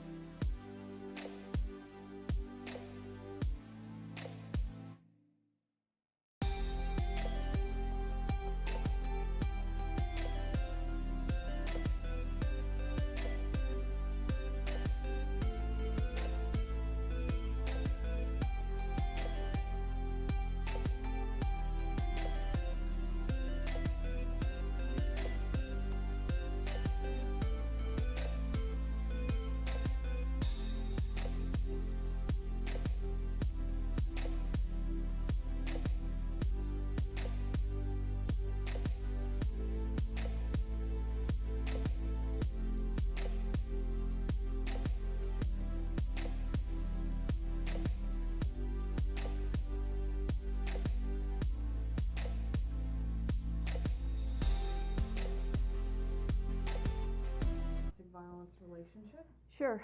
I grew up in a great home.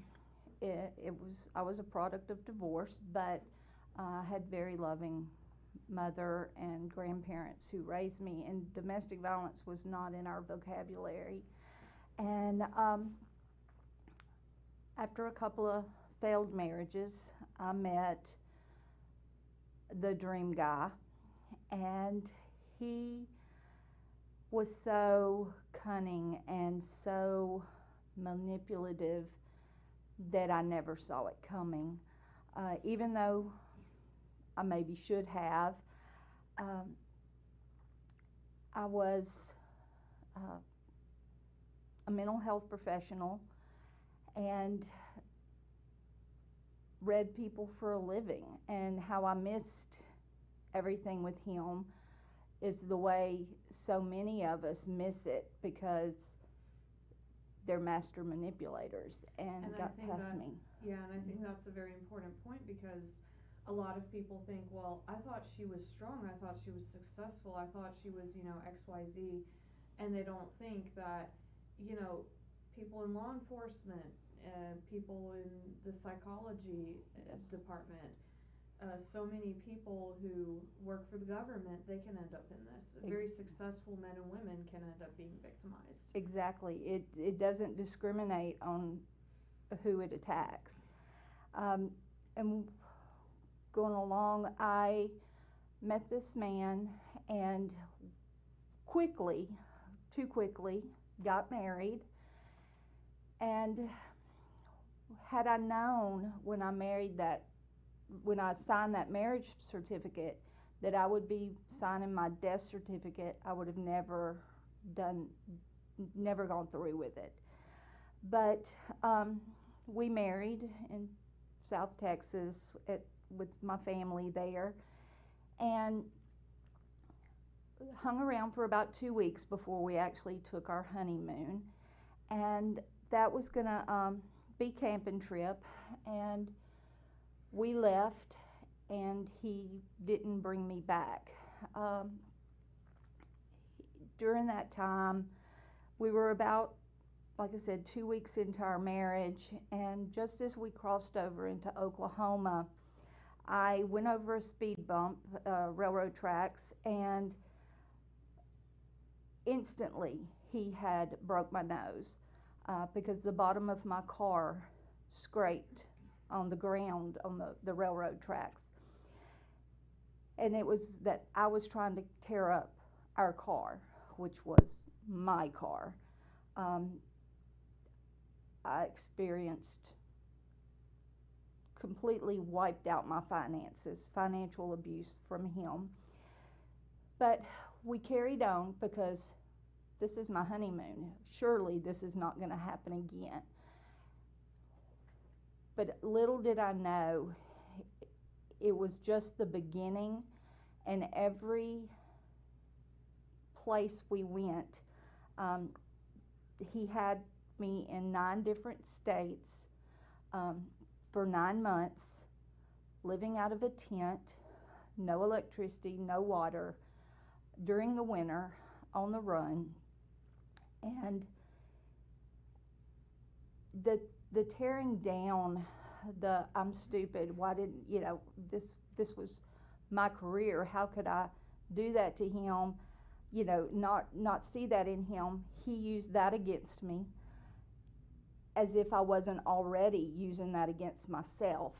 But I always believed in Jesus and God, and knew enough that he didn't want this for me. And I prayed every day from that moment on that he would help me. Now, we all know it's in God's time. Mm-hmm. And sometimes he makes us wait, but he will answer. And as we were in some of the most beautiful places I've ever been in my life, I would be beaten daily. I never, after that second week, I never didn't have a black eye or 2 black eyes or a broken nose. as we moved west on his quest to make it to California was what he wanted, he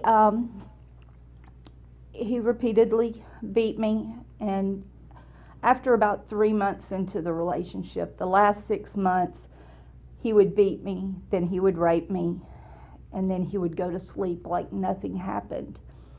But I would be covered in blood, or just so emotionally and physically spent from the fighting, trying to fight him off, that I couldn't move. I couldn't go anywhere.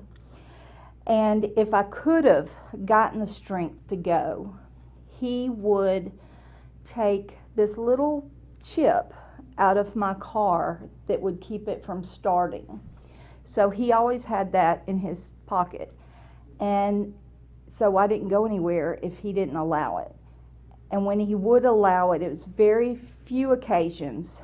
He would let me go, this was in New Mexico, he would let me go wash clothes with a bunch of people that didn't speak English or wouldn't speak English. They were bilingual, Native Americans, quite a bit in the area I was. And I would just sit in the laundromat by myself with all these bruises and cuts and handprints on my arms, and nobody said anything. I know on more than one occasion we would be at a gas station and there would be a police officer there, and by no means is my case a Gabby Petito case, but just like her abuser, he would befriend the police, and I could be sitting in my car covered in bruises, black eyes, and not one police officer approached me to see if I needed help. And that was something I did want to ask you, because with basically your abuser took you on a cross-country road trip. Yes. Very similar to the Gabby Petito case. Yes. And I wanted to ask you, has this been very triggering to you? This has been, I escaped in 2014, and this has probably been the most triggering month I've ever experienced since leaving. To watch the video of the live video from the police cam, I see myself sitting in that police car. I never got that opportunity. I never had a police officer that would even put me in there. Not that that's where she needed to be, but they took her aside. I would have done anything for somebody to take me aside. It's very hard to speak up. I never thought I would never talk about it with a police officer. Yeah. I just never had the opportunity. And I really wish I would have. It would have saved a lot of pain and suffering, but that wasn't the way my story's written. Yeah. So we're in New Mexico. He decides he's pretty much done with me. He doesn't have a purpose. He's spent off my money. He's maxed out all my credit cards. He's sold everything I owned that we had in our car, my car, along the way to fund the gas and the things to travel with. So when I was no longer useful, it was time for him to, in his words, gut me and leave me in the desert. Yeah. And where nobody can find me, and nobody would know to look. All along the way, I did leave clues if somebody was to dig, because I fully thought I would die. But we would stop at the travel rest areas, Yeah. I would always sign the book. Always sign my name and where I was from. And so I did that. And I would post every blue moon. I couldn't put where I was, but I could put pictures of where I was. And there were some pretty distinctive places that somebody could look at and go, oh, well, she's here. We know where that Yeah. is. And but we met numerous people along the way. Like I said, we were at different parks and out in the middle, isolated completely. There was one occasion we went into this little town, and this church had told us to go there for help, and they could help us with food and shelter, clothing, and things like that, because it was winter.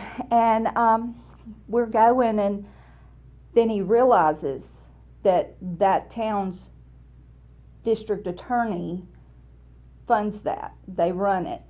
Well, then it was panic because I'm in this building with these people that could help me.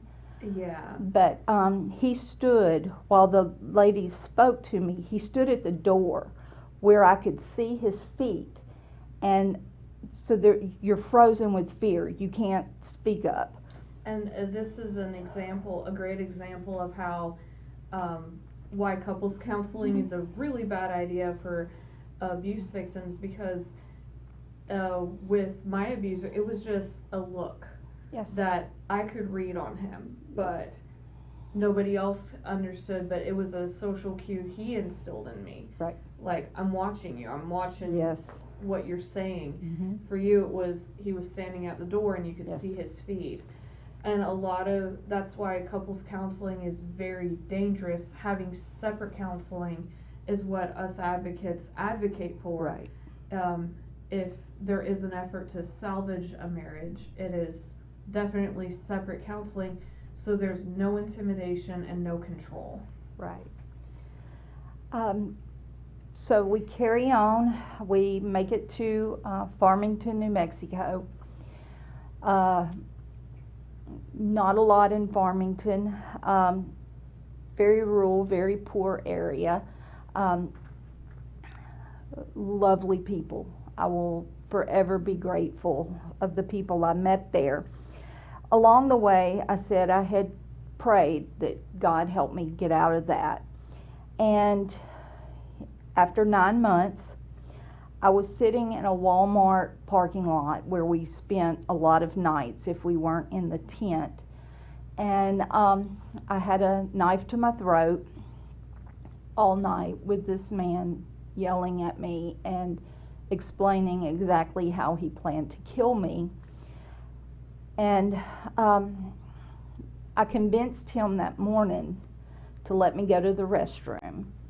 And then he wanted me to go behind the building, and I wasn't going to do that. And I convinced him that there were too many cameras on loading docks that I've got to go in. Yeah. So I got out. Well, as I'm sitting there, I began to tremble on the inside, and this overwhelming voice, louder than his yelling at me, said, "Vicki, get out. Get out now." And with this knife to my throat, I still opened that door and stepped out. But it was almost like I wasn't walking, but I was floating across the parking lot to the door, like somebody was carrying me. And when I got inside, there was a lady at that first register, and all she saw was these bruises coming. It was the most disgusted look she'd ever seen. And my ears were like molded broccoli or cauliflower from the blood curled in my ears. And she called 911 right then and showed me where the bathroom was. And I got to the restroom, and luckily, which if I'd have known 8 hours before, there was a substation for their police department right outside that Walmart, just on the kind of around the corner, wasn't real visible. And it took that officer less than 30 seconds to get to me. And as he did, I didn't know at the time, but my ex, he had followed me into the Walmart, and he was at that first register when I walked out of the bathroom to meet that policeman, and he ran. And I continued to stay in Farmington for 3 months until they found him, located him, arrested him. I went to every court appearance. I wrote letters if I couldn't make it back to the judges, to everyone. They worked tirelessly to help me, and he did get a sentence of almost 8 years, 7.5. This is a very hard month in general for survivors. And speaking, this is my first month to speak and him be out free. So it's been a little nerve-wracking. I can imagine it's very difficult right now. And with the Gabby Petito case, just because it's so similar to yours in the road trip. Yes. And there were even more physical signs of abuse with you. I can imagine that is like really triggering right now. But thank you for sharing your story. Yes. And while in the last 2 minutes that we have, would you like to share any advice you have for victims and similar, there's obvious signs of precursors to homicide? Yes. What advice would you give them? If he puts his hands around your throat, you can't wait.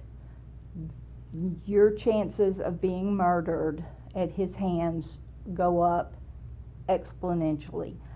I would say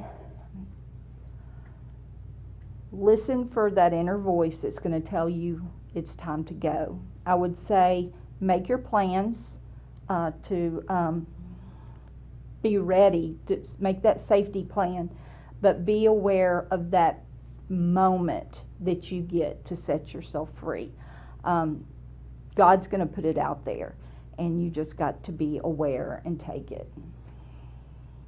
And thank you for sharing your story. Yes. Lastly, what resources would you send a victim to? I would start with, for locally, I would start with Project Celebration. If they are at any risk, call them first, because they have our shelter for our Northwest Louisiana. And also Family Justice Center. They can help with and PCI can also help with protection orders. And if you've been a victim, document. We're our sister's keepers. So yes, if we put a paper trail there, we could be saving somebody else down the road. Yes.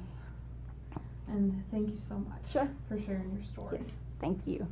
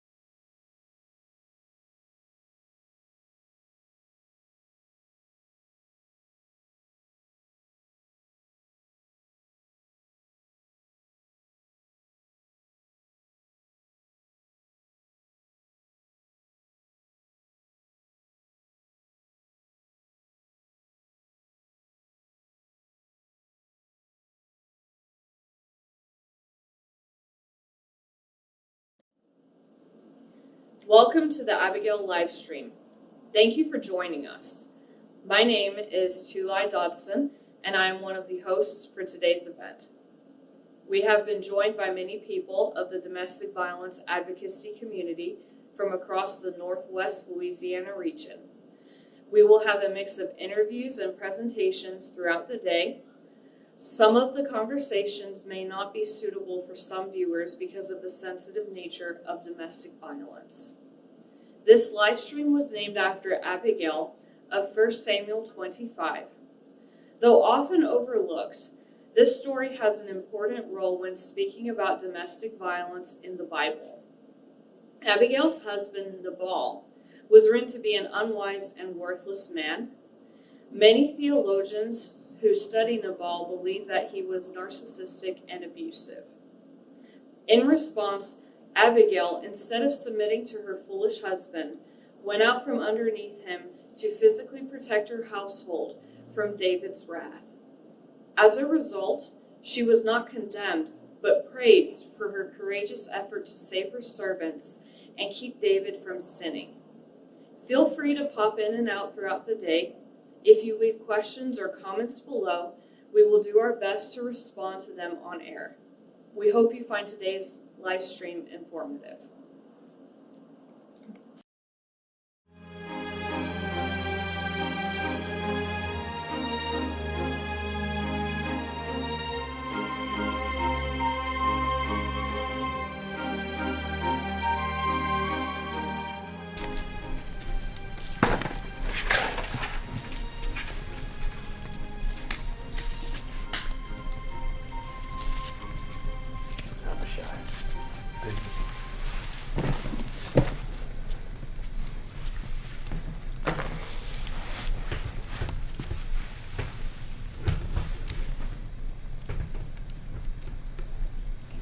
How were our servants received by Nabal? He turned them away. Gave nothing. Nothing? He did nothing. He absolutely just turned them away. But we treated them so well. I sent messengers in my name to Nabal, a man who lives in great prosperity.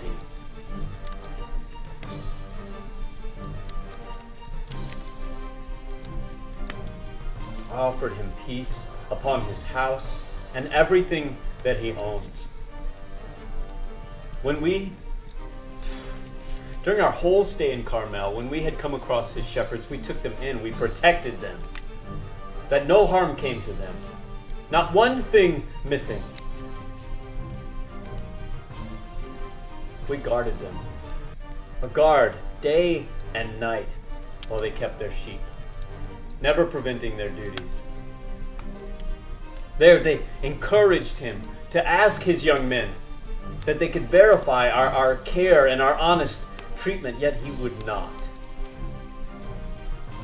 He denied knowing of me and railed accusations at my men, calling them liars, accusing them of being fugitive deserters. Perhaps he fears his men leaving him for his own mistreatment if he acknowledges me and honors us.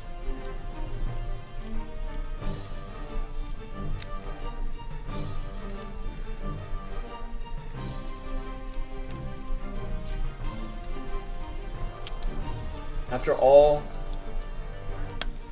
we had given so much to Nabal's men, and he would not so much give us bread and water, let alone meat, of his great feast. After all we had given him, shared with them, he would not even share with us charity.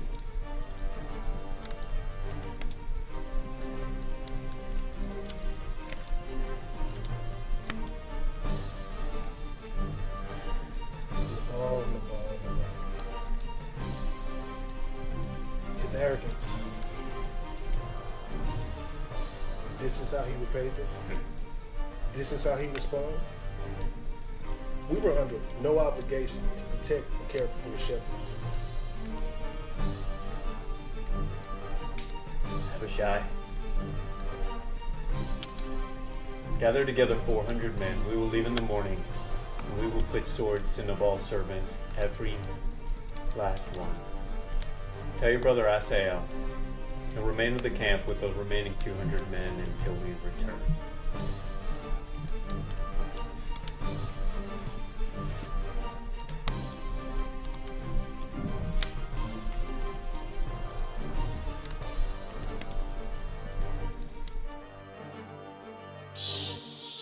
Abishai will go in at dusk, come down the river, and we'll enter in whenever the men have completed their work.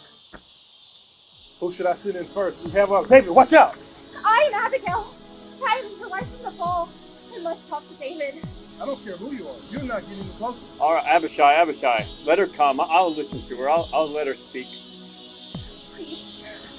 Please, hold me accountable for all of the rudeness my husband may have caused. I am your servant, and just listen to me, please. Listen to what I have to say. Do not listen to Nabal. His words are useless, and he's foolish, just like his name. One of my shepherds came to me. He told me how horrible you were mistreated, and I'm so sorry. But do not let that horrible situation have any bearing on what you're about to do. I know you thought about seeking vengeance. So please don't. I know you have goodness in your heart. I know you walk with the Lord. And I know he will surely bless you and have goodness for you. I know he appointed you king of Israel. And I will forever walk in your favor and be your servant and do anything I can. Bless the Lord. Bless the Lord for having you catch me and meet me here. And bless you for your wisdom. You saved me from blood guilt and seeking my own vengeance. By morning, there would not be a male servant left to Nabal, your husband. Not one. Rise up, get up. Go in peace, go home, and know that I've heard you, and know that I'll keep your request. Thank you. And when you become king, I will honor you as king. Thank you.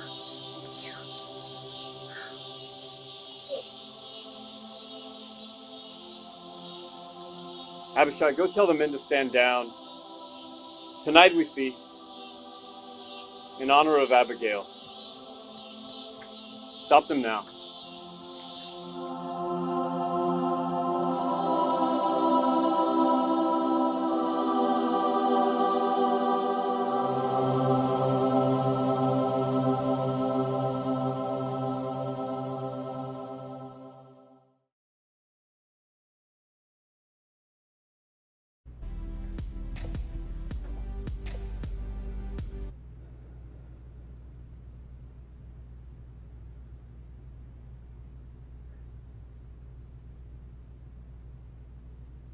Thank you for joining us for another segment.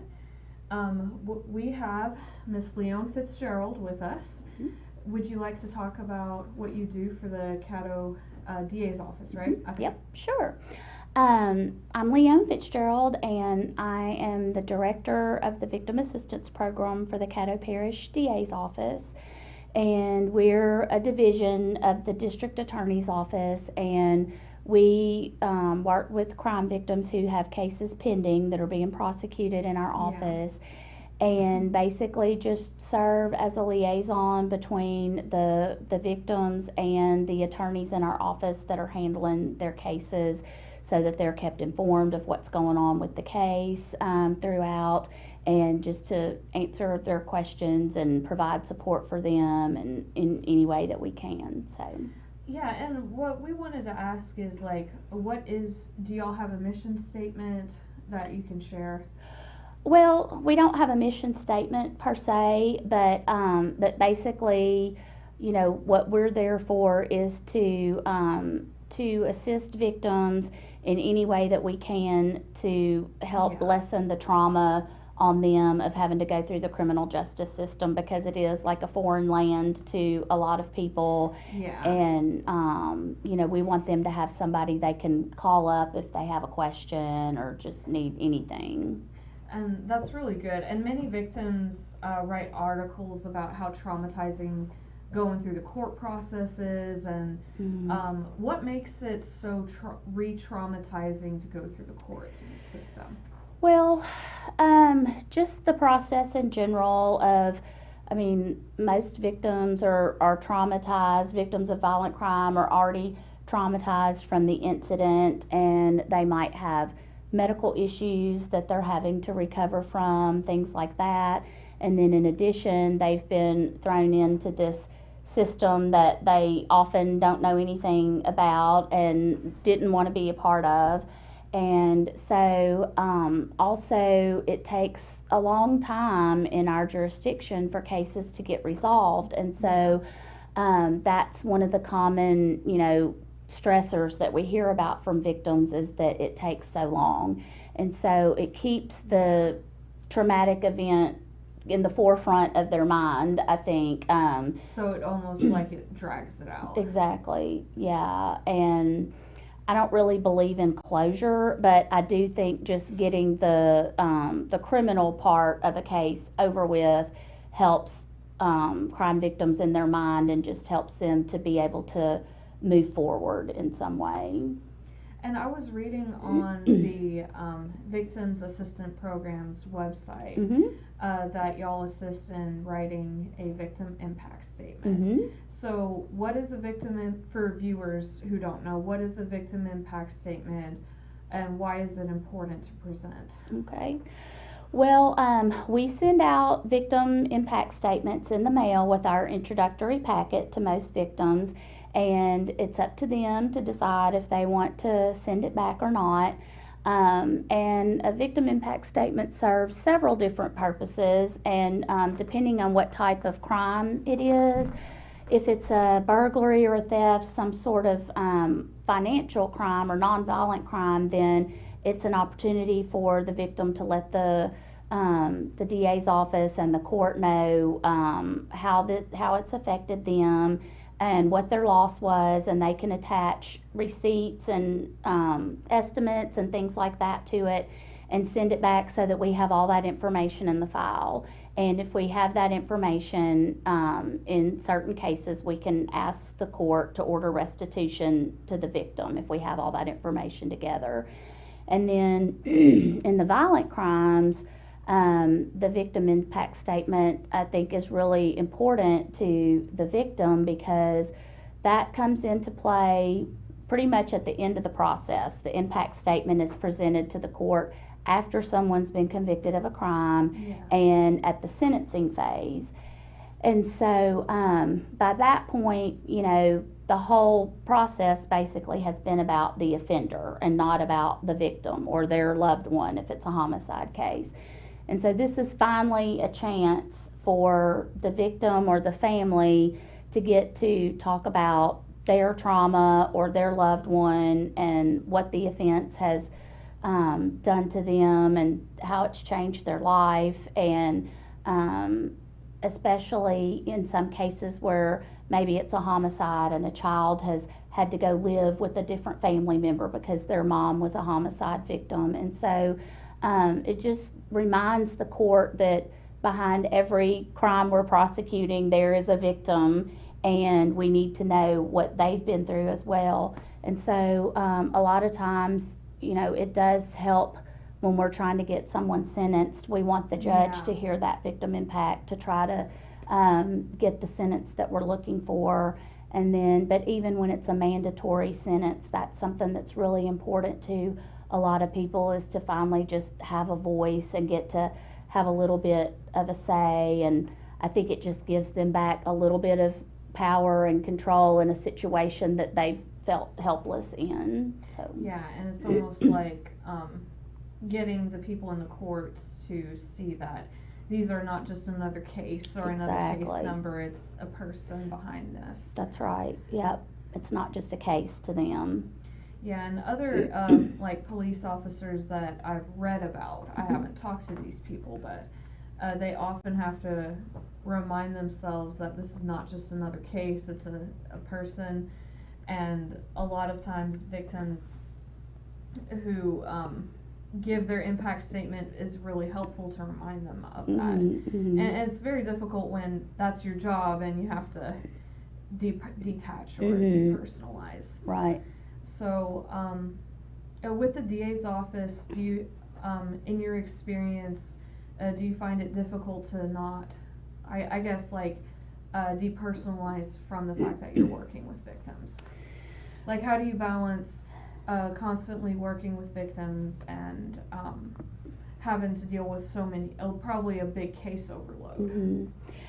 Well, that's a good question because I do get comments from people a lot like, I don't know how you do your job, or I couldn't do your job. And I mean, it is hard some days, it's sad, it's frustrating, but somebody has to be doing this. And so you have to be able to compartmentalize it and, you know, turn it off at the end of the day and go home. That doesn't mean that I don't think about it, but I try to do all that I can for the people that I'm helping, and I just have to keep myself mentally healthy and the other advocates that work with me, so that we're able to show up and, you know, be exposed to trauma every day and keep going and trying to help people. So it's actually, I consider my job, and I've been there for almost 25 years, and I consider it a privilege and a blessing and an honor to be able to do the job that I do and meet the people that I do. So the Victims Assistance Program is very much like an advocacy. Mm-hmm. Do y'all go with the victims to court? Mm-hmm. Yes, we have, since our DA, James Stewart, was elected, the Victim Assistance Program has gone from a department of 4 to a department of 9. So we're able to provide services now at the juvenile court. We have a full-time coordinator assigned out there that works with victims of the juvenile crimes. And then we have a coordinator that works just in our homicide screening unit with homicide victims. And then the rest of us are mostly just assigned to a criminal section. And so, you know, we just have better coverage now than we used to. And we do go to court with victims if they want to come, or if they have to be there to testify. Unfortunately, you know, we have a lot of child victims, and so we work with them and with the ADAs ahead of time to prepare them, take them down and show them the courtroom, let them sit in the witness chair, things like that. And so that, I mean, that's just a few of the things we do. But yes, and then another thing that we handle in the office is our office has a no drop policy when it comes to dropping charges. Okay. You know, in the old days, if a victim wanted to drop charges, all they had to do was come up and sign an affidavit, and that was that. But for the past almost 25 years, we've had the no drop policy. And so those are particularly relevant to the domestic violence cases because... Is that determined based on what jurisdiction you're in, what each individual DA's office? Yes. Like the city court, you know, a lot of domestic violence cases go to the city court. And so they have their own policy for that. My office, that we have the no drop policy.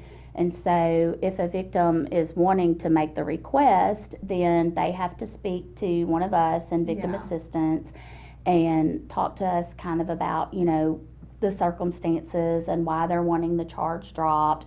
It turns out once you talk to them for a few minutes that a lot of them really don't want it dropped. They've just been getting pressure from family. I completely understand yes, that. You know, all the reasons why, or they're financially dependent on the offender and they need him out of jail so he can go back to work, things like that. And so if we tell them what the options are, and in a lot of cases these offenders are eligible for probation if they don't have a bad record.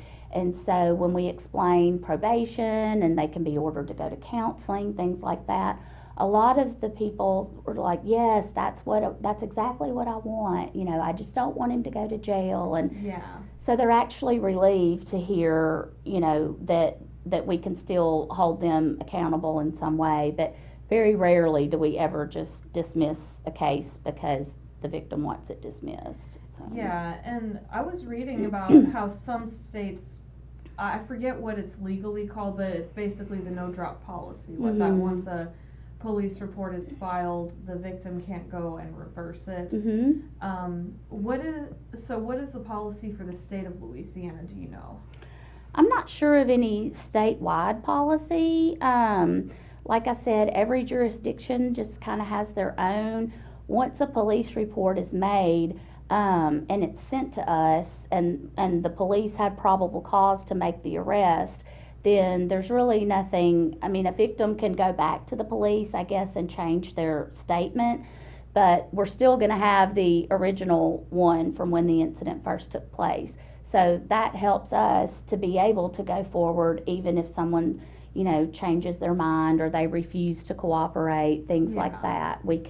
Sometimes we can go forward even without the victim's cooperation. So but that's another whole story about how important it is for officers to write their reports thoroughly and take pictures and things like that. And what I was also reading about on your website is that y'all help sign people up for inmate statuses in the Department of Correction. Can you tell us a little bit about what that is and how people can sign up? Sure. Okay, so pre-conviction, whenever a case is still just pending, we have a system, and it is a statewide system called Louisiana Vine, and victims can register with that system for automatic notification of court dates. Anytime a court date is set, they'll get a notice, or custody status. And so that's especially important in domestic violence cases, because the victim can go to sleep at night knowing that if somehow he managed to bond out of jail in the middle of the night, that she's going to get a call in the middle of the night giving her a heads up. And so so that's pre-conviction. And then once the case is resolved, if the offender gets sentenced to prison time, there's a form that we give all victims to fill out. It's a Department of Corrections notification form. And if they fill that out and send it in, it's confidential. The offender doesn't know that the victim has sent it in, but it goes into their file and puts them on the record for anything in the future, such as a parole hearing or a release date, or if the offender dies in prison, then the Department of Corrections will notify the victim. And I do appreciate all this information, because some of it I'm still learning, because I haven't had to go through like an extensive court process. And it's also important to educate the public on, you know, a little bit how all these go, even though we're not lawyers and we can't give legal advice, but it can be a little bit of a heads up before they do start a court process. So for those people who don't know, what is the role of the DA's office versus the court system? Like, how do they work together? Well, the district attorney's office, you know, we're the ones that institute the charges and prosecute the case. When we say the court, it usually means the judge, and the judge's role is just to rule on any pretrial matters. In some cases, the trial is actually a bench trial, which is a judge trial. There's no jury. And in those cases, the judge actually reaches the verdict. And then in jury trials, the judge's role is basically to preside and rule on objections and make sure everything is done correctly. And then if there's a conviction, then the judge's role is to sentence the offender. So we're just two different objectives, because the judge is to be fair and impartial and unbiased, and so, you know, sometimes they rule in our favor, sometimes they rule in the defendant's favor, but so. So how can victims reach the Victims Assistance Program? Okay, our number is 318-226-5916. That's the number to the Victim Assistance Program.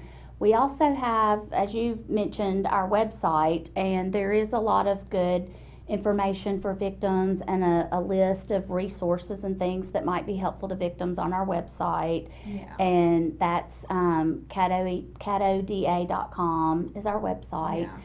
And so just call us, and we always say if we're not the right place that you need to be calling, we do our best to get you to the right place.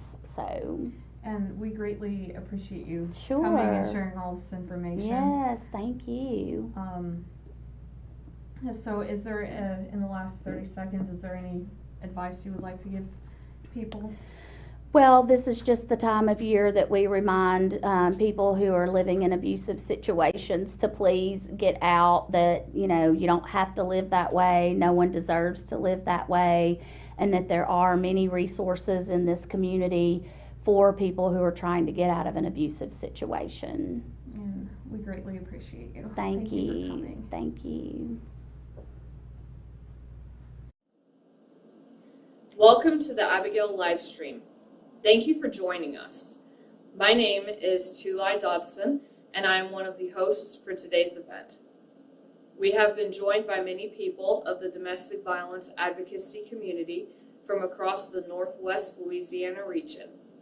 We will have a mix of interviews and presentations throughout the day.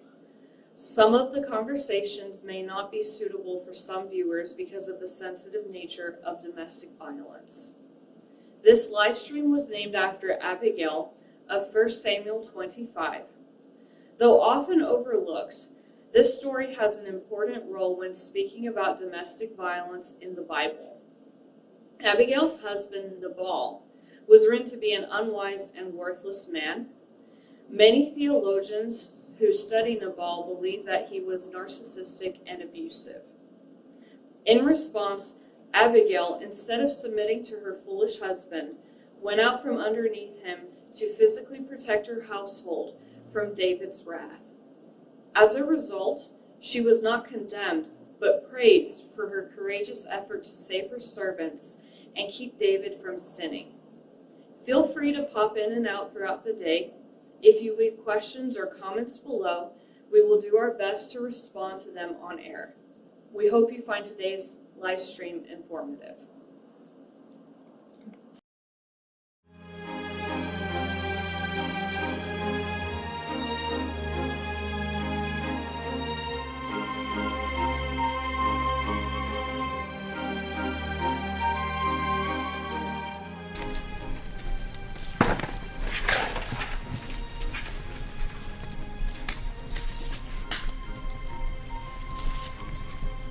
I'm shy.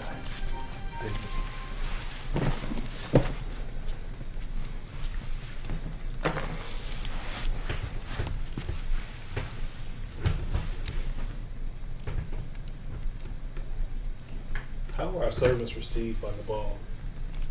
He turned them away. Gave nothing. Nothing? He did nothing. He absolutely just turned them away. But we treated them so well. I sent messengers in my name to Nabal, a man who lives in great prosperity.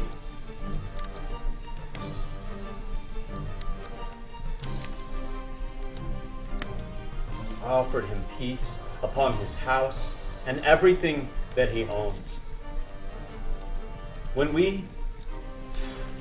During our whole stay in Carmel, when we had come across his shepherds, we took them in, we protected them, that no harm came to them, not one thing missing.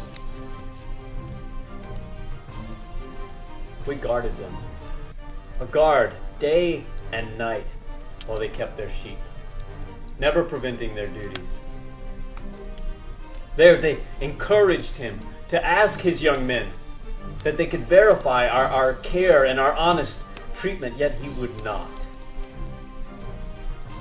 He denied knowing of me.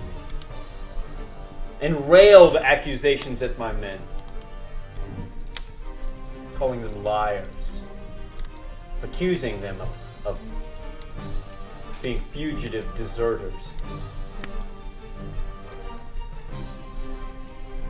Perhaps he fears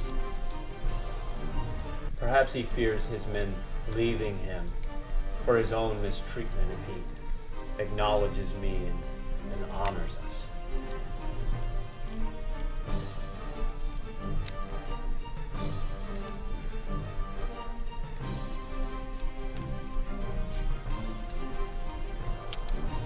After all we had given so much to Nabal's men, and he would not so much give us bread and water, let alone meat, of his great feast. After all we had given him, shared with them, he would not even share with us charity.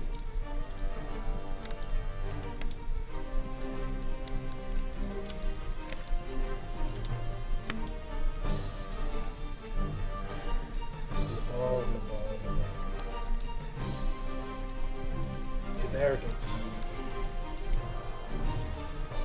This is how he repays us. This is how he responds. We were under no obligation to protect and care for the shepherds. Abishai, gather together 400 men. We will leave in the morning, and we will put swords to Nabal's servants, every last one. Tell your brother Asael, and remain with the camp with the remaining 200 men until we return.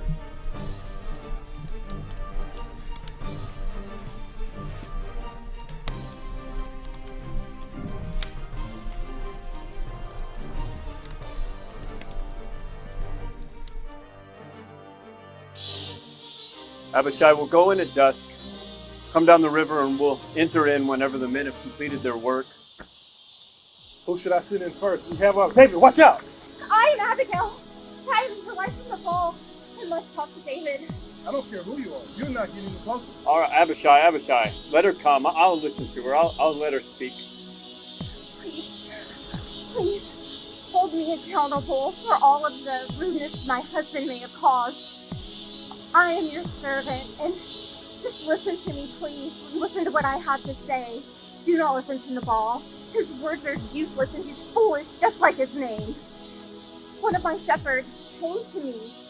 He told me how horrible you were mistreated, and I'm so sorry. But do not let that horrible situation have any bearing on what you're about to do. I know you thought about seeking vengeance. So please don't. I know you have goodness in your heart. I know you walk with the Lord.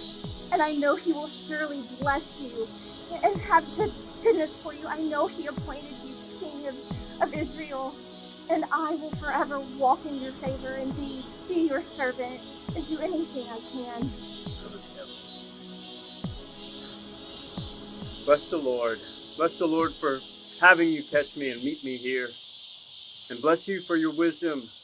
You saved me from blood guilt and seeking my own vengeance. By morning, there would not be a male servant left to Nabal, your husband. Not one. Rise up, get up.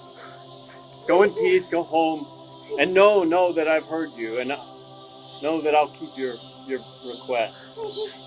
And when you become king, I will honor you as king. Thank you.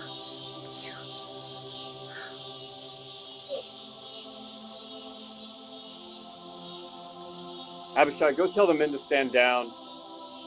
Tonight we feast in honor of Abigail. Stop them now.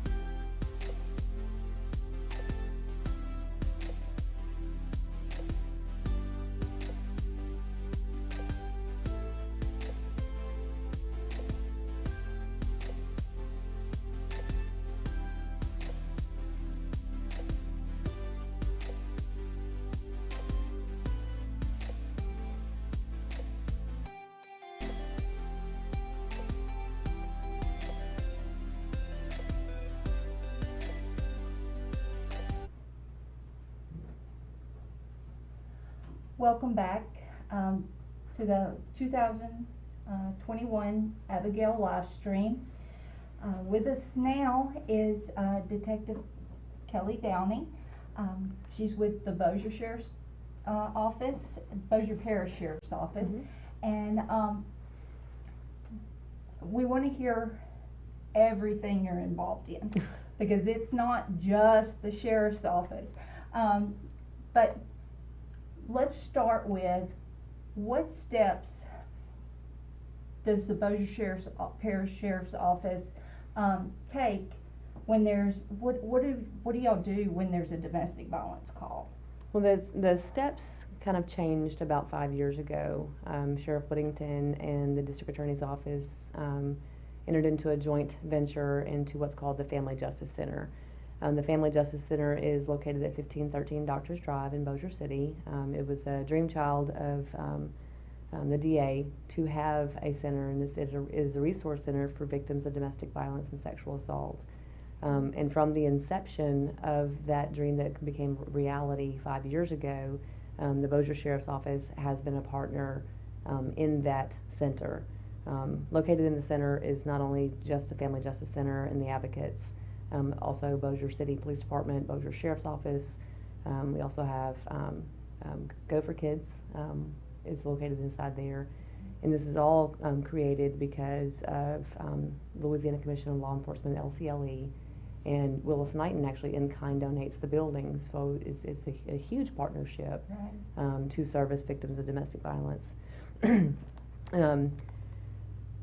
Also, some major partners is Project Celebration, who is the keeper of the safe house, and we join together so beautifully because there are so many things that a survivor needs to create their new life, and each entity has their little part in this play to where we have this a huge army behind the survivor. The Bossier Sheriff's Office, we have, along with the laws that have been continually changing since about 2012 to strengthen laws against domestic violence, we have strengthened our response to domestic violence. Obviously the patrol is going to be the first responders. They are the ones that are on scene, on everything, and their level of education has grown so immensely, and that is in part of education that is done through the Attorney General's office. They have master classes with domestic violence, and it has the education to be able to help understand, because the biggest problem is people not understanding. The inevitable questions, why don't they leave? And through education, through our first responders, they understand, and they have developed that empathy for victims, and to be able to help them understand that they are not alone. And that's the biggest thing, is for them to hear from people of authority, people that can make their lives better, people that can do something. You are not alone. And so we've fostered that. And when they do come into the Family Justice Center, they leave and they go, I have an entire army behind me, and they do. Because when, there's 2 of us in the domestic violence unit for the Bossier Sheriff's Office, and we take steps through the criminal side of it. And there's obviously some things that are going to be needed that are going to be beyond the scope of law enforcement, and that's where the advocates with the Family Justice Center picks up and steps in and helps us. So, it's that one-stop shop, that is fabulous for everybody that's involved. The advocates, the director of the center, Jerry Bowen, she has been the director since the inception. As a matter of fact, she and I are the only 2 that are still from the original group. Yes. No plans of leaving anytime soon, because when Sheriff asked me to do this 5.5 years ago, he didn't realize, and neither did I, that he asked me to do my calling. This is what I'm supposed to do. So on the criminal side of it, obviously the domestic is not a single event. Right. Patrol is there to determine that specific incident, and to obviously gather enough information to develop probable cause for the arrest, giving that survivor that moment. When we pick up from there, every case comes to the detectives units, even if there's arrest that is not case closed. We have been focusing the past several years on what's called trauma-informed victim interviews. And our bodies are pretty amazing things. You know, when you're in the act of trauma, your body reacts differently, your brain functions differently. So a victim may not be able to recite out what the sequence of events and make sense. Right. Because it doesn't make sense because of the brain. That's not how our brain functions. Your body actually requires 1 to 2 sleep cycles to get the full totality of the events. And so with our domestic violence unit, you know, the patrol officer may get, you know, A, C, E, L, and M of what happened, but when we come back, there's Detective Mackey or myself, because they've had that sleep cycle, they can give us more of the event, and so it kind of ties in and fills in the blank. Okay. We collect any additional evidence. If there's any children that are in that home that were witnesses to that violence, we'd take them to the gingerbread house, because as a witness of violence, they are eligible for that interview. Hearing the stories of the children, it makes it real. Not only because, you know, these are babies, you know, and we're supposed to protect them, but they get to tell their side. They get to tell what they see. And they get to, you know, express their feelings about, you know, everything that's happened in their home. We take them to gingerbread for multiple reasons. Not only does it become that their taped statements, but it also puts them into eligible for services for gingerbread, most specifically the counseling. Counseling, yes. Yes, it's a wonderful organization that's servicing so many children every year. With the Sheriff's Department, if somebody calls for help and they've already called for help, and you get that second and third, because it's 7 times on average before they actually do make it out, I know from experience, personal experience, there's that shame connected to it, that you know, I should have known better, I shouldn't have done this, you know. And when I didn't encounter any officers or deputies until after my escape, but I've talked to many people who were, they got tired of coming out. But they don't, I don't believe they get tired of coming out. I know on the officer level that it's got to be stressful. And to a certain degree, we have crisis intervention teams for officers when things do go really bad. Correct. And but can you tell your audience, not your particular person that you're speaking to then, but that it's not shameful? Call for help.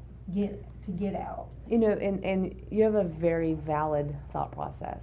And I would say 10 years ago it was an extremely valid thought process. And I'm really blessed with the opportunity of, you know, being able to be the trainer for domestic violence, to go to the roll call trainings and things of that nature, because, you know, we've stepped up our game, all right? And one of the very first things that I will teach to a brand new academy class is, you know, have that question, you know, the why don't you leave? Why don't you do this? You know, it's a very simple answer. This is not your journey, okay? And I tell them that point blank. This is not your journey, and you have the opportunity to plant the seed each and every interaction you have that there's help out there. And you know, I do have you know, victims that have been victims of prior, okay? And if they do decide to do, you know, drop the protective order, or, you know, allow for the person to go into the domestic abuse diversion program through the district attorney's office. And we work very close with the district attorney's office. This is their, family justice is their program. Right. But the victims advocate coordinator, she and I work hand in hand. You know, that, you know, if they do just, you know, allow, you know, regardless of what they have done, it's what they did for themselves. Right. And this is not our journey, and this is not our story to tell. So whatever decision they make, they fully understand. You know, I understand that you're making decisions for you, and this is very valid. Right. If the time comes, if you need my help again, I'm a phone call away. Right. You know, and we'll do it, and we'll keep doing it, and we'll keep doing it. And unfortunately, sometimes it gets to the point to where the children are involved, and that's their breaking point. Right. And we'll still scoop them up and take care of them 100%, because regardless, you know, that person becoming a survivor is our ultimate goal. How many steps we had to take to get there? It's unfortunate sometimes. It's unfortunate, but their story is going to become so fabulous. Their tests are going to go into testimonies. Exactly. Because they took their steps that were necessary, and they survived. But it is not for me to judge, or any of us to judge. You know, Right. and, you know, the simple fact is, each encounter they're going to hear the same thing.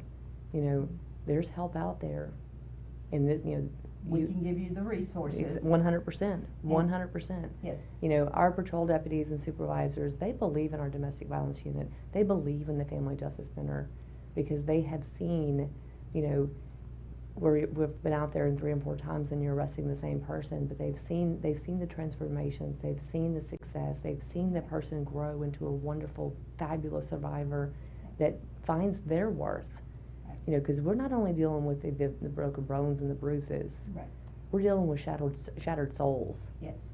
And that takes, you know, I that know. takes a long time to heal. Yes. You know, our journeys together, you and I, you know, has been a long time, and I've seen you grow through it. Yes. God does great work and pulls us up when we don't think we can. Mm-hmm. And you know, I know they've got the right person training Mm-hmm. their patrol officers in the domestic violence area. I don't think there's anybody more qualified in Bossier. We do go back a few years. We do.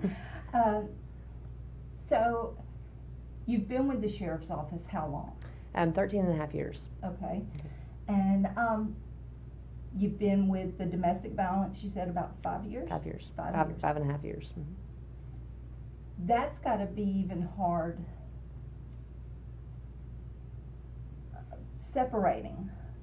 How do you separate your work from your home? I have my husband kind of laughs at me, believe it or not. I have a thing I do every single day. When I walk into the garage, and I open the garage door, and I will go out to my flower beds, and I'll pull 1 or 2 weeds. And then when I get home in the evenings, I'll park the Tahoe in the garage, and I'll walk out to my flower beds, and I'll pull 1 or 2 weeds. And yes, I have a weedless flower bed, but that is me. When I'm coming home, I'm setting down my work, and when I'm going out in the mornings, when I'm getting ready to leave, I'm picking up my work, and dropping off my home. You know, I've been married for 28 years. I might have got that wrong. 27, 28. And you know, I have a fabulous partner that understands that I am not an 8 to 4:30 person, and I don't have an 8 to 4:30 job. But as far as the emotional toll, PTSD is a hot topic for a lot of agencies, and especially the Bossier Sheriff's Office. I work for a fabulous sheriff, okay, and we have resources for even ourselves, that when it gets too much, there's that no cost avenue for us. To stay healthy. Yes. Because if you're not healthy, you can't help someone. Exactly. But yeah, I have my thing. Like I said, I do have some weedless flower beds, but that is my thing to do. Do you separate 100%? I would lie to tell you if I did. Right. But when I get off the phone or leave a victim, I'm going to be in prayer for you, because that's what it is. This was my calling, and this is my God thing. And I'm surprised even myself that after 5 years, I'm not completely drained. I'm not even a little bit drained. Just keep wanting to move forward, make it bigger, make it better, make it stronger, make it this. Grow the FJC, grow. And the FJC has grown so much. When we first initiated 5 years ago, then it was just simply there's lots of resources for victims. You know, just some really small things. But you know, like a person is going to the safe house, or we're going to be transitioning into a safe location. You know, getting the schools transferred, getting a new phone. You know, counselors. And, you know, now we actually have the ability to have an attorney go with them to the protective order court. You know, there's so much things that can be done that just brings it to where reality of I can do this. Right. And I think it's the one-stop shop. Mm-hmm. Mm-hmm. In my particular case, there was no one-stop shop. I had to figure out this step and then this step, and I know a lot of people have. And how easy is it? And it's never easy to get out, but to be in one building Mm-hmm. with everything you need to do, and you not have to arrange for 4 or 5 babysitters to get the help you need. We actually have a children's play area, and it's so they lots can of bring the fun. children. It's lots of fun in there. They have these little tiles that, you know, when you step on it, it changes colors. It's fabulous. So yeah, you have children, Right. bring them. You know, I have a little table in coloring book in my office. You know, I understand you have children, and especially if you're leaving a situation, you'd be scared to leave them anywhere. Bring them Exactly. babies. We're okay with that. Good. You know. That's, and I think that will help people Mm-hmm. to come for services, because I escaped with no children. I didn't have any with my abuser, but I can only imagine the stress related with that. We tell victims when they initially come in that the next few days, few weeks are going to be an incredible amount of thought process, and that when they wake up, they are to create a list of what they need to get done that day, and to make that list very small so they can go to bed every single night feeling accomplished. The very first parts of leaving is an immense amount of stress. That's why the advocates are fabulous. They can make the phone calls that need to be made. They can make arrangements that need to be made. There's so much. I will go to Miss Jerry with some incredibly odd things. I know this is not part of this, but this is, you know, and she's like, okay, see what we can do. We'll figure it out. You know, and when you have that can-do attitude, you know, there's nothing that can't get accomplished. You know, you can move mountains. 100%. You know. And that's, you know, I have a few sayings that I have developed over the past few years. You know, everybody has the mentality of why don't they, you know, and it would be the same for a drug abuser. You know, we want them to get off drugs. Yes. And you can't want that enough for anybody. So I would not be able to push a grain of sand across a desk until they're ready. Right. Now, when they're ready, we'll move mountains. Sure. 100%. And I fully believe God works through people. Mm-hmm. You know, and I've said previous today, and I say it quite often, this is not something we choose to work. Mm-hmm. You know, you might get a job where you get to work it, but it's a calling where you will burn out if it's not your calling. 100%. Yes. What are some common when a victim is you encounter a victim, what are some signs if they're not saying I'm a victim? How do you know? People believe that domestic violence is your lifetime movie network of the broken bones, the black eyes. You know, there's a lot of confidence that is lost, and seeing the non-confidence in a person is usually my first clue there's something going on in their home. Especially, you know, if you know they see me out in different situations, they're going to avoid making contact. They're going to avoid, you know, even eye contact. The lack of confidence is a huge clue to me. Yes, you can look at bruises like that, but the stern looks of the partner, it's kind of very difficult to explain, but there is a tension in between people, and there's a tension within that person that is just noticed. It's very difficult to explain, but you can also see in their eyes that there's a soul in there that just wants to scream out for help. you say that, and I, in my particular case, it was always, I was begging for help, but I couldn't say it. Well, I want to thank you. Thank you for having me. So much for coming, and we'll be back shortly. Welcome to the Abigail live stream. Thank you for joining us. My name is Tulai Dodson, and I am one of the hosts for today's event. We have been joined by many people of the domestic violence advocacy community from across the Northwest Louisiana region. We will have a mix of interviews and presentations throughout the day. Some of the conversations may not be suitable for some viewers because of the sensitive nature of domestic violence. This live stream was named after Abigail of 1 Samuel 25. Though often overlooked, this story has an important role when speaking about domestic violence in the Bible. Abigail's husband, Nabal, was written to be an unwise and worthless man. Many theologians who study Nabal believe that he was narcissistic and abusive. In response, Abigail, instead of submitting to her foolish husband, went out from underneath him to physically protect her household from David's wrath. As a result, she was not condemned, but praised for her courageous effort to save her servants and keep David from sinning. Feel free to pop in and out throughout the day. If you leave questions or comments below, we will do our best to respond to them on air. We hope you find today's live stream informative.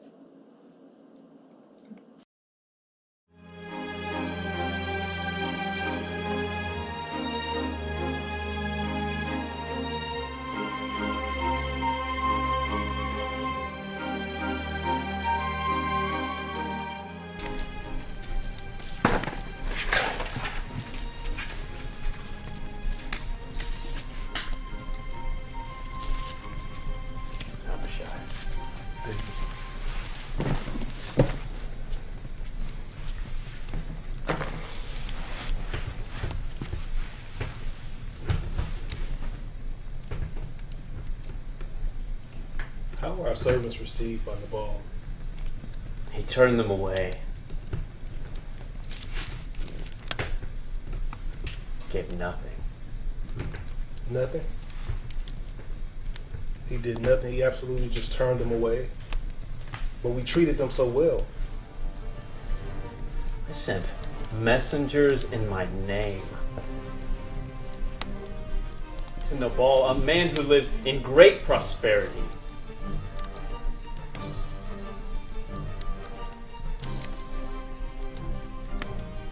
I offered him peace upon his house and everything that he owns. During our whole stay in Carmel, when we had come across his shepherds, we took them in, we protected them, that no harm came to them, not one thing missing. We guarded them, a guard day and night while they kept their sheep, never preventing their duties. There they encouraged him to ask his young men that they could verify our care and our honest treatment, yet he would not. He denied knowing of me and railed accusations at my men, calling them liars, accusing them of being fugitive deserters. Perhaps he fears his men leaving him for his own mistreatment if he acknowledges me and honors us.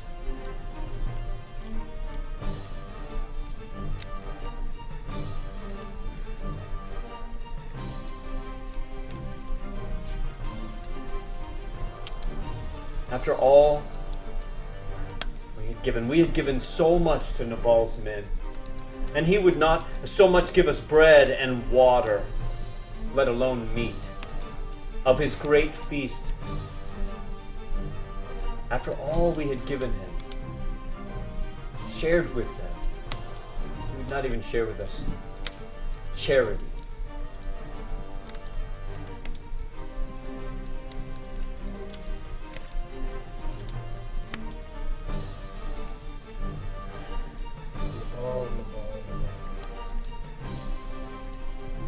His arrogance. This is how he repays us. This is how he responds. We were under no obligation to protect and care for the shepherds. Abishai. Gather together 400 men. We will leave in the morning, and we will put swords to Nabal's servants, every last one. Tell your brother Asael, and remain with the camp with the remaining 200 men until we return.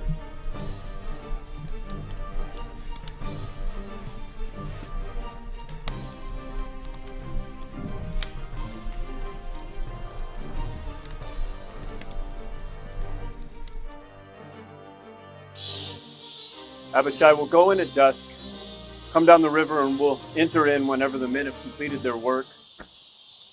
Who should I send in first? We have David, watch out! I am Abigail. I am the wife of Nabal, and must talk to David. I don't care who you are. You're not getting closer. All right, Abishai, let her come. I'll listen to her. I'll let her speak. Please, hold me accountable for all of the rudeness my husband may have caused. I am your servant, and just listen to me, please. Listen to what I have to say. Do not listen to Nabal. His words are useless, and he's foolish, just like his name.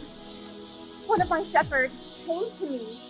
He told me how horrible you were mistreated, and I'm so sorry. But do not let that horrible situation have any bearing on what you're about to do. I know you thought about seeking vengeance. So please don't. I know you have goodness in your heart. I know you walk with the Lord. And I know he will surely bless you and have goodness for you. I know he appointed you king of Israel. And I will forever walk in your favor and be your servant and do anything I can. Bless the Lord. Bless the Lord for having you catch me and meet me here. And bless you for your wisdom.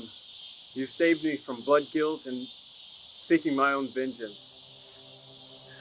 By morning, there would not be a male servant left to Nabal, your husband. Not one. Rise up, get up. Go in peace, go home, and know that I've heard you, and know that I'll keep your request. Thank you. And when you become king, I will honor you as king. Thank you.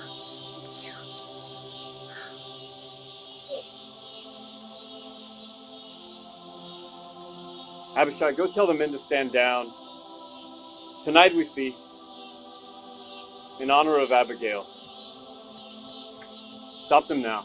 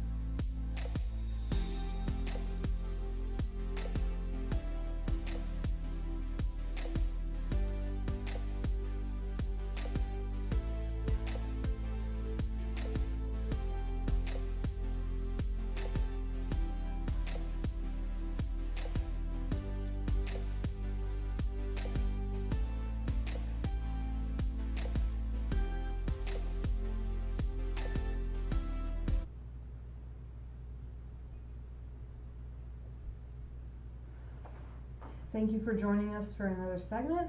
A victim or a survivor, they have been referred to me either by the Caddo Parish District Attorney's Office, maybe through Project Celebration, other law enforcement agencies, from providers, or from the investigating officers sometime, and even just family and friends who actually do know that the program does exist.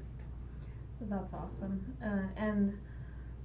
What do you do to make victims of crime feel comfortable with you, especially when it comes to sharing their story, because a lot of times victims are hesitant to share their stories? That is so true. And the best thing I can say is to just always listen. Because sometimes whenever you have a victim, the most important thing they want is just for someone to listen to their story and what's happened to them, and to just believe what they're saying. So just to listen most of all, above all, to be patient, not to be judgmental, but just to let them know that you're there, you believe them, and that you support them to the best of your abilities, and you're there to help them in any type of way that you can. And so those are just some really great ways to assist the victim. Yeah, and I'm sure being in positions like yourself, it does teach you a lot about listening. Yes. When a victim is, I guess, hesitant to talk to someone in uniform, how do you help with that? The first thing I would say, that if they're hesitant, because victims can be hesitant about talking to individuals in uniforms, but I always go to them. The first thing I want to do is explain to them who I am and what I do. And from that point on, once I kind of have their attention, again, like I said, I give them the opportunity to speak, because I found that once you allow them to start talking, the more they talk to you and the more attentive you are, then it kind of eases them a little bit, and it helps them become more comfortable in speaking with you or sharing their story or telling you what happened. And in doing that, you can kind of listen to what they're saying, and then that way you'll know exactly what services you can offer or what services you should direct them in, so that they can get the help that they need. So how can victims get in contact with the Caddo Sheriff's Office, and then with the program that you're over? Oh, there are several ways. First of all, they can always call our office. I'm located in community programs at the Caddo Parish Sheriff's Office.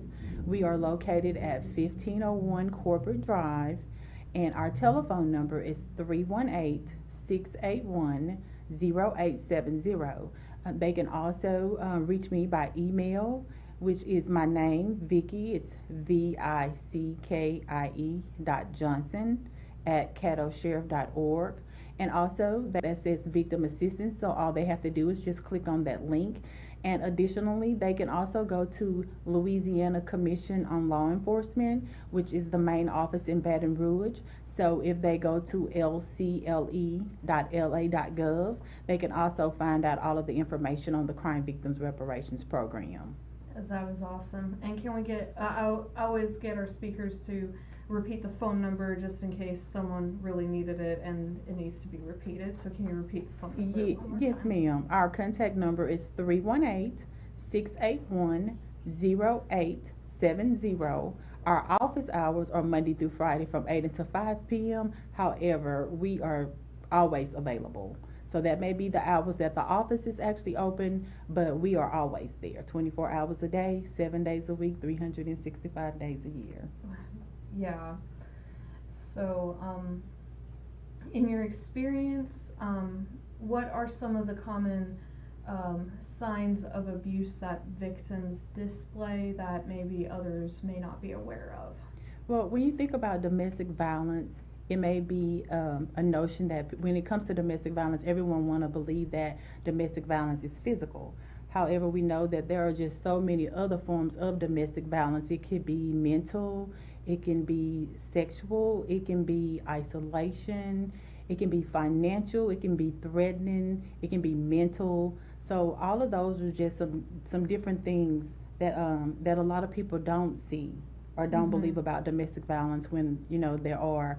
And some of the other things that you can notice in a person that may be a victim of domestic violence, it could be isolation, or it can be withdrawal, it can even be appearance. Let's say, for an example, if you have a coworker and he or she normally comes to work and their hair is always done, their clothes are always intact, but now you're wondering why he or she looks like they kind of like just got out of bed and came to work. I mean, something so simple as just their appearance could also be a sign of domestic violence, and no one may not believe that, but that, I mean, that's an actual fact. Yeah. And what advice, I've been asking this question most of the time, especially throughout the Gabby Petito case really sparked this question of what advice would you give a civilian who encounters a victim that, you know, maybe they're unsure but they have this gut feeling that something's wrong? I would just say to speak up and just to speak out. If you can, you know, if you have contact with the victim, maybe to just get who they are and maybe a little information about what happened to them. Because whenever, and most of all, just to contact law enforcement. I know it could be that you feel like you're, I want to say, that you're betraying their trust. But I would still say to make sure that you contact law enforcement or contact an agency, because who knows, your voice could be the only voice that that victim actually has. So I would just say to just speak up and just to let someone know something is going on.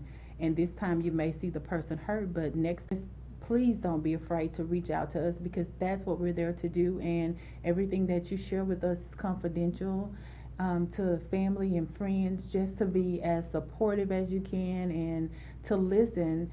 And one of the things I always say is, please do not encourage, you know, your family or your friends to stay in that situation, because it can become very dangerous. It can even become life-threatening. Yeah. So those are just some of the things that I think are very important, and to even law enforcement and to other advocates. As you know, we always just to let the victim know that we're there and that we care.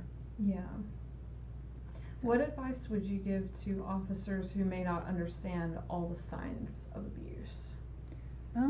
I would just say to those officers is just to listen, first of all, to listen to what it is that the victim is actually trying to say.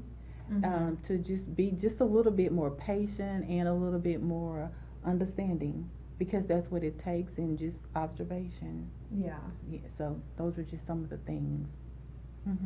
Well, we greatly appreciate the service that you do and the programs that you are a part of, especially with victims reparation, because I didn't even know about that until I met you. Right.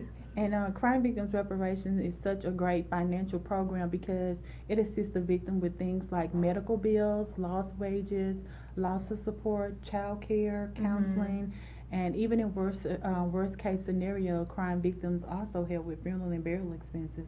So there's a lot of things that it does, and in addition to all of those things, it's just going to be based upon what the need of the victim is. So that's not the limit of it. Those are just some of the things that it offers. Yeah. Well, thank you so much for everything that you do. You're very welcome. And thank you for joining us today. Thank you for inviting me. It was a true pleasure.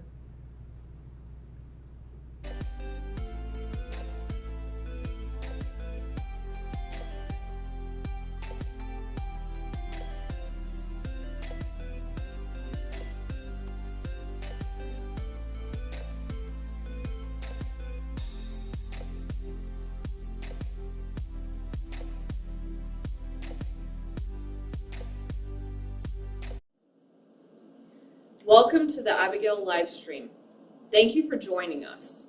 My name is Tulai Dodson, and I am one of the hosts for today's event.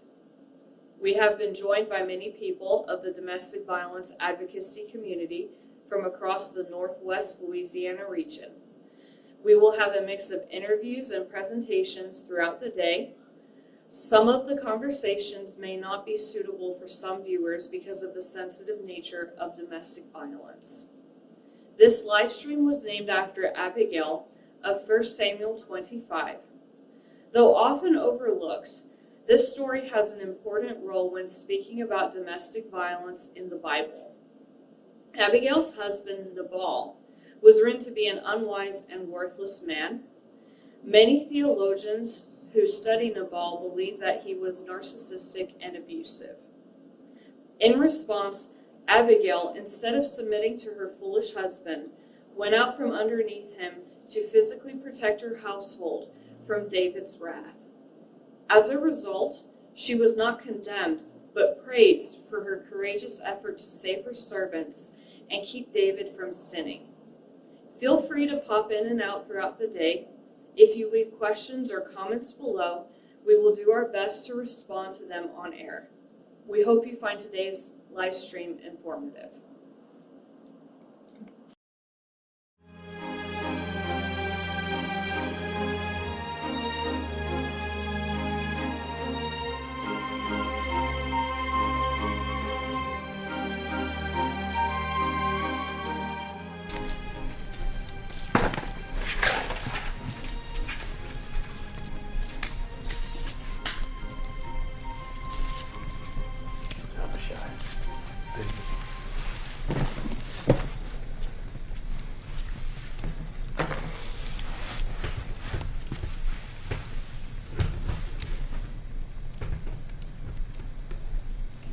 How were our servants received by Nabal? He turned them away. Gave nothing. Nothing? He did nothing. He absolutely just turned them away. But we treated them so well. I sent messengers in my name to Nabal, a man who lives in great prosperity.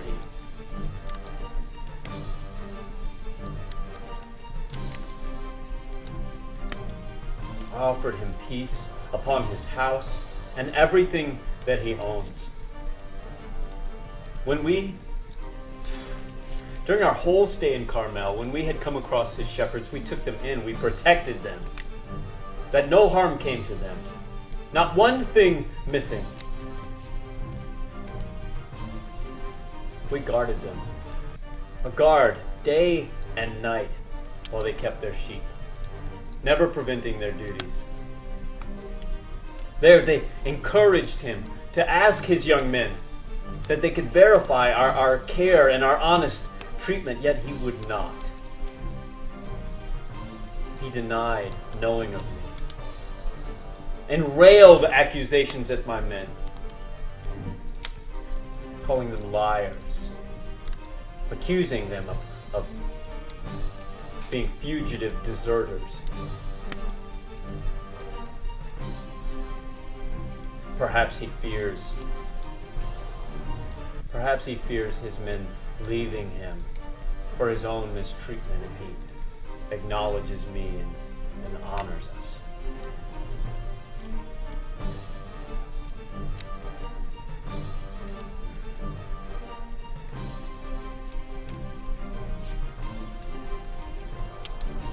After all we had given so much to Nabal's men, and he would not so much give us bread and water, let alone meat, of his great feast.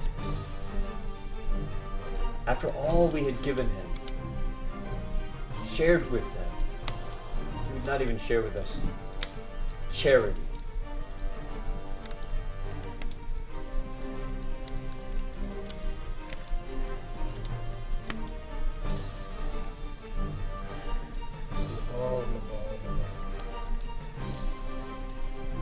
His arrogance.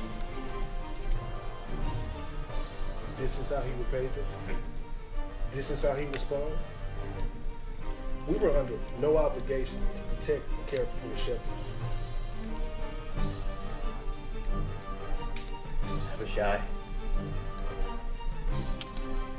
gather together 400 men. We will leave in the morning, and we will put swords to Nabal's servants, every last one.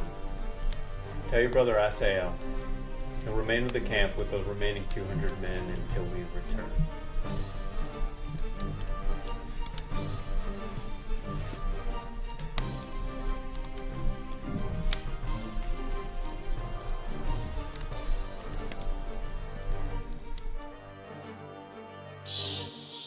Abishai will go in at dusk Come down the river and we'll enter in whenever the men have completed their work.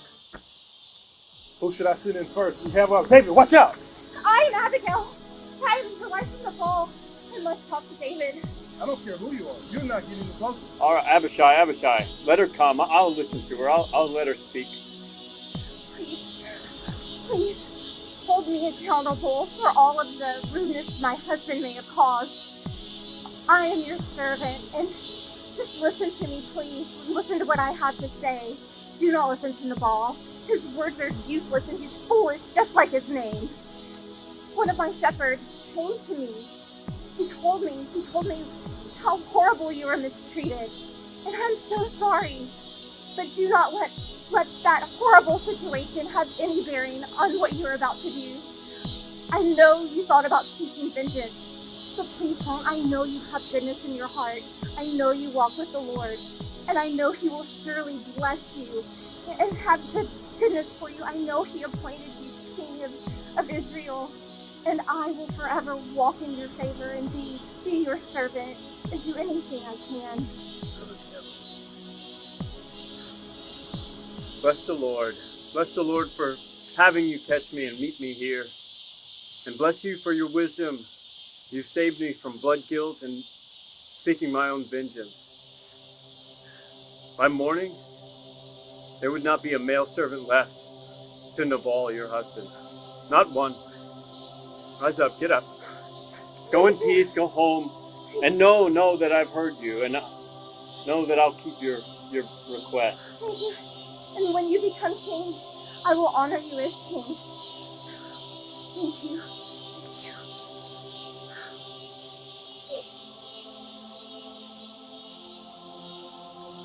Abishai, go tell the men to stand down. Tonight we feast in honor of Abigail. Stop them now.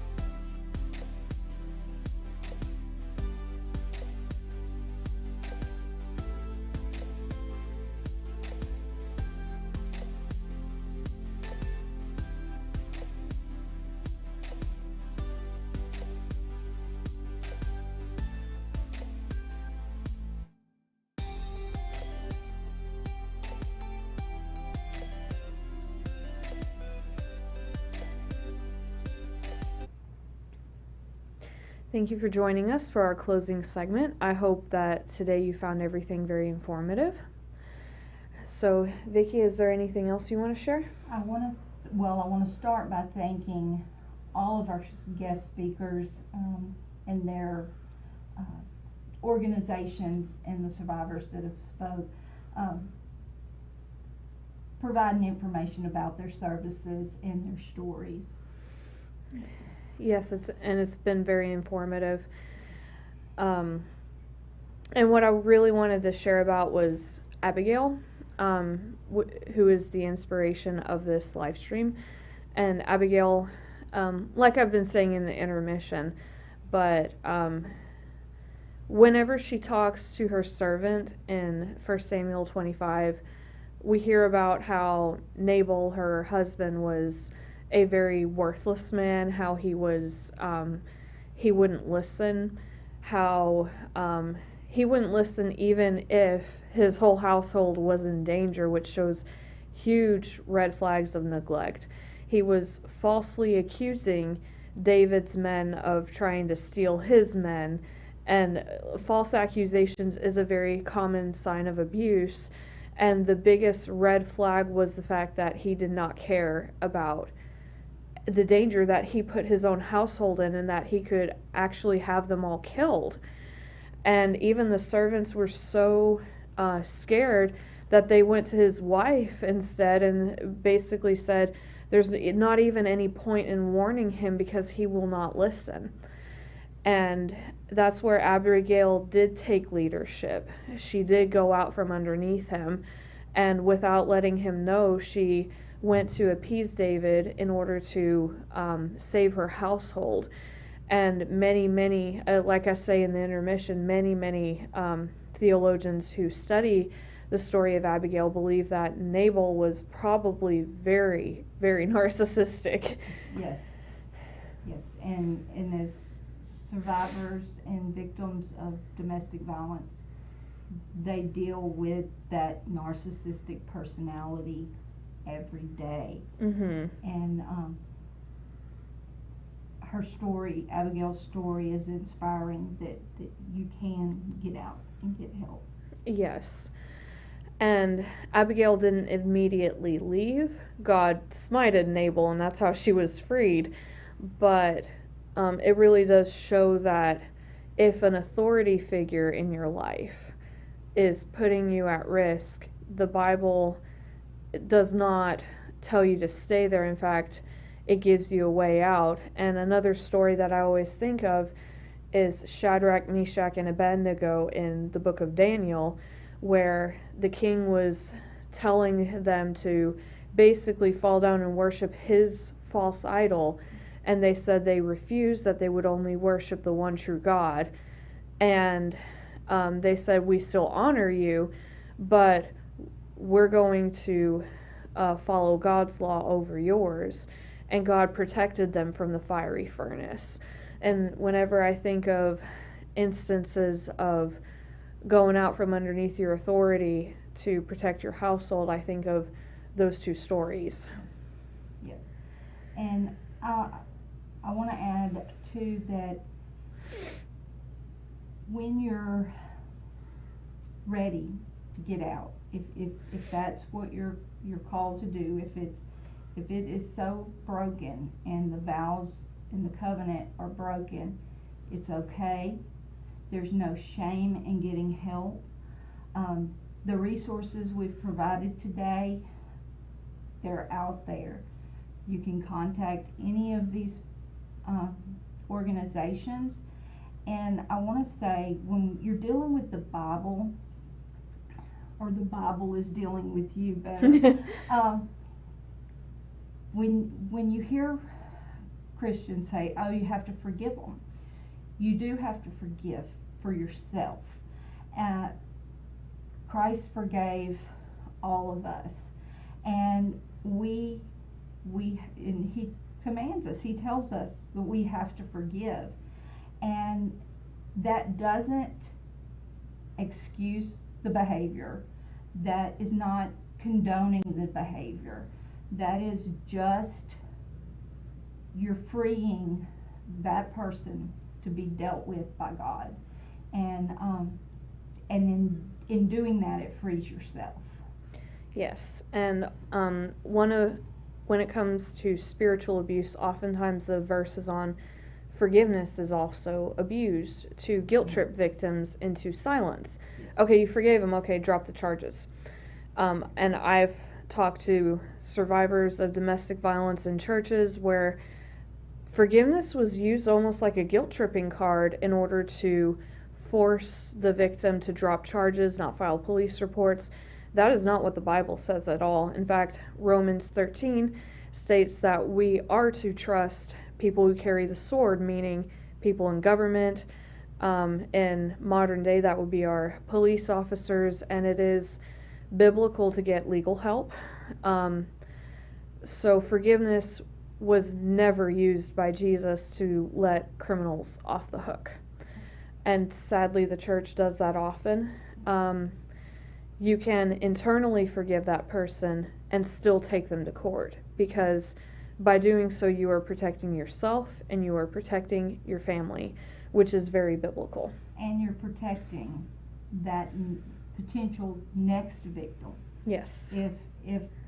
If their ultimate goal is to murder their victim, as in Chris Barney's story about Miranda, you know, if their intent is to kill, then you have to pray for them. And I'll use my case then, because when I got free, I prayed for my husband every day. I didn't have a choice, because one, it says, the Bible says, pray for your husbands, and do what's best for them. And I prayed God's will on him, and over the years, it's taken like 8 almost, but I'm more at peace now, and I know it's the way God's, because I've forgiven him, he's moved that peace on to me. Yeah. And I'll add, when I was speaking to Detective Downey, yes, from FJC Family Justice Center and the Bossier Parish Sheriff's Office, we were talking about the Bossier Parish Sheriff's Office, but FJC itself serves 9 parishes in northwest Louisiana. So if you're not from Bossier Parish but you need help, legal help, protective orders, children's services, they're there to help you if you are in any of the northwest Louisiana parishes. Awesome, thank you for that. And I think we just want to ask people to be patient with victims. A lot of times that when a victim has just been verbally abused, which verbal abuse does cause long-lasting effects on victims, just even past the physical violence, because once they leave, they often hear their abuser's words repeated in their heads because they've been so conditioned from verbal abuse that it has much long-lasting effects. So usually when, I guess, police officers or law enforcement arrive on the scene, the victim is very shaken, and you see them agitated, on edge, they're rambling, and their story is not in a consistent timeline. They jump from one end of the spectrum to the other. You don't know what they're trying to say, but the abuser is always calm and collected, because he's in many cases it's a he. Many cases he's just like unleashed wrath on his victim, scared the living daylights out of her, and then the law enforcement knocks on the door, and then he's cool as a cucumber. And this is why we are anger management courses are good, but oftentimes abusers don't need it, because if they had anger management problems, then when the police knocked on the door or the law enforcement, then when they answered, they wouldn't just like flip a switch and be calm. And so one of the major common signs is not what we gut instantly think, that, you know, the victim is going to be cool, calm, and collected, and the abuser is going to be this raging lunatic. Oftentimes it's the opposite, because the abuser pushes the victim to such a mental state that they're at the edge of losing it, and then abusers are calm, and then they turn around, even though they have put the victim in that situation, they can turn around and say, look, she's crazy, you know. And